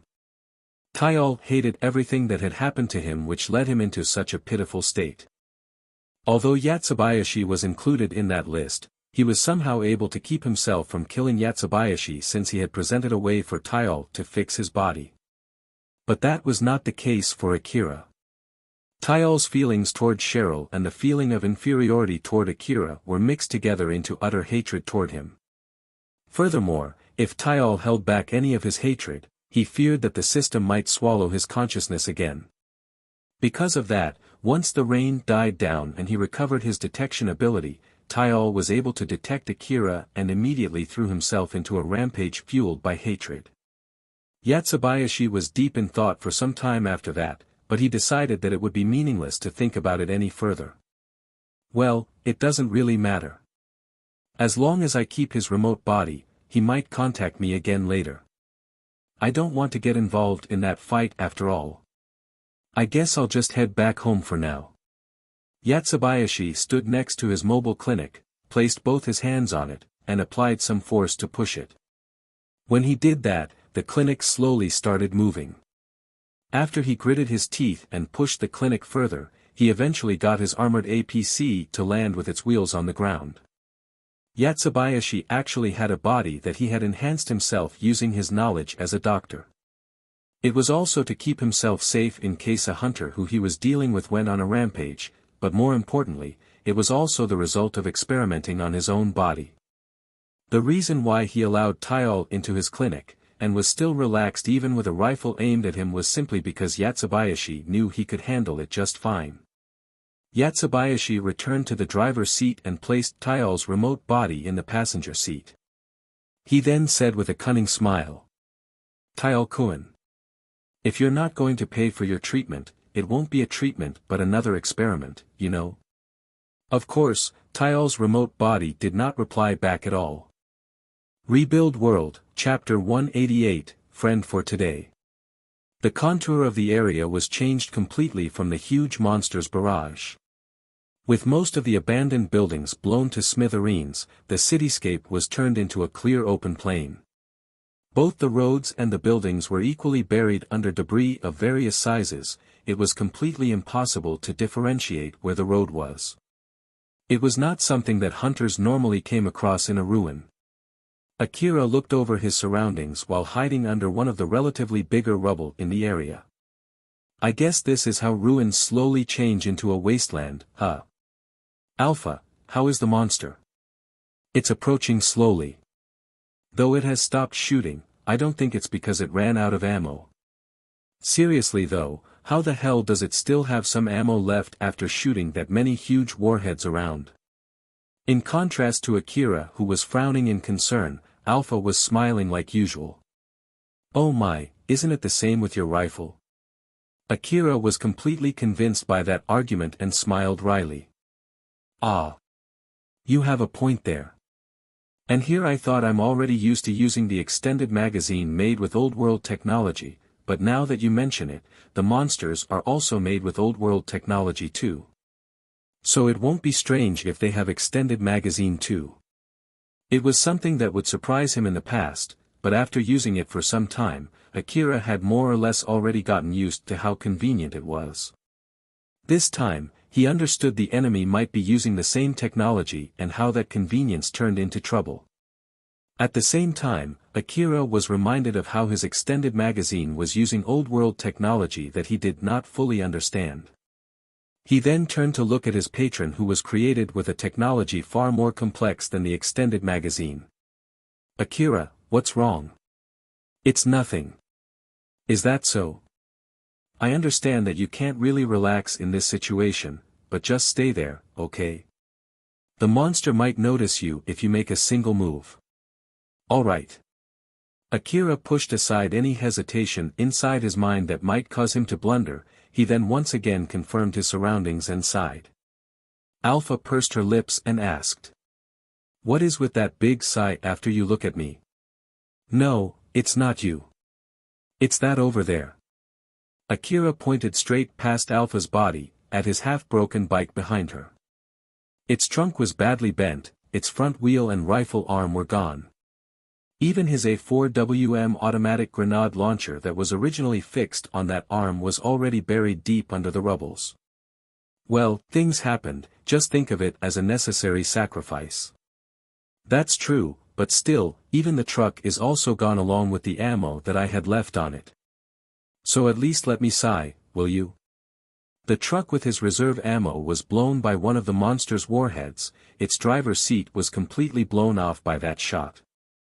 Its tray was crushed under the rubble, scattering his reserve ammo all over the place. But even so, Akira somehow survived that and managed to scrape the scattered supply enough to complete his last ammo refill. Akira shifted his gaze to the monster. Although there was a large rubble blocking his sight, he was able to clearly see that monster thanks to his enhanced vision. It seemed to be moving slowly thanks to its size and the distance between them. But in reality, it was actually moving relatively fast thanks to its long stride. There was no question that it would be even faster if it ran. With my bike and truck gone, I don't think it would be possible to escape from it if it started running. Let's hide for now. We might have been able to blend in with the rain and run away, but unfortunately, the rain has already stopped. Judging from the clouds, it might rain again though. Akira looked up at the sky. Although it was blanketed in thick clouds as if the rain would pour down any time, it was not raining. It rained when I didn't want it to and it stopped when I wanted it to rain. What kind of bullying is this? Well, I promise to help you against your bad luck with my support the best I can, but as expected, I can't win against the weather, you know. My bad luck even reaches the sky, huh? Akira mixed some jokes in his reply. Alpha smiled in response to that. A call from Nelia reached Akira's information terminal. He was not sure whether to pick it or not and glanced at Alpha. Akira? Are you alive? Yeah, somehow. What about you? No problem at all. I immediately ran away from its sight. It had its eyes fixed on you after all. It seems that it's running out of ammo, so I will be going for its head. Give me some support if you're still alive. Wait for a sec, are you going to fight that thing? Of course. Nelia replied as if it was a given fact. Akira could not help but get surprised by that. All the questions inside his head were compressed into one word. Why? Why, you ask? That's given, it's our job, right? Job? Oh my, it kind of hurts when you say it like that. Do you think that I'm someone who would abandon my job? Although I look like this, I'm pretty serious when it comes to my job, okay? If you're really that upright, why would you be stealing relics then? That was my job back then. Well, that aside, I'll leave the support to you. Nelia ended the call. Akira was shocked. He did not expect her to be actually that earnest, but at the same time, he could understand it too. Alpha found Akira's reaction interesting, but she still prompted him to start moving.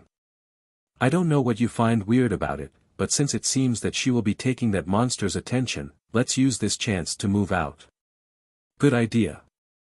Alpha was urging Akira to run away.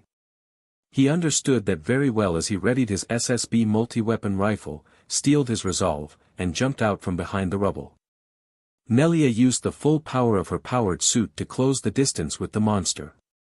The monster could not shoot its large cannon behind itself, so Nelia used that blind spot to draw the shortest route to the monster while utilizing the cover of the rubbles. The moment the monster noticed her, it quickly turned around and changed its priority from Akira to Nelia. Nelia was able to close more than half of the distance while it was preparing the cannon on its left arm. Nelia believed that the monster still had some ammo left. But after shooting around that many warheads, she was sure it would not have enough ammo left to demolish all the buildings in the area. Her guess was correct. As a matter of fact, it was no longer able to maintain its original rate of fire. Now that it started shooting in intervals instead of continuous fire, she was able to skillfully avoid the falling warheads with the precise control of her powered suit while she approached the monster. Nelia used the advantage of her cyborg body to connect directly to her powered suit. As she was able to control the powered suit as if it was a part of her body, Nelia was able to execute complex maneuvers with high agility. Not to mention that the powered suit had extra limbs and a propulsion system that originally did not exist on the human body, and the additional sensors on the powered suit provided Nelia with extra information on top of her usual 5 senses. It was a matter of the rider's skill on how much a cyborg could take in the discrepancy coming from a real body and a cyborg body. And in the case of Nelia, her skills were not something to be taken lightly. An ordinary person might go mad if he or she was connected to a tank or a non-humanoid machine. But Nelia did not show any difficulty at all in controlling her powered suit. It demonstrated her talent as well as her distorted mind. As someone who was accomplished both as a close combat fighter and cyborg body user, Nelia was able to evade the high-speed warhead coming at her. She quickly slipped under the monster and slashed its legs with the blades on both of her arms. The moment her blades touched the monster's legs, fire sparked followed by a blinding light. It was the light from the monster's force field armor exchanging kinetic energy into photons. Nelia turned and confirmed the monster's legs. She was sure that she could not sever those legs based on the sensation from that slash. But from that light flash, it should have shaved most of the force field armor's energy. Unfortunately, what Nelia had hoped for was completely off.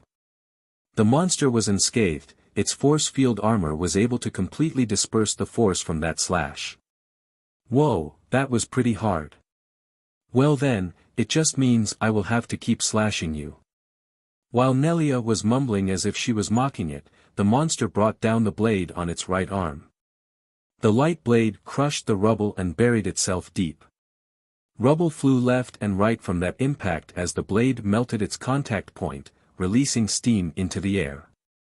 But Nelia quickly jumped into the monster's blind spot and immediately assaulted the monster with her blade.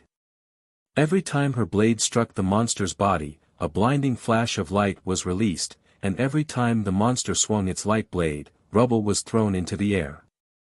Although it was a battle between giants, the difference in their sizes made it look as if it was a battle between an adult and a kid, as both of them swung around blades unsuitable for their respective sizes. If it was a simple contest of swordsmanship, Nelia would have the upper hand. The monster was swinging its blade like it was a beginner. Its blade was not even able to touch the opponent, who was smaller and darting around it. But in contrast to that, Nelia was able to strike the monster's legs multiple times. But Nelia did not believe that she was winning. Although the monster was like a beginner, it was still a powerful monster. Nelia's blades were not able to reach the monster's legs. The momentum of those blades was completely killed by the monster's force field armor. Although each swing shaved more energy from the force field armor compared to her powered suit, there was no guarantee that the monster would run out of energy faster than her powered suit. If it was not thanks to the enemy's beginner-like swordsmanship, Nelia would have been dead by now. Even if she did not receive a single strike, she would lose the moment her powered suit ran out of energy first. And as she kept consuming energy, her powered suit would eventually slow down, which would make it harder for her to evade the monster's attack. She understood that her force field armor would not be able to receive the monster's attack, so she turned that off as well as the other parts of the powered suit that she did not need for high-speed maneuvering.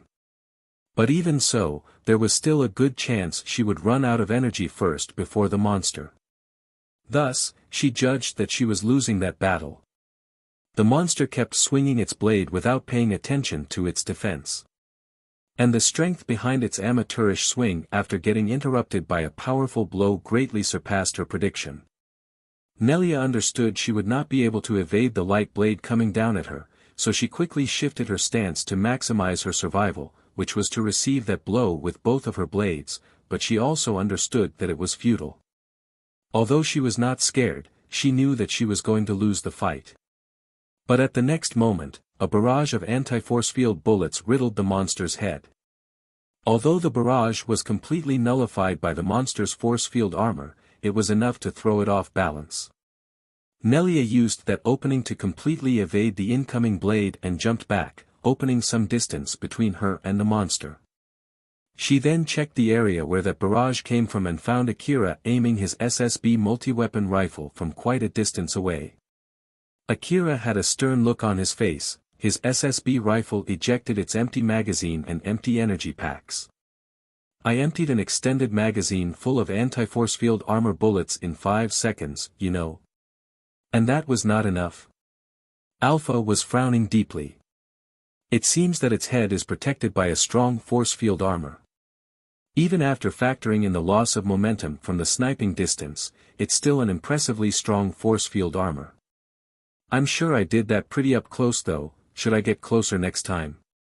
The big monster noticed Akira from that barrage and aimed its cannon. But before it could release a shot, Nelia slashed at it, throwing its aim off. Although the shot landed far away from Akira, it had enough power to blow rubble sky high. Akira could not help but frown seeing that. I take that back. Alpha smiled bitterly. Yep, I don't recommend you to do it either. Now that it knows your location, let's change our location and hide. Roger that. Akira moved as fast as possible towards another location while hiding between the rubbles. That was when Nelia suddenly made a one-sided call. And here I thought you already ran away since I didn't get any support. Although I hate it, we're allies for now. Moreover, if you get defeated without my support, I won't be able to move around without a decoy. Akira sounded as if he really did not like the situation that he was in, but at the same time, it also sounded as if he was making excuses to keep the temporary alliance. But Nelia replied with a rather happy voice. I see, but I would really hope you would have helped me sooner, you know. I'm not even inside a powered suit and my bike is gone, you know. I also don't have that much ammo left, but even so, I'm still doing my best to help you here. So if you keep complaining, I will just leave you behind. Geez, calm down. That one just now was a close call, thank you. You're welcome. By the way, I'll be counting on you to be the decoy. It won't be of any use even if you say no. After all, for some reason, that thing really wants to kill you. It's basically coming at you while completely ignoring me. Akira inadvertently glanced at the monster. His enhanced vision helped him see through the rubble and straight at the big monster that was running in his direction. His face turned grim. For some reason, seeing how it's running at you, I can feel some kind of hatred or deep grudge against you though. Akira, what did you do to that monster? Did you do something bad to it? This is only a woman's intuition, but... Did you mess with its girlfriend or something? Like hell if I did. It's my first time meeting that monster, you know. And also, I don't have any monster acquaintances. Akira replied back to Nelia's joke while shouting. Nelia only laughed at his reaction before ending the call. The large monster's mind was in a mess. The system was telling it to take care of the black-powered suit first, but its hatred caused it to prioritize Akira instead. In order to make sure that his consciousness would not be swallowed back to the system, Tyal followed his hatred. The huge monster ignored Nelia and went straight for Akira. All of its intentions were skewed toward offense. It ignored its defense and poured all of its energy toward its light blade. Its ammo-producing organ burned through its last energy reserve to manufacture ammo. Thanks to that, its force field armor strength was greatly lowered. Nelia did not let that chance slide as she swung the blade on both of her hands in a flurry of attacks. Finally, she broke through the force field armor and damaged the monster's actual armor. Moreover, Nelia aimed her slashes to slow down and prevent that monster from attacking. Akira kept running as fast as he could. He blazed and leapt through the sea of rubble under him using the full power of his augmented suit and pushing her body to the limit. He was moving extremely fast for someone with 2 legs instead of wheels. The monster started shooting while running, but its aiming was badly interrupted by Nelia. Although it could not fire in continuous succession, each of its warheads packed enough power to compensate for its interrupted aim. It blasted more rubble into the sky. Every time Akira saw that, he could not help but shed cold sweat. Alpha. It's not like it would hit me with that aim, right? It should be okay, right? We can't do anything other than relying on that girl to keep interrupting its aim. To be honest, it would be great if she can take out the cannon too, but I think that would be impossible given how powerful the force field armor that's protecting that cannon is. Is she doing okay? That monster is fully committed to you, though I'm still not sure why. But if its attention gets divided again, it might be dangerous. That's why, let's do that again here, Akira. Roger that. Akira took as much cover as possible using the rubble while moving around. But he suddenly jumped out from his cover and quickly aimed his SSB multi-weapon rifle. He then stomped his legs hard on a large wreckage, enough to crack it, and planted his legs into it before emptied his magazine in a short time. The kickback from that barrage pushed Akira's body to its limit. The kickback was transmitted to the larger wreckage under his feet, eventually breaking it. Due to their distance and speed, the bullets reached the monster's face almost in an instant. The first few bullets that landed almost at the same time were dispersed in a blinding flash of light, but the following bullets were able to break through the force field armor that was weakened after that light discharge, thus throwing the big monster off balance. At the same time Akira's SSB multi-weapon rifle ejected its empty magazine, the blinding light finally died down, exposing the monster and a part of its body that was crumbling down. The barrage this time dealt more damage than the last time. Akira thought so and smiled, but before he could express his happiness, the monster howled and its face twitched. The big monster once again turned at Akira and ran towards him. The extensive movement that it made when it ran caused its already crumbling body to crumble even faster. Its armor was falling down piece by piece to the ground, exposing its inner parts. It was a mix of flesh and machine, fur and scale, skin and metal, as if it was a human trying to disguise as a monster. Akira did not waste any seconds before he started running again. Is it just me or that thing is actually running faster than before? It shed most of its heavy armor, so it's lighter now. Run faster or it'll catch you. Also, reload a new magazine and energy pack to your rifle. So many things to do in so little time. Akira ran as fast as he could while finishing reloading his SSB rifle. Once he was done, he turned around and released another barrage. This time, since the enemy was closer and the target was bigger, all of his shots hit their targets. They pierced through the outer shell and scattered blood and metallic parts into the air. But it was far from over. it was not even enough to stop the monster. Due to its tough flesh, they could not deal that much damage to the monster. And Alpha deliberately reduced the rate of fire too. Why did you slow it down by that much? I still should have plenty of ammo left, you know. Ammo, yes. But not enough energy packs. High-speed shooting causes a strong kickback which in turn consumes more energy. Moreover, it's not like it was enough to fully kill the kickback too. Your rifle is also hitting its limit. You only have enough energy packs for one more high-speed barrage. After that, you'll run out of energy packs and the rifle itself will break. That's why you'll have to save it for the best chance when you can be sure to kill it.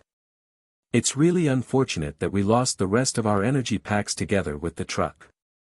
God damn it. Not only his rifle, but Akira's augmented suit also needed an energy pack to operate, which meant he was basically at his limit too. Nelia kept slashing at the monster while chasing it. Now that it had no force field armor and was just protected by its metal armor, her blades easily slashed through the monster's flesh, opening a wound that bled green shining blood. But such wounds immediately closed up as if the monster was using a powerful medicine. So the monster was not even bothered by Nelia's slashing. But there was a limit on how many times it could regenerate its wounds. Since it consumed energy every time it regenerated itself, Nelia's attack was not completely useless. Although she understood that, she still felt intimidated by the monster's incredible vitality. After finding out that the monster did not slow down at all after all of that slashing, Nelia decided to shift her target to its cannon. She focused her attack on the big cannon on the monster's left arm as well as the reloading machine that coiled around its body like a belt. Eventually, she was able to cut off the belt. Nelia thought that with this, it would at least stop shooting at Akira as she focused her attack back to its legs, but she was mistaken there. The monster quickly threw away the gigantic magazine on its back and the cannon on its left arm. Now that it had become even lighter, it was able to run faster and quickly got away from Nelia's blades. Nelia rushed to that monster and tried to slash at it again, but once again, it missed. Her powered suit had considerably slowed down after all the fighting, so she was no longer able to catch up to that monster. Nelia cursed her own decision and regretted not having prioritized its legs first, as she chased the monster. The ceasing of gunshots was nothing more than a short respite since the monster was running even faster now towards Akira. Akira frowned since he understood that the monster would be able to catch up with him for sure this time and it would be meaningless to hide now. If the huge monster swung around its light blade to sweep all the locations where he might be, even if that did not hit him directly, it would be enough to blow him away along with all the rubble, and that would definitely kill him. Akira stopped and slowly turned. He locked his gaze with the incoming huge monster and heaved a big sigh as if he had given up. He then took a long deep breath to steel his resolve. Alpha stood next to Akira and smiled. Just to confirm it, you didn't resolve yourself to die, right? Something that stupid doesn't need resolve. I see, that's good then. Let's get yourself ready before it catches up with you. I know. Akira calmed himself down for one last stand and started preparing for it. He loaded a new magazine to replace the half-empty magazine and placed in a new energy pack to his augmented suit and SSB rifle. That was the last of his remaining supply reserves. Akira held his SSB multi-weapon rifle tightly, made sure that he was standing on a hard surface, and squatted down as if he was preparing to jump. He then took a deep breath. As he maximized his time perception compression, the scene around him started to distort into slow motion. Alpha, I leave the countdown to you. Roger that. 5. 4. 3. Inside the slow-moving world, the huge monster closed its distance and raised its ginormous blade. It focused all of its hatred, grudge and energy to its blade, expanding it even longer and brighter. 2. 1. Right at the next moment, it swung its huge light blade down at Akira. 0. At the same time, Akira leapt toward that huge monster like a bullet. That single jump consumed all the energy pack inside Akira's augmented suit, boosting its power output way outside the safe limit. The platform that he was using broke into pieces from the kickback alone, while his legs were barely able to receive the kickback thanks to his augmented suit. The light blade was brought down with such speed, but Akira, who jumped straight at it, was even faster. He could feel the intensity of that blade as he went past it. The heat from the blade that was enough to melt rubble singed his protective coat before he landed on that monster's face. The light blade landed on the ground, throwing all the rubbles up into the sky behind Akira as he pointed his SSB rifle straight at the big monster's face. "Just die already." Since Akira screamed those words under his compressed time perception, no one could understand him.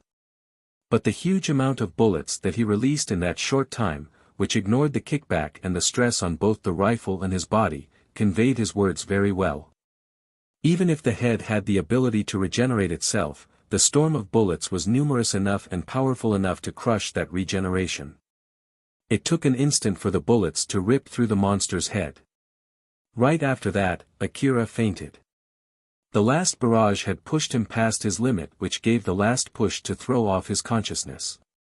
Now that he had lost his consciousness as well as his footing, gravity took over and pulled his body down. But he was saved from crashing straight into the ground. Nelia, who was chasing the monster, was able to catch him. Not too long after that, the monster that had lost its head fell down to the ground, making a loud bang. Nelia got out of her powered suit. She then came to Akira, who was still on the powered suit's clutch. She placed her hand on Akira's cheek and smiled bewitchingly. What should I do with you now?" Although those words contained a lot of different meanings behind them, it did not take that long for Nelia to make her decision as she smiled rather disappointedly. "Well, we're allies for today, right?" Nelia gently lifted him up and returned back to her powered suit with Akira in her arm. After that, she headed back to the forward base. Rebuild World, Chapter 189, The Value of Money. Akira woke up inside a hospital room. He pushed his body up from the bed and looked around. Once he understood what had happened, he sighed. "Again, huh?" "Yep, again." Alpha was sitting on the bed beside Akira and smiled at him. "Morning, Akira. Did you get a good sleep?" "Yeah. But well, this makes it the second time, huh? I don't know whether I should be happy that I survived or I should be sad for getting hospitalized again." "There's no reason for you to be sad, so just be honest and be happy about it." "Let me confirm it, why can you be so sure?" "There's no reason to not be happy since you survived, that is true for both me and you. I'm really glad that you survived that fight." Alpha smiled gently. Akira, who saw that, blushed a bit. But that was only until he heard her next words as she half-jokingly said. "Moreover, this isn't your first time having to face something like that, right? It would be a waste of time to question that now, wouldn't it?" "Well, you have a point there. And I really hate the fact that I have to accept it." Akira once again laid back on the bed. Alpha only looked at him gently when he did so. Not too long after that, Kobayashi entered the room. "Akira, you're finally awake, how are you feeling?" "I'm fine." "Really? Do you feel anything strange around your arms or legs? Can you move your fingers?" Akira thought that it was weird for Kobayashi to say that, but he still tried to move his fingers to confirm it, and as expected, he did not feel anything wrong. "Still nothing, why did you say that? Don't tell me that you gave me the bare minimum treatment since you didn't know whether I can pay or not, right? It's the opposite. You were strapped into an emergency life support system when I arrived in the forward base. You were in pretty bad shape. Especially your limbs, they were close to being turned into minced meat, you know. Though in the end, we used those super expensive regeneration treatments to get them back, they were basically grown and then sewn to your body. So it won't be strange if you feel something wrong with them. But you seem to be alright. So yeah, the treatment cost is going to be crazy high. The damage on his legs was from that jump while the damage on his arms was from the barrage. Akira remembered vividly that he did do those things. So when he imagined how much the treatment cost was going to be, he started to get nervous. So, how much is it? About that, you see.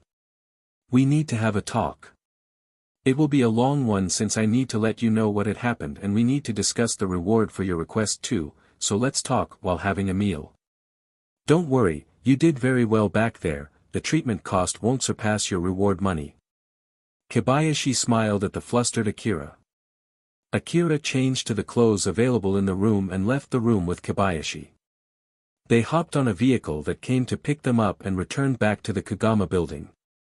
As Akira was about to head to a restaurant on the first floor, Kobayashi stopped him. Akira, not that one. No. Then why did you bring me here? Do we have to do some administrative stuff first? Nope, we're going up. Kobayashi pointed up with a smile filled with excitement. Akira found it weird, but the moment he understood what Kobayashi was signaling, his expression changed. The restaurants on the upper floors of the Kagama building were so great that they changed Akira's views on food, and this would be the third time he went to that building for a meal. Akira sat on the seat that he was guided to. He was jovial and excited but at the same time a bit confused while he sat there. Kobayashi ignored it and extended a handshake with a big smile on his face. First of all, let me congratulate you. You have become a great hunter, great enough even for the city management to treat you to a meal in this restaurant. The first time I saw you, you were stuck with the other hunters who could not manage to raise their ranks in that truck, and now look at you, you've gone up the ranks so quickly in such a short time. It's really impressive. As someone who has kept his eyes on you through all of those crazy things that you did, I can't help but give myself a pat on the back for spotting your potential. Yeah, sure. Akira was behaving like a small fry who had never visited such a high-class restaurant. But he had the achievement sufficient for the restaurant to let him in. Kobayashi found that discrepancy very interesting as he laughed hard.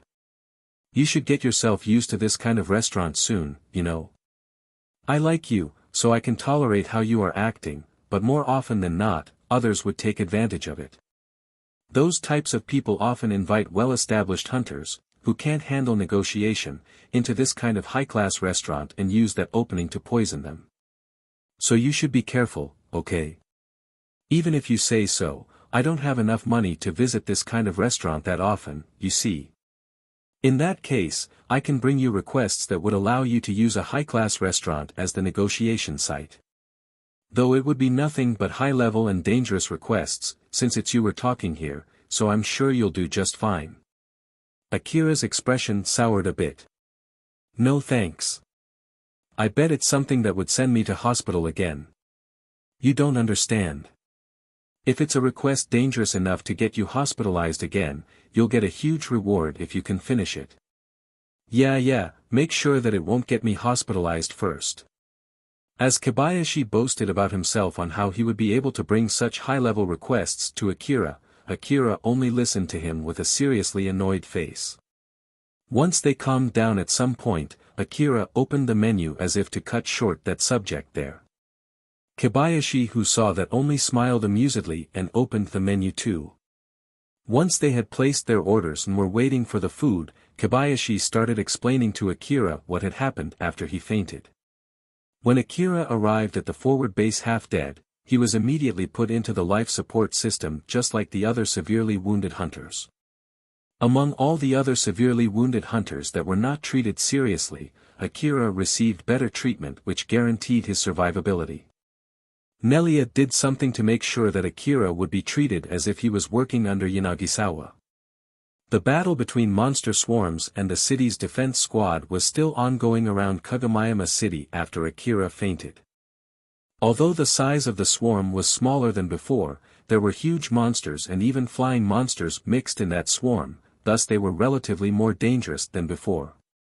Average hunters could not handle them and they would only slow other hunters down, as such only high-ranking hunters were offered high rewards and sent to repel that swarm. When the city management was considering sending out its trump card, the swarm suddenly broke down. Monsters that were originally heading straight to the city suddenly changed their directions. As some of them started rampaging, destroying anything around them, some of them retreated and vanished into the wasteland. While more than half of the swarm returned back to the ruin. It was because they were forcefully manipulated by Tyal to go against the system. And with Tyal gone, the control returned back to the system. Although some of the monsters that had grown past the system's control did not return back, those that returned back to the system's side returned to their patrol area. For those that had their patrol area information destroyed, they just followed the broken order from the system to wander aimlessly, while some of them received the order to patrol a different area. The city's defense squad pushed back the swarm just like that until they met the squads from the forward base, and that signified the end of the battle against the swarm. Now that the route between the city and the forward base was secured, those who were severely wounded in the forward base were transported back to the city. Akira was identified as a hunter who would not have a problem with paying for the treatment cost, so just like last time he was hospitalized, they went ahead and gave him an expensive treatment without asking him first. After his wounds were healed, they cleaned the nanomachines left over inside his body, and now, he was back all healthy and ready to go again. Although Akira did not understand everything, he more or less understood the big idea of what Kobayashi was saying, and of course, that would mean he did not understand what Kobayashi was unclear about. What happened to those large monsters after that? Did you kill them all? No, some of them are still left. The city's defense squad also returned back to their post once the swarm retreated after all. I'm sure there are still some of those large monsters roaming in and around the ruin. Although they're not regarded as bounty monsters yet, they're strong enough that the city management is considering putting a bounty on them. So any hunters who get to kill any of those are offered a special reward. Although they're big and strong, as long as they don't form a swarm, they're not that hard to kill after all. It's the perfect target for those hunters who want to get their name out there. So other than those that have returned back to the ruin, I bet most of the monsters roaming in the wasteland are already being hunted down. Kobayashi smiled happily and warned Akira. Though I won't exactly prevent you, I recommend you not to join the hunt. You already got yourself a pretty highly prized target under your belt, so let lower rank hunters have them instead. It's one of those good manners as a high-ranking hunter. Manners, huh? Well, I'll keep that in mind. Yup, you better do it. The ordered meal finally arrived at the table. Akira did not know which one to pick, so he had ended up ordering the recommended menu. When that meal arrived in front of him, it changed Akira's solemn expression to a smile. And when he scooped that up to his mouth, he could not fight back the taste that spread around his tongue and his smile widened. Akira could not stop chowing down the food in front of him as if he was completely defeated by the taste of the meal. Kobayashi, who watched it, thought that Akira really needed to get himself used to coming to a high-class restaurant. After they finished the meal and Akira could finally focus on the discussion, Kobayashi started talking about the main reason why they came there. I guess it's time to talk about the reward then. First of all, the rank boost. This will affect the rest of your reward, so think carefully before you decide. Your hunter rank can basically go up somewhere between 42 and 50. Of course, the more you put your reward on your hunter rank, the less money that you get. So, how far do you want to go? Before Akira could say 42, Kobayashi frowned and continued. Or so I want to say, but I'm sure you would immediately say 42, right? I know, well, you're just that kind of guy. That's why I will explain to you the importance of hunter rank. Make sure to listen well. Let's see, if I am to give a concrete example. Let's talk about the anti-force field ammo. How much did it cost when you bought it for the first time? 5 million orum per bullet. If you get hunter rank 50, you can buy it for 500 orum per bullet. Akira was about to blow out all the food inside his mouth, but since it would be such a waste, he was able to somehow hold it in. He then managed to swallow it while making a weird pose to hold back his surprise. After that, he took one deep breath to calm himself down and looked back at Kobayashi. Are you being serious here? Yes, let me explain. There are many factors that decide the cost of such a bullet. This includes the power distribution and the city's safety.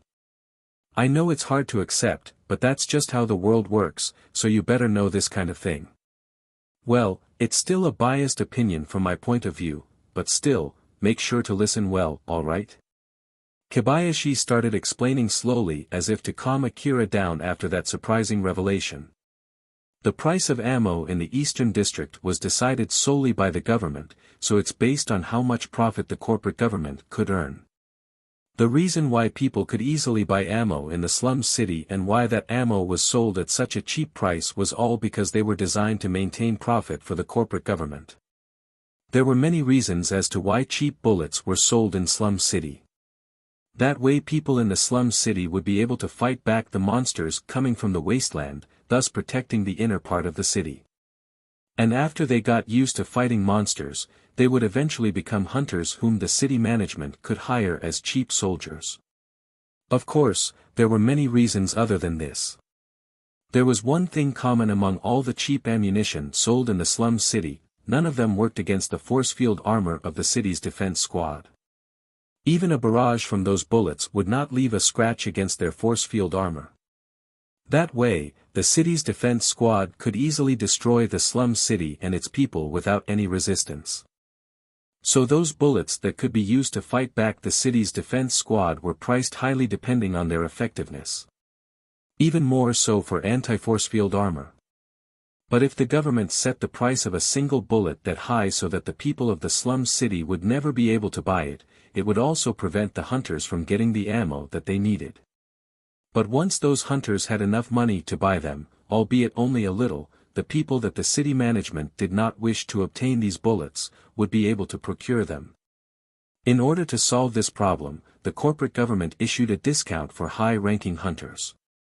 After all, the stronger a hunter, the more he or she would fight powerful monsters. But of course, they could not just give the bullets away for free, although the discount also depended on the type of the bullet. High-ranking hunters could buy them almost for free. This policy was enforced also in order to increase the value of hunter rank, rather than increasing the price of the bullet to an unreasonably high price. This would also encourage hunters to aim for a higher hunter rank. Of course, those hunters who tend to go against the city management would be stuck in the low rank, which also served as a way for the hunter office to control the hunters. It was their way to tell the hunters not to go against the city management if they wanted to get a higher rank in cheap bullets. Back then, when Akira placed his order for anti-force field bullets via Shizuka's shop, of course, this discount was already applied to that order.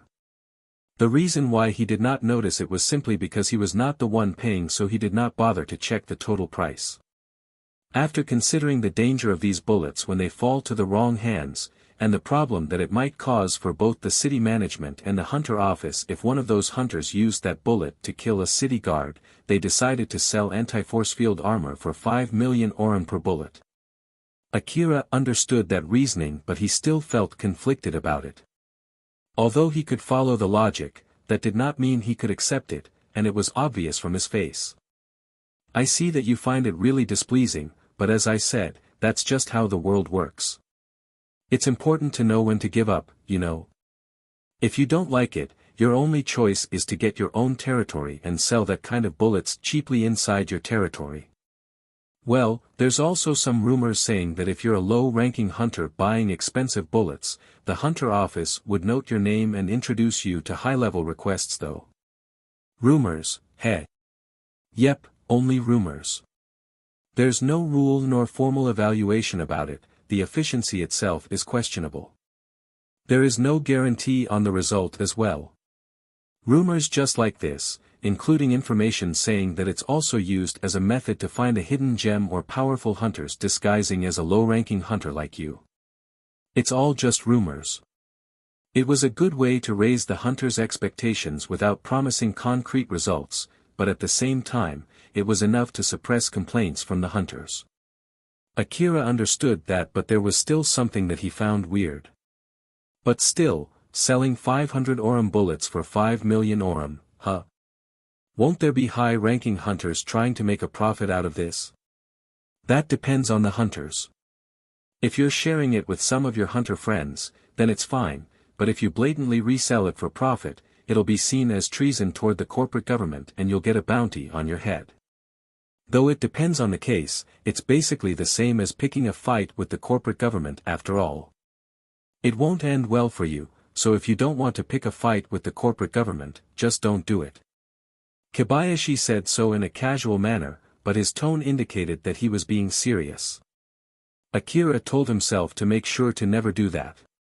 That should be enough explanation for now. Your other rewards depend on how far you are going to boost your hunter rank after all. So, before you make your decision, I have another thing that I need to talk about with you. It's about buying your track record again. Or at least something similar to that subject came to me. Do you mean that you want to erase the last request from my hunter track record again? Not that far, you worked with a black-powered suit on your last day, right? It's a small adjustment just for that day. Basically, we need to discuss how you are going to let me change it and how much money you want for it. Kobayashi pulled out his information terminal and showed the detailed document to Akira. By the end of that long character-dense document, there was a contract page. I don't mind if you want to take a close look at it, but I will still give you a short general explanation. Basically, if you sign this contract, your track record would say that you did help the black-powered suit but you didn't do anything significant. Including the money to make sure that you keep this confidential, we're willing to pay you 1 billion orum. So, yes or no?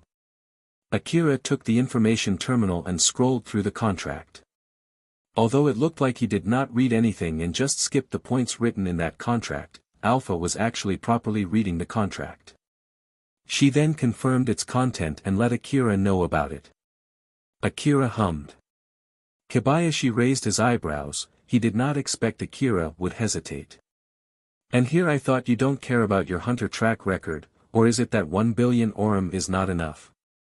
Well, I don't know the detail, but it seems that you've defeated something big and almost got killed yourself doing that. So I can understand if you don't want to erase that from your track record. That's not the problem is the 1 billion orum. Is it not enough? No, it's too big that I don't understand why it's worth that much. So I just can't help but get suspicious. If the value was unnaturally high, that means there must be something troublesome behind it. That was why Akira was hesitating. If the compensation was too little, Akira might feel offended by it, but that would be the end of it. But to be honest, he just wanted to get paid a suitable amount of money. Unfortunately, he had no information that could help him decide its worth, thus he could not even tell if 1 billion orum was actually too big or too small. What do you think? Do you think this 1 billion orum is a suitable compensation? Kobayashi paused a bit from that question. Suitable compensation, huh? It's something that both parties should agree on. After all, there's no concrete way to decide this price, you see. To be honest, I don't know either. But I don't think that compensation is something that you need to be worried about. There's some level of confidentiality around this information, so I didn't get the full story either. It's mostly my guess, but I think it's an offer made to be on your good side. Do you want to know the reason why I think so? Yeah. Unfortunately, Akira did not have enough knowledge to understand Kobayashi's reasoning. But he was genuinely interested in that subject, so he replied back without showing any hesitation. Kobayashi made sure to let Akira know that in the end, it was nothing more than a personal guess. So it was not like it could be used as concrete proof. That black-powered suit might be a new model and someone is trying to use the last battle to promote it.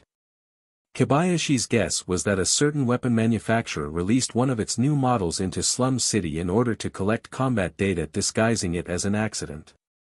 The unit then showed notable results performing against other powered suits in the midst of the battle in which multiple powered suits were involved. Then, it would fight the city's defense squad sent to suppress it and deliberately lose but not before showing its capabilities. From there, the company could make a public apology for it while using it as a negotiation material to get the city management to buy it for the city's defense squad. The data taken from a battle nearby the inner wall was very effective material for negotiating against those inside the inner wall. But there was an accident in that plan. A certain hunter actually defeated that black-powered suit. So the manufacturer immediately retrieved it back, and before any bad rumor went out in public, they changed and renewed the unit and sent it out again for the original reason. This time the plan went well. The black-powered suit was able to kill many humongous monsters and demonstrated its capability. Moreover, it then encountered a powerful monster strong enough to change the contour of the ruin and defeated that monster. This achievement would be the perfect material to promote that new unit. But again, there was a small accident with the plan. During that fight, the new unit was working together with the same hunter who defeated that exact unit last time. Then to top it off, it was actually that hunter who executed the big monster. If this track record went out in public, it would look like the new unit was only able to do what it did because of that hunter. While at the same time, they did not want to completely discard the involvement of the new unit in this battle record either. In this case, if they said that the hunter did not contribute much during the fight and just ran around and obstructed the fight, then it would be a great battle record for the new unit. Personal opinion of how much someone contributed during a fight was a subjective thing based on the person giving that opinion. But if they were able to skew that opinion toward the new unit, it would really help promote the new unit. If that result caused the new unit to be deployed in this city and the other cities, it would move around a huge amount of money. I believe that they think this 1 billion orum is just a small amount of money compared to the profit that they could get, but it should be enough to satisfy the involved hunter. Akira listened to Kobayashi's explanation with great interest. He then noticed something else and slightly frowned. Say, don't tell me the reason why I got stuck with that request to increase my hunter rank is. Exactly, it would be embarrassing if the hunter who defeated that new unit is just a low-ranking hunter. It would definitely hurt the reputation of that new unit. But, if that hunter is actually a strong hunter disguising as a low-ranking hunter, then they could still save some face. That's why they wanted you to raise your hunter rank as fast as possible. It's all they're doing. Or at least, there's a good chance that it's the case. Again, in the end, it's nothing but a guess, okay? As I said, it's just a guess. Kobayashi threw a smile that was hiding something. Akira sighed. All in all, someone did something and he was roped into trouble because of that. Akira quickly agreed to the contract, but Kobayashi delayed the signing of the contract to hear from Akira the details of that battle. After all, he would not be able to ask Akira about that battle after the contract was signed. Although Akira signed the contract, he still thought that 1 billion orum was a little bit too much.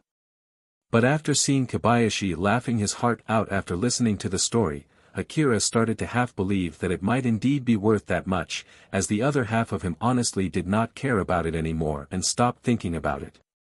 In order to ask his question, Kobayashi tried to calm himself down from laughing. By the way, why did you stay behind to help that powered suit?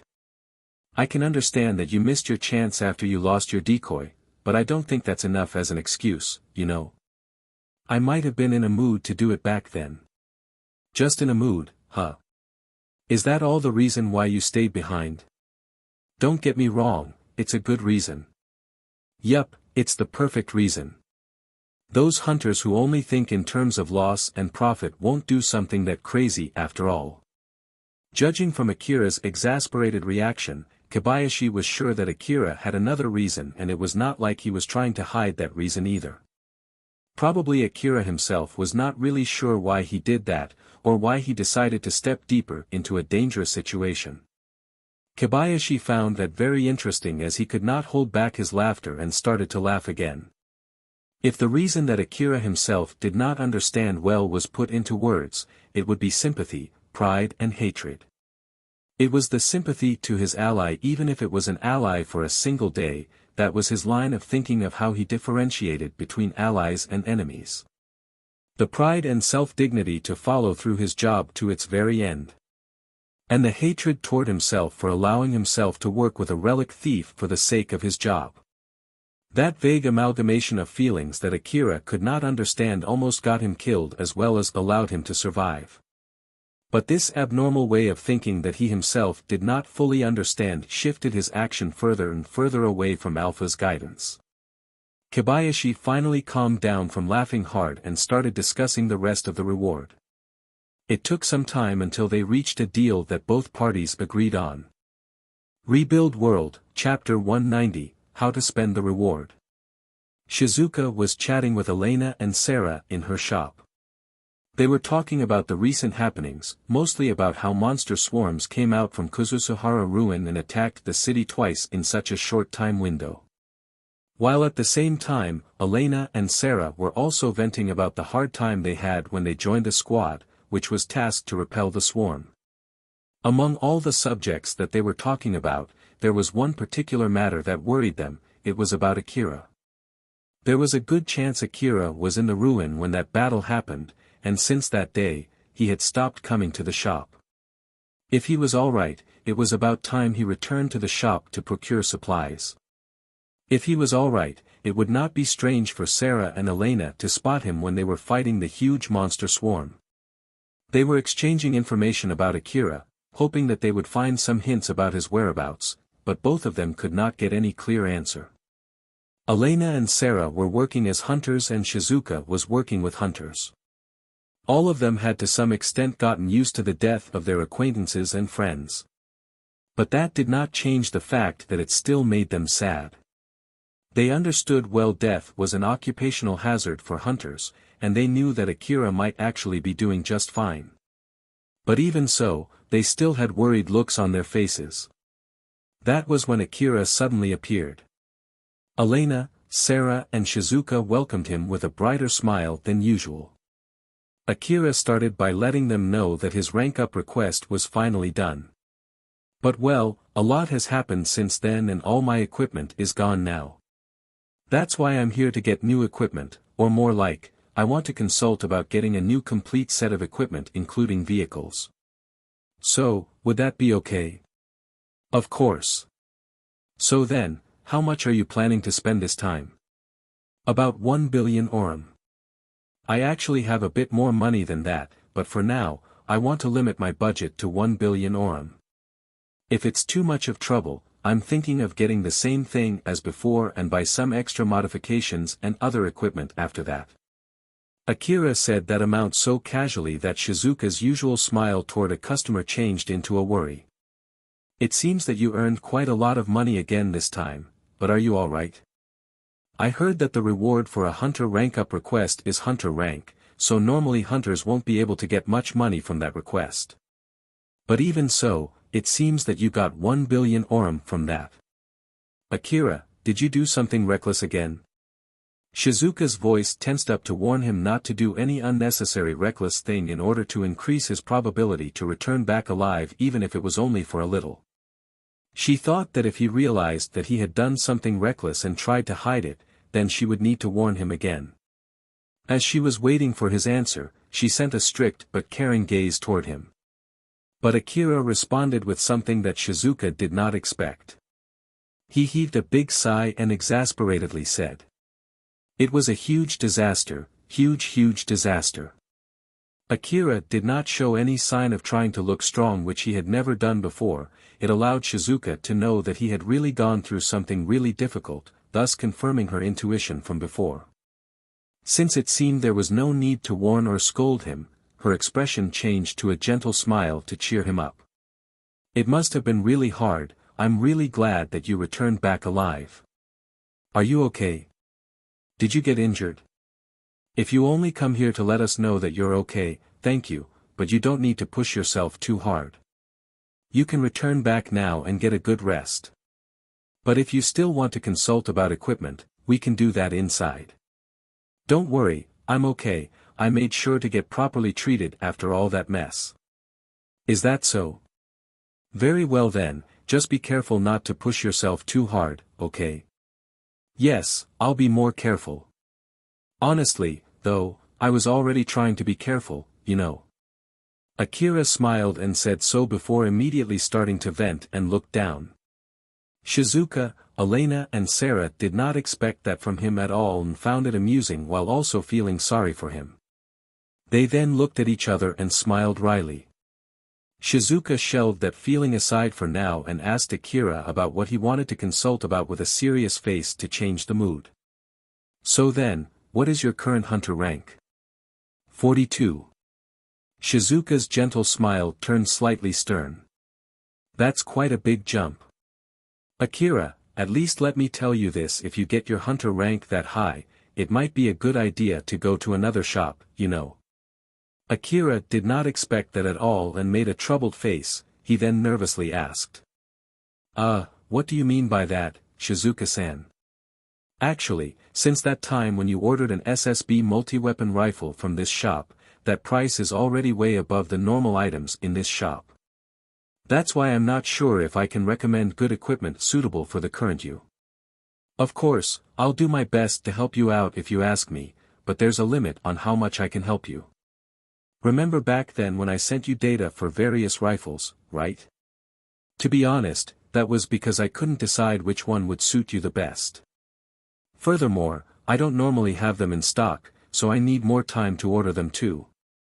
So, to be honest, it might be better if you go to a better shop. I'm sure they'll be able to provide you with a better recommendation too. Shizuka said so with goodwill, but Akira frowned and seemed displeased. Does it bother Shizuka-san if they are items that need to be ordered first? Of course not, it's the opposite. As the owner of the shop, and if I prioritize getting profit, I would prefer you order them through my shop. Akira sighed and seemed relieved. In that case, as long as it doesn't bother Shizuka-san, I'll keep ordering through this shop. Are you sure you're okay with that, Akira? Of course. Akira nodded firmly. If it was a bother to Shizuka, he would have no other choice but to change shop, but if not, then he had no reason to change shop.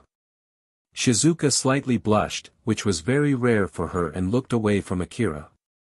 It seemed that she was happy that he was this invested in her shop.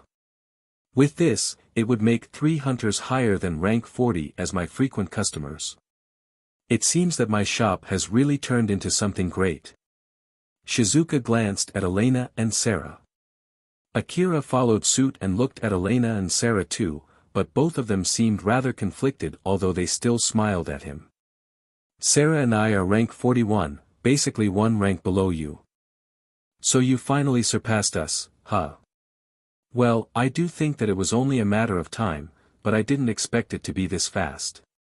When Akira started working on that rank up request, Elena and Sarah started working seriously to get their rank up for real. They prioritized taking on difficult requests and were able to finish them one by one. The expedition into the deeper part of Kuzusuhara ruin was one of them.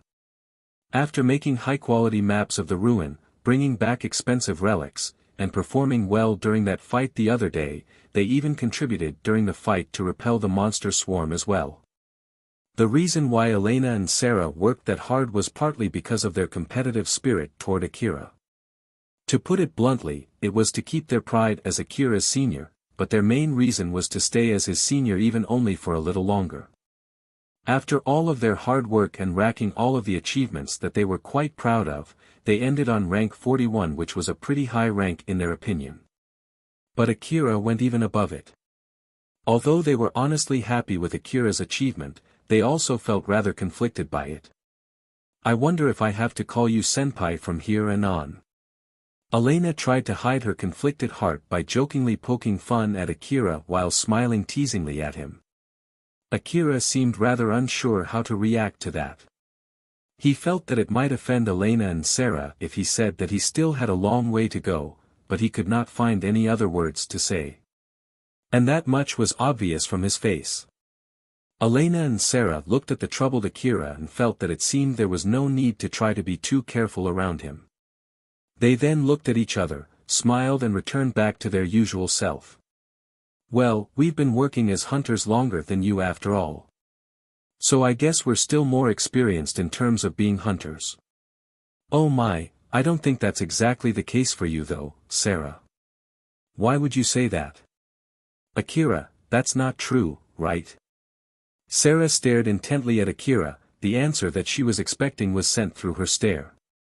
Ah, yes, of course. I think I'll still be asking for your help too from here and on.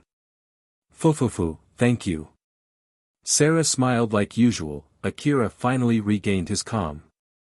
After that, they started talking about buying new equipment. Even for Elena and Sarah, 1 billion orum was a huge amount of money.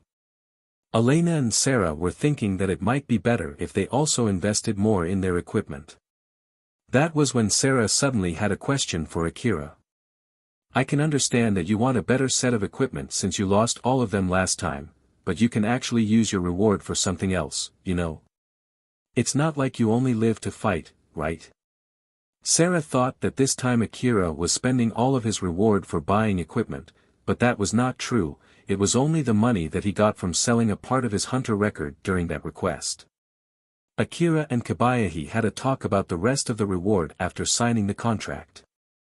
A boost to hunter rank 42, the right to buy medicine and ammo cheaply reserved for hunter rank 50 and above, and finally, Kobayashi's connection with the Kagamayama city management and the hunter office which allowed Akira to procure powerful weapons.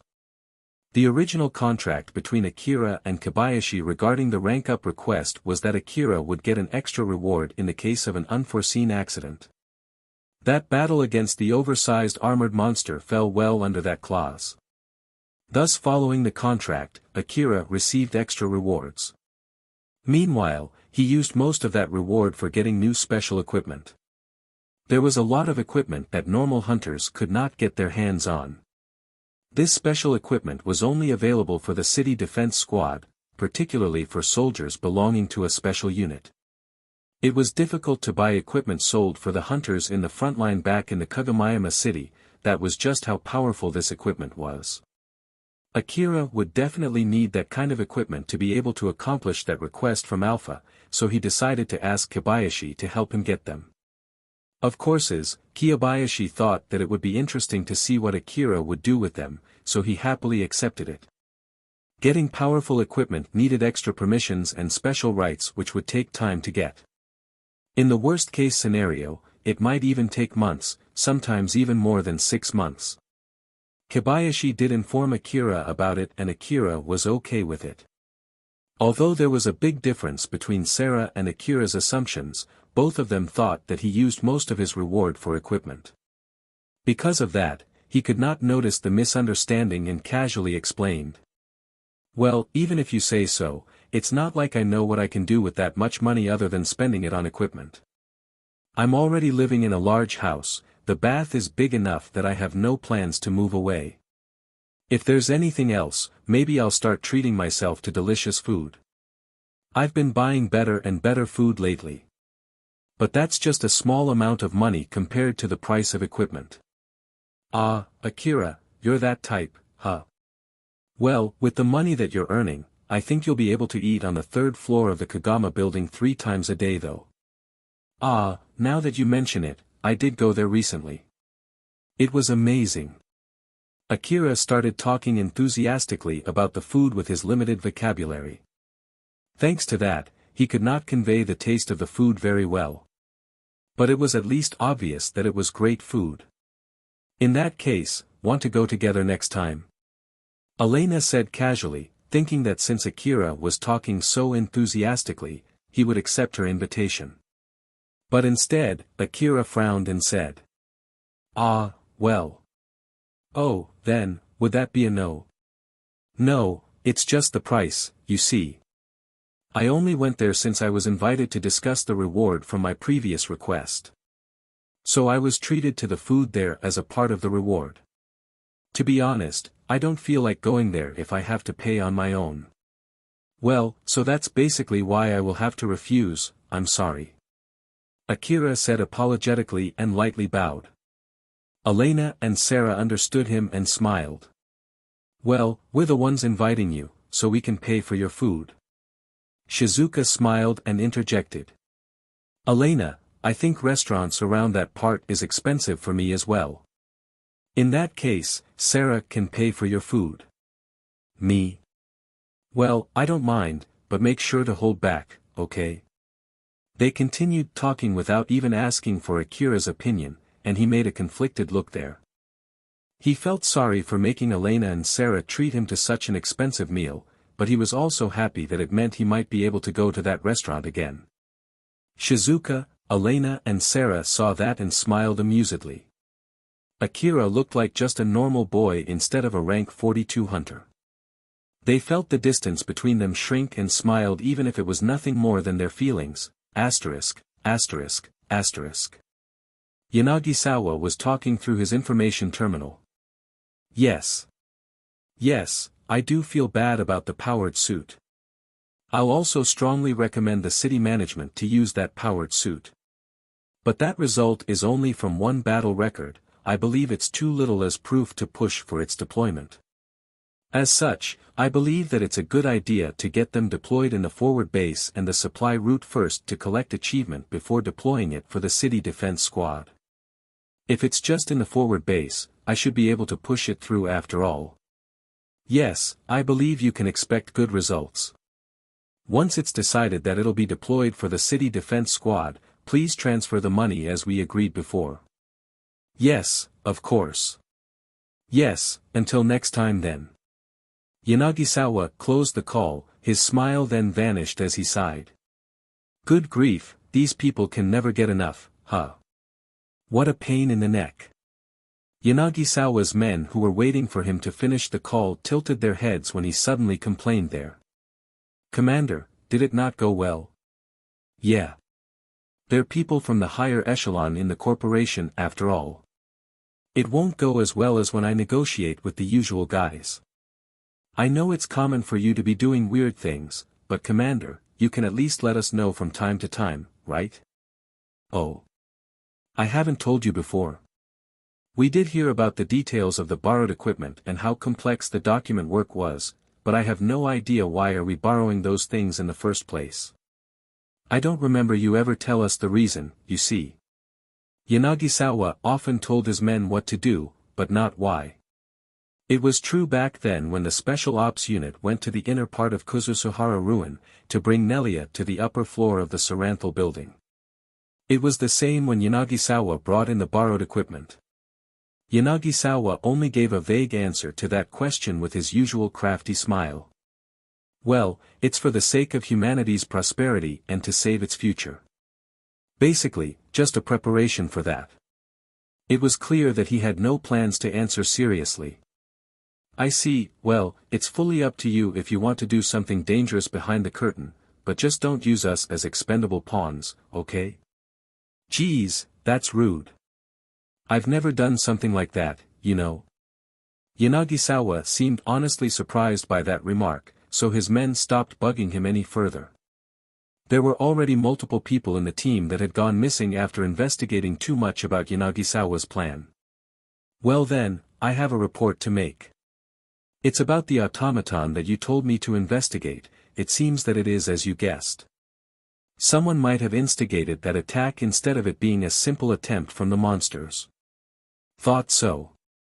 This will provide the final proof I need. I'll have to change the details of the warning then. Give all the nationalists to me, I'll take care of them. About that though, there's something that bothers me. Please look over here. The details of the report suddenly appeared in everyone's line of sight. It contained detailed information about the ensued battles, their locations, and the number of people involved in those battles in a 3D map. Yanagisawa read a certain detail among the records and he immediately stopped smiling. We'll do everything.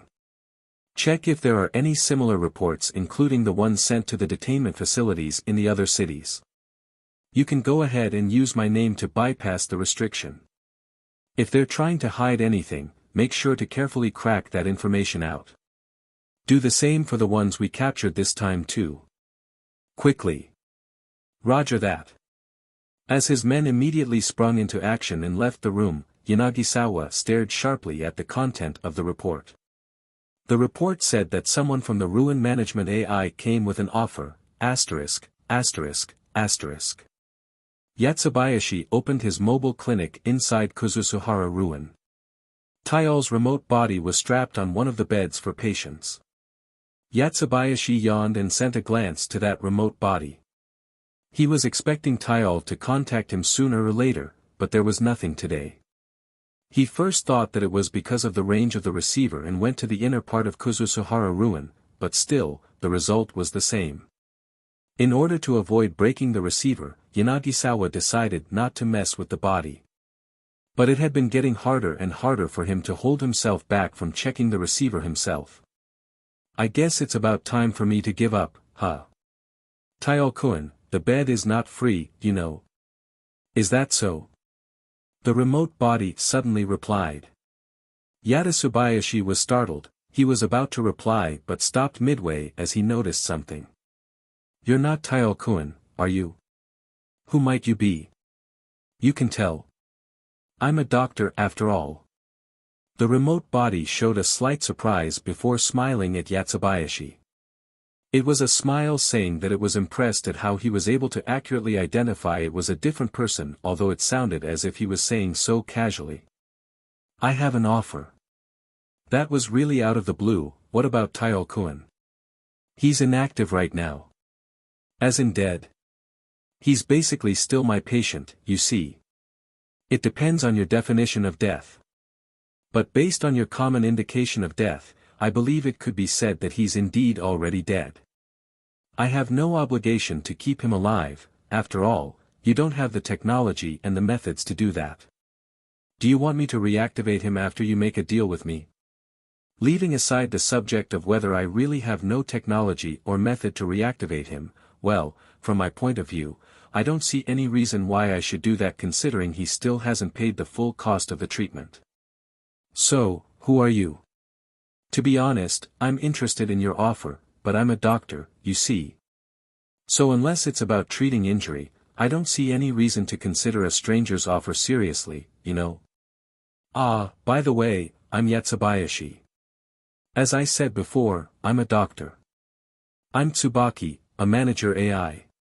By the way, regarding the name though, I don't mind if you want to keep using your fake name.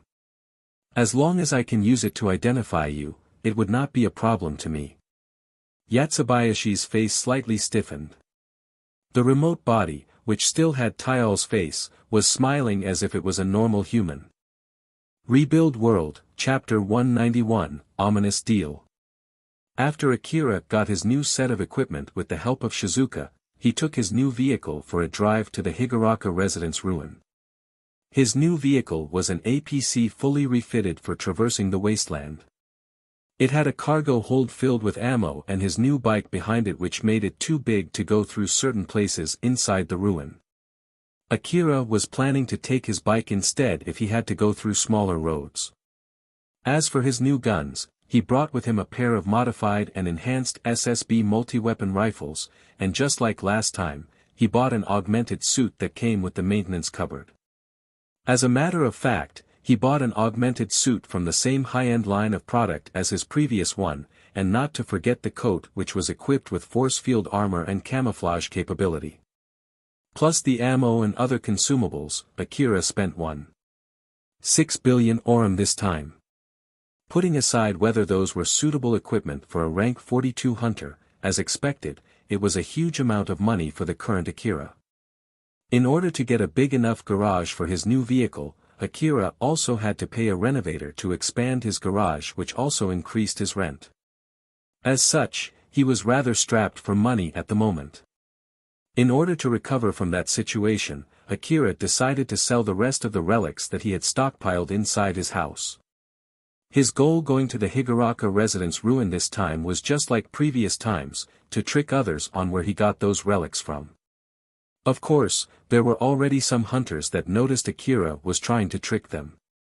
But if he kept going to the Higuraka residence ruin even after knowing so, those hunters would start to question their guesses again. Viola was also helping by spreading that rumor as well, or at least, that was what Alpha told him. It had been quite some time since the last time he had visited Higuraka residence ruin. As expected, the hunters who were searching for relics in that ruin using old-world information-gathering devices were already nowhere to be found. Or at least, that was what he thought. He was dumbfounded to find that he was mistaken when he arrived in Higuraka residence ruin. There were multiple vehicles parked around the ruin, and judging from their size, they must have been made for humans. Huge machineries were busy round the clock tearing down buildings as hunters were standing on guard around the area. There were also people trying to find relics among the torn-down buildings. Compared to before, the ruin was filled with more people. Alpha. What the heck is going on here? No idea. Let's ask someone who might know. Alpha pointed at the hunters. Among those hunters guarding the area, Akira spotted Colbert and the children from Cheryl's gang. Colbert noticed Akira coming at him. Akira, huh?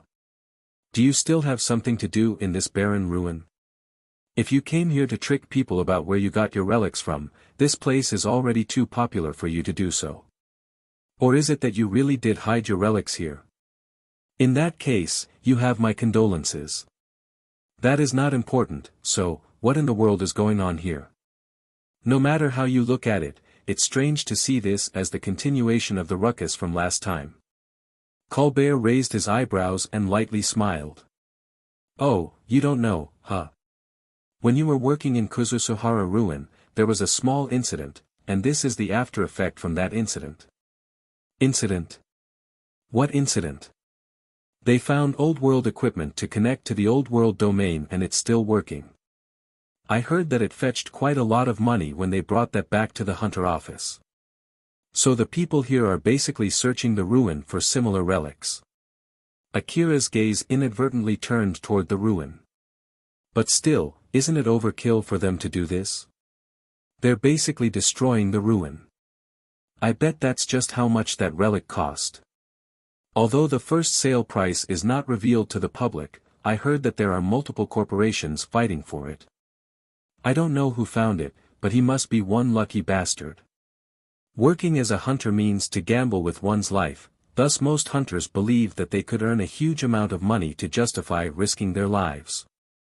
Then from time to time, a really lucky hunter would appear, albeit very rarely, but it was enough to reaffirm other hunters to keep chasing their dream.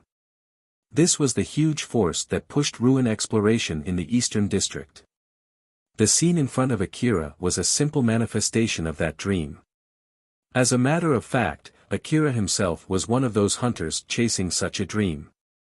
According to the rumor, the one who found that relic originally found an empty secret room. He was so enraged that he started destroying the walls around him, which led to him finding that relic. I heard that he only found out that it was an old world communication device after he got that relic appraised in the Relic Exchange Center. He originally brought that relic to the exchange center thinking that it should at least bring him a bit of money and did not expect it to be a jackpot. I know this kind of thing happens from time to time in the hunter world, but I heard that the person went through a lot of things after that. Like getting confined in the hunter office since they thought he was someone who can connect to the old world domain. Well, he was released afterwards though after knowing that he was not. But in the end, it was nothing but a rumor, so I don't know if it's real or not. Colbert said so casually, but Akira could not help but frown as he flusteredly said. I see, well, so, you're basically here to look for relics too, huh? Not exactly, I was hired as a guard. Since that last battle, the guards get paid pretty well to watch out for the remaining monsters. To be honest, the money is pretty good, we get paid quite a lot of money just to stand here doing nothing. That's why I brought along Ario and the other guys to fill the member quota. This is a good chance for them to get some experience as amateur hunters. Ario and the other children there had registered themselves as hunters. They were basically working as hunters affiliated with Cheryl's gang, and they occasionally got requests from Cheryl and Viola's connections. Since they brought along decent equipment from Katsuragi when they registered their names, they started as rank 10 hunters, which were way above Akira's when he first registered himself as a hunter. Are you really okay bringing Ario and the other children just to fill the member quota? Those big monsters are pretty strong, you know. Well, even if those monsters actually show up, I bet the other hunters would happily hunt them down first. So these guys won't even have the chance to fight those monsters. Well, even if they do, they can just provide support from afar using rocket launchers. If you're that worried, how about joining us? No thanks, I have other things to do here. Later then. Akira then walked toward the ruin. But his image suddenly blurred into the surroundings. Colbert, who saw that, could not hide his surprise. Camouflage, huh? With this many hunters in this place, I bet he knows all too well that there are no longer any monsters in this ruin, right? Then why did he do that? A lot of questions popped up inside Colbert's mind. Although he had his guesses, he could not ask Akira for confirmation. After all, it would not end well for him if Akira suspected him of trying to find the location of Akira's relics. Colbert was standing there feeling troubled for a few seconds before he decided to just forget about it and return back to his job. Akira turned on the camouflage on his coat and went into the ruin.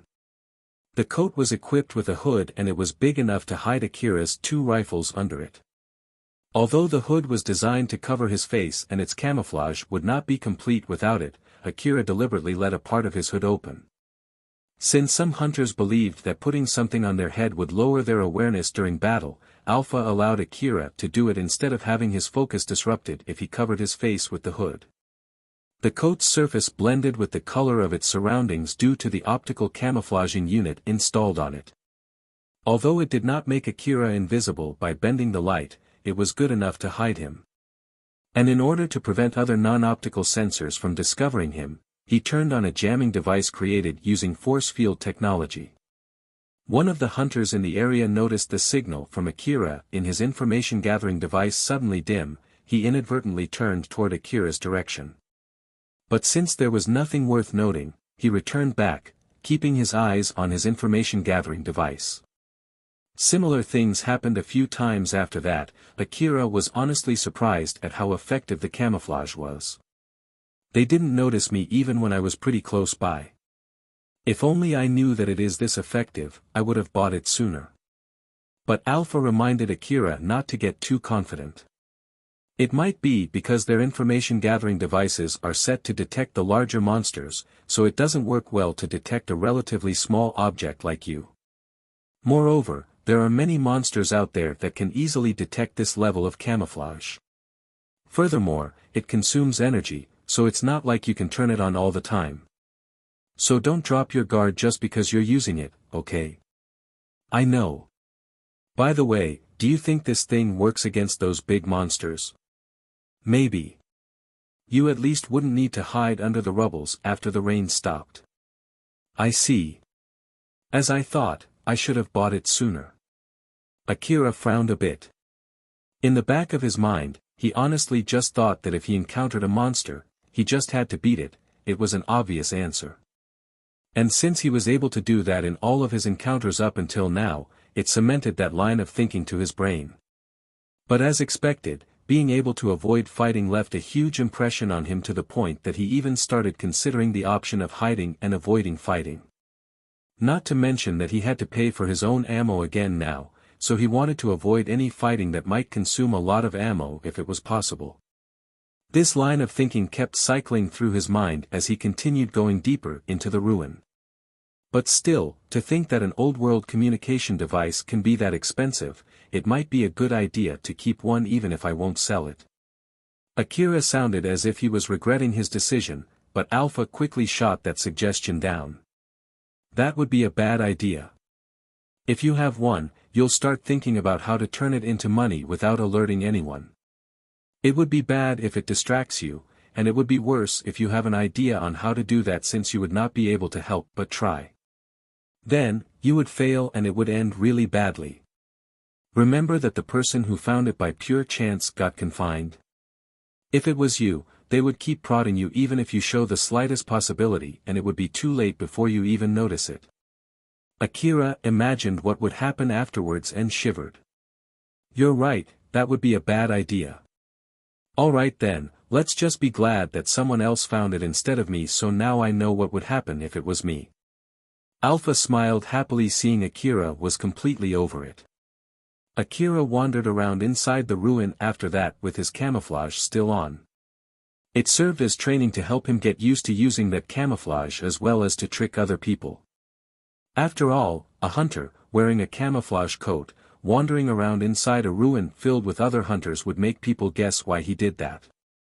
That was also the reason why Akira let Colbert and his friends see him turning on his camouflage. If Akira knew that there were still old-world information terminals left in the ruin, or if Akira really had a hidden stash in that ruin, it would have been a fatal blunder. But at the same time, it would also make hunters doubt if it was really a blunder or not. The rumor about the existence of old-world terminals in Higuraku Residence ruin and that Akira knew where to find them died down after no one could find anything in that ruin. But the discovery of the old-world communication device rekindled that rumor. Akira was glad that not that many hunters believed in that rumor, otherwise, the ruin would be filled with more hunters. Although Akira himself did not know if it was really working or not, after he walked around the ruin to adjust the believability of that rumor, he received a call from Viola. "Akira, do you have some time?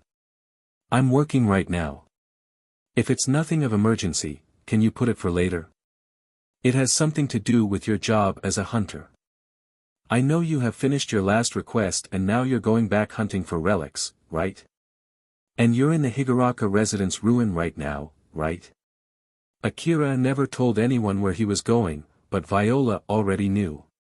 He went silent for a bit, guessing where she got that information from. "So, what is it?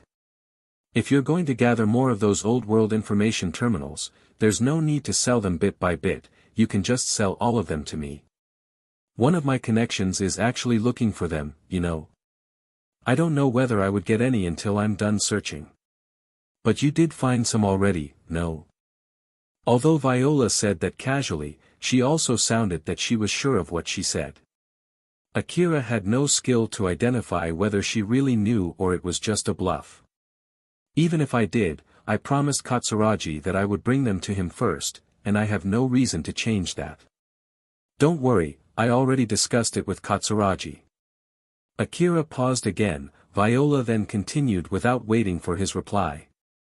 "It seems that you're putting some effort to falsify where you get those relics from, but if you sell them to me, you don't need to do that anymore, you know. If you're suspicious of me scheming something, don't worry, I'm not. It's true that I'm doing a lot of things behind the scene, but it's for the sake of keeping my promise to you and helping Cheryl's gang earn more money. So yep, I'm working hard to keep my promise to you, you know." The only thing that Akira could gather from those words was that Viola was not an honest girl. But if he did something to prevent her from keeping her promise to him, then it would be counterproductive. As he thought so, he finally made his decision. "Alright, I'll visit Cheryl's base later. About that though, if it's possible, I want you to bring the relics yourself." "Huh? It's a request from my client, just think of it as showing my sincerity to my client.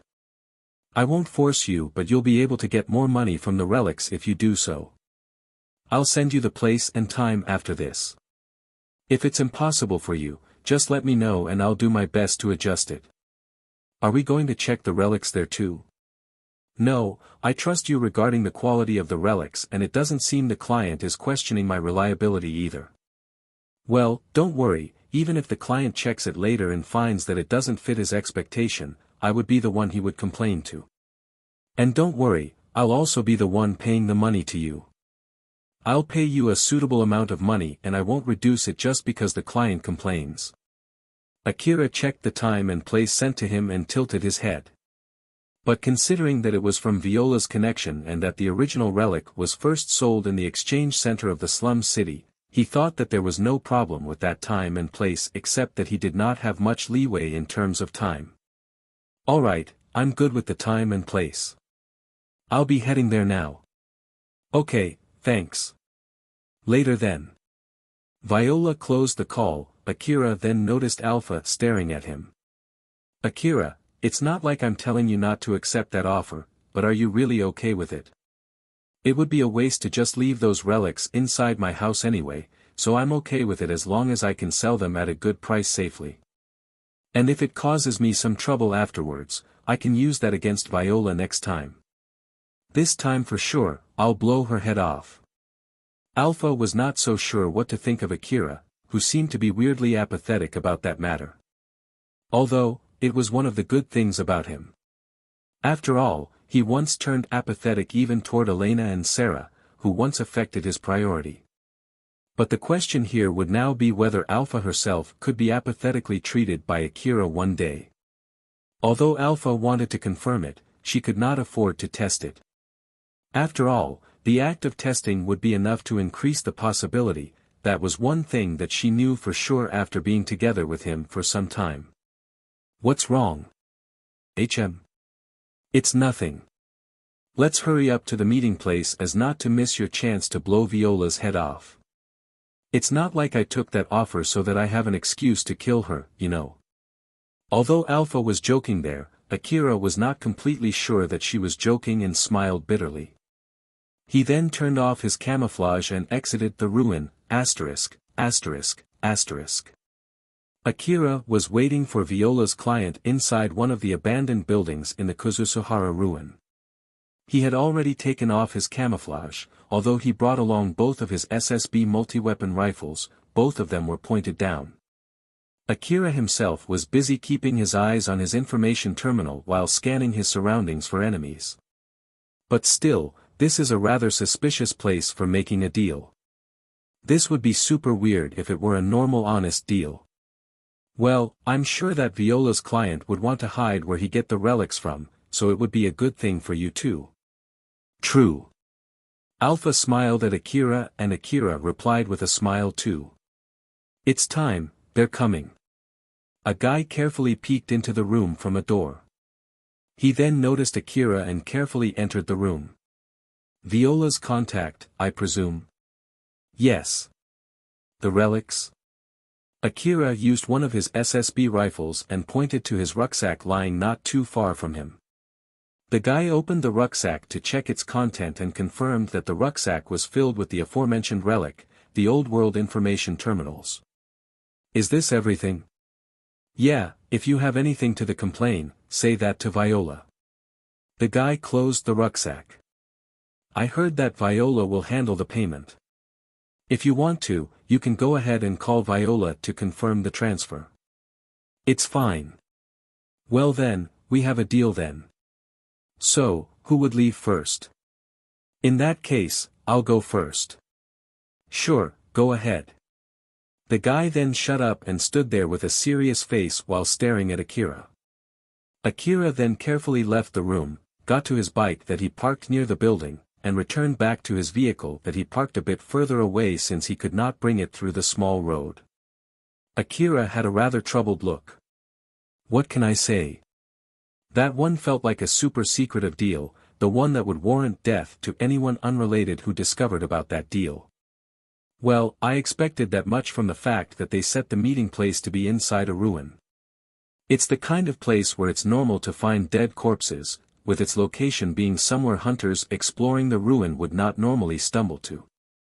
Although, it was not as secretive as one would expect if it was a secret deal. It's not like someone would ambush me on my way back, right?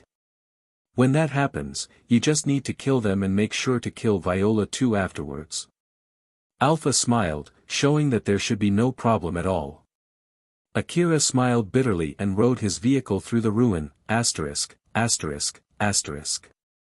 The guy who was left behind inside the building contacted his friend through a non-wave communication device. He also sent the picture of the inside of the rucksack through the camera installed in his prosthetic eye. I got the relics, but I don't know about their quality. Should I return back and get them checked first? The person on the other side of the call replied with a serious voice. No, you don't have to do that. It'll leave a record if you get them checked inside the city. After all, these are old-world information terminals. Bring them to the next location. Once the preparation is done, call the hunters and let them find the relics. They can then confirm the quality of the relics afterwards. It would be too much work to readjust the appraisal result afterwards if we appraise the relics beforehand. Roger that. By the way, it seems that the hunters assigned to find the relics are Yanagisawa's men though, are you sure it will be fine? They might just snatch the relics, you know. I've accepted that risk. Since they're working under that man, even if they get suspicious of the relics, most of them would prefer not to dig too deep. The problem here would be whether they would be able to find the relics. Although it depends on their luck, they should be able to find the relics just fine if they are at least as good as common hunters. But in the case they can't, we will send our own hunters. Alright then, go. Once you're done placing the relics, stay around the area to keep your eyes on the hunters from afar. If they don't contact you after they discover the relics or if they're trying to keep the relics for themselves, disguise yourself as a robber and kill them. We can send you reinforcements if you need. Roger that, we'll start the operation now. Good luck. The guy closed the call and vanished. The powerful camouflage device was something that he received from his boss, which indicated how careful the person he was on the call with just now, and how important this operation was.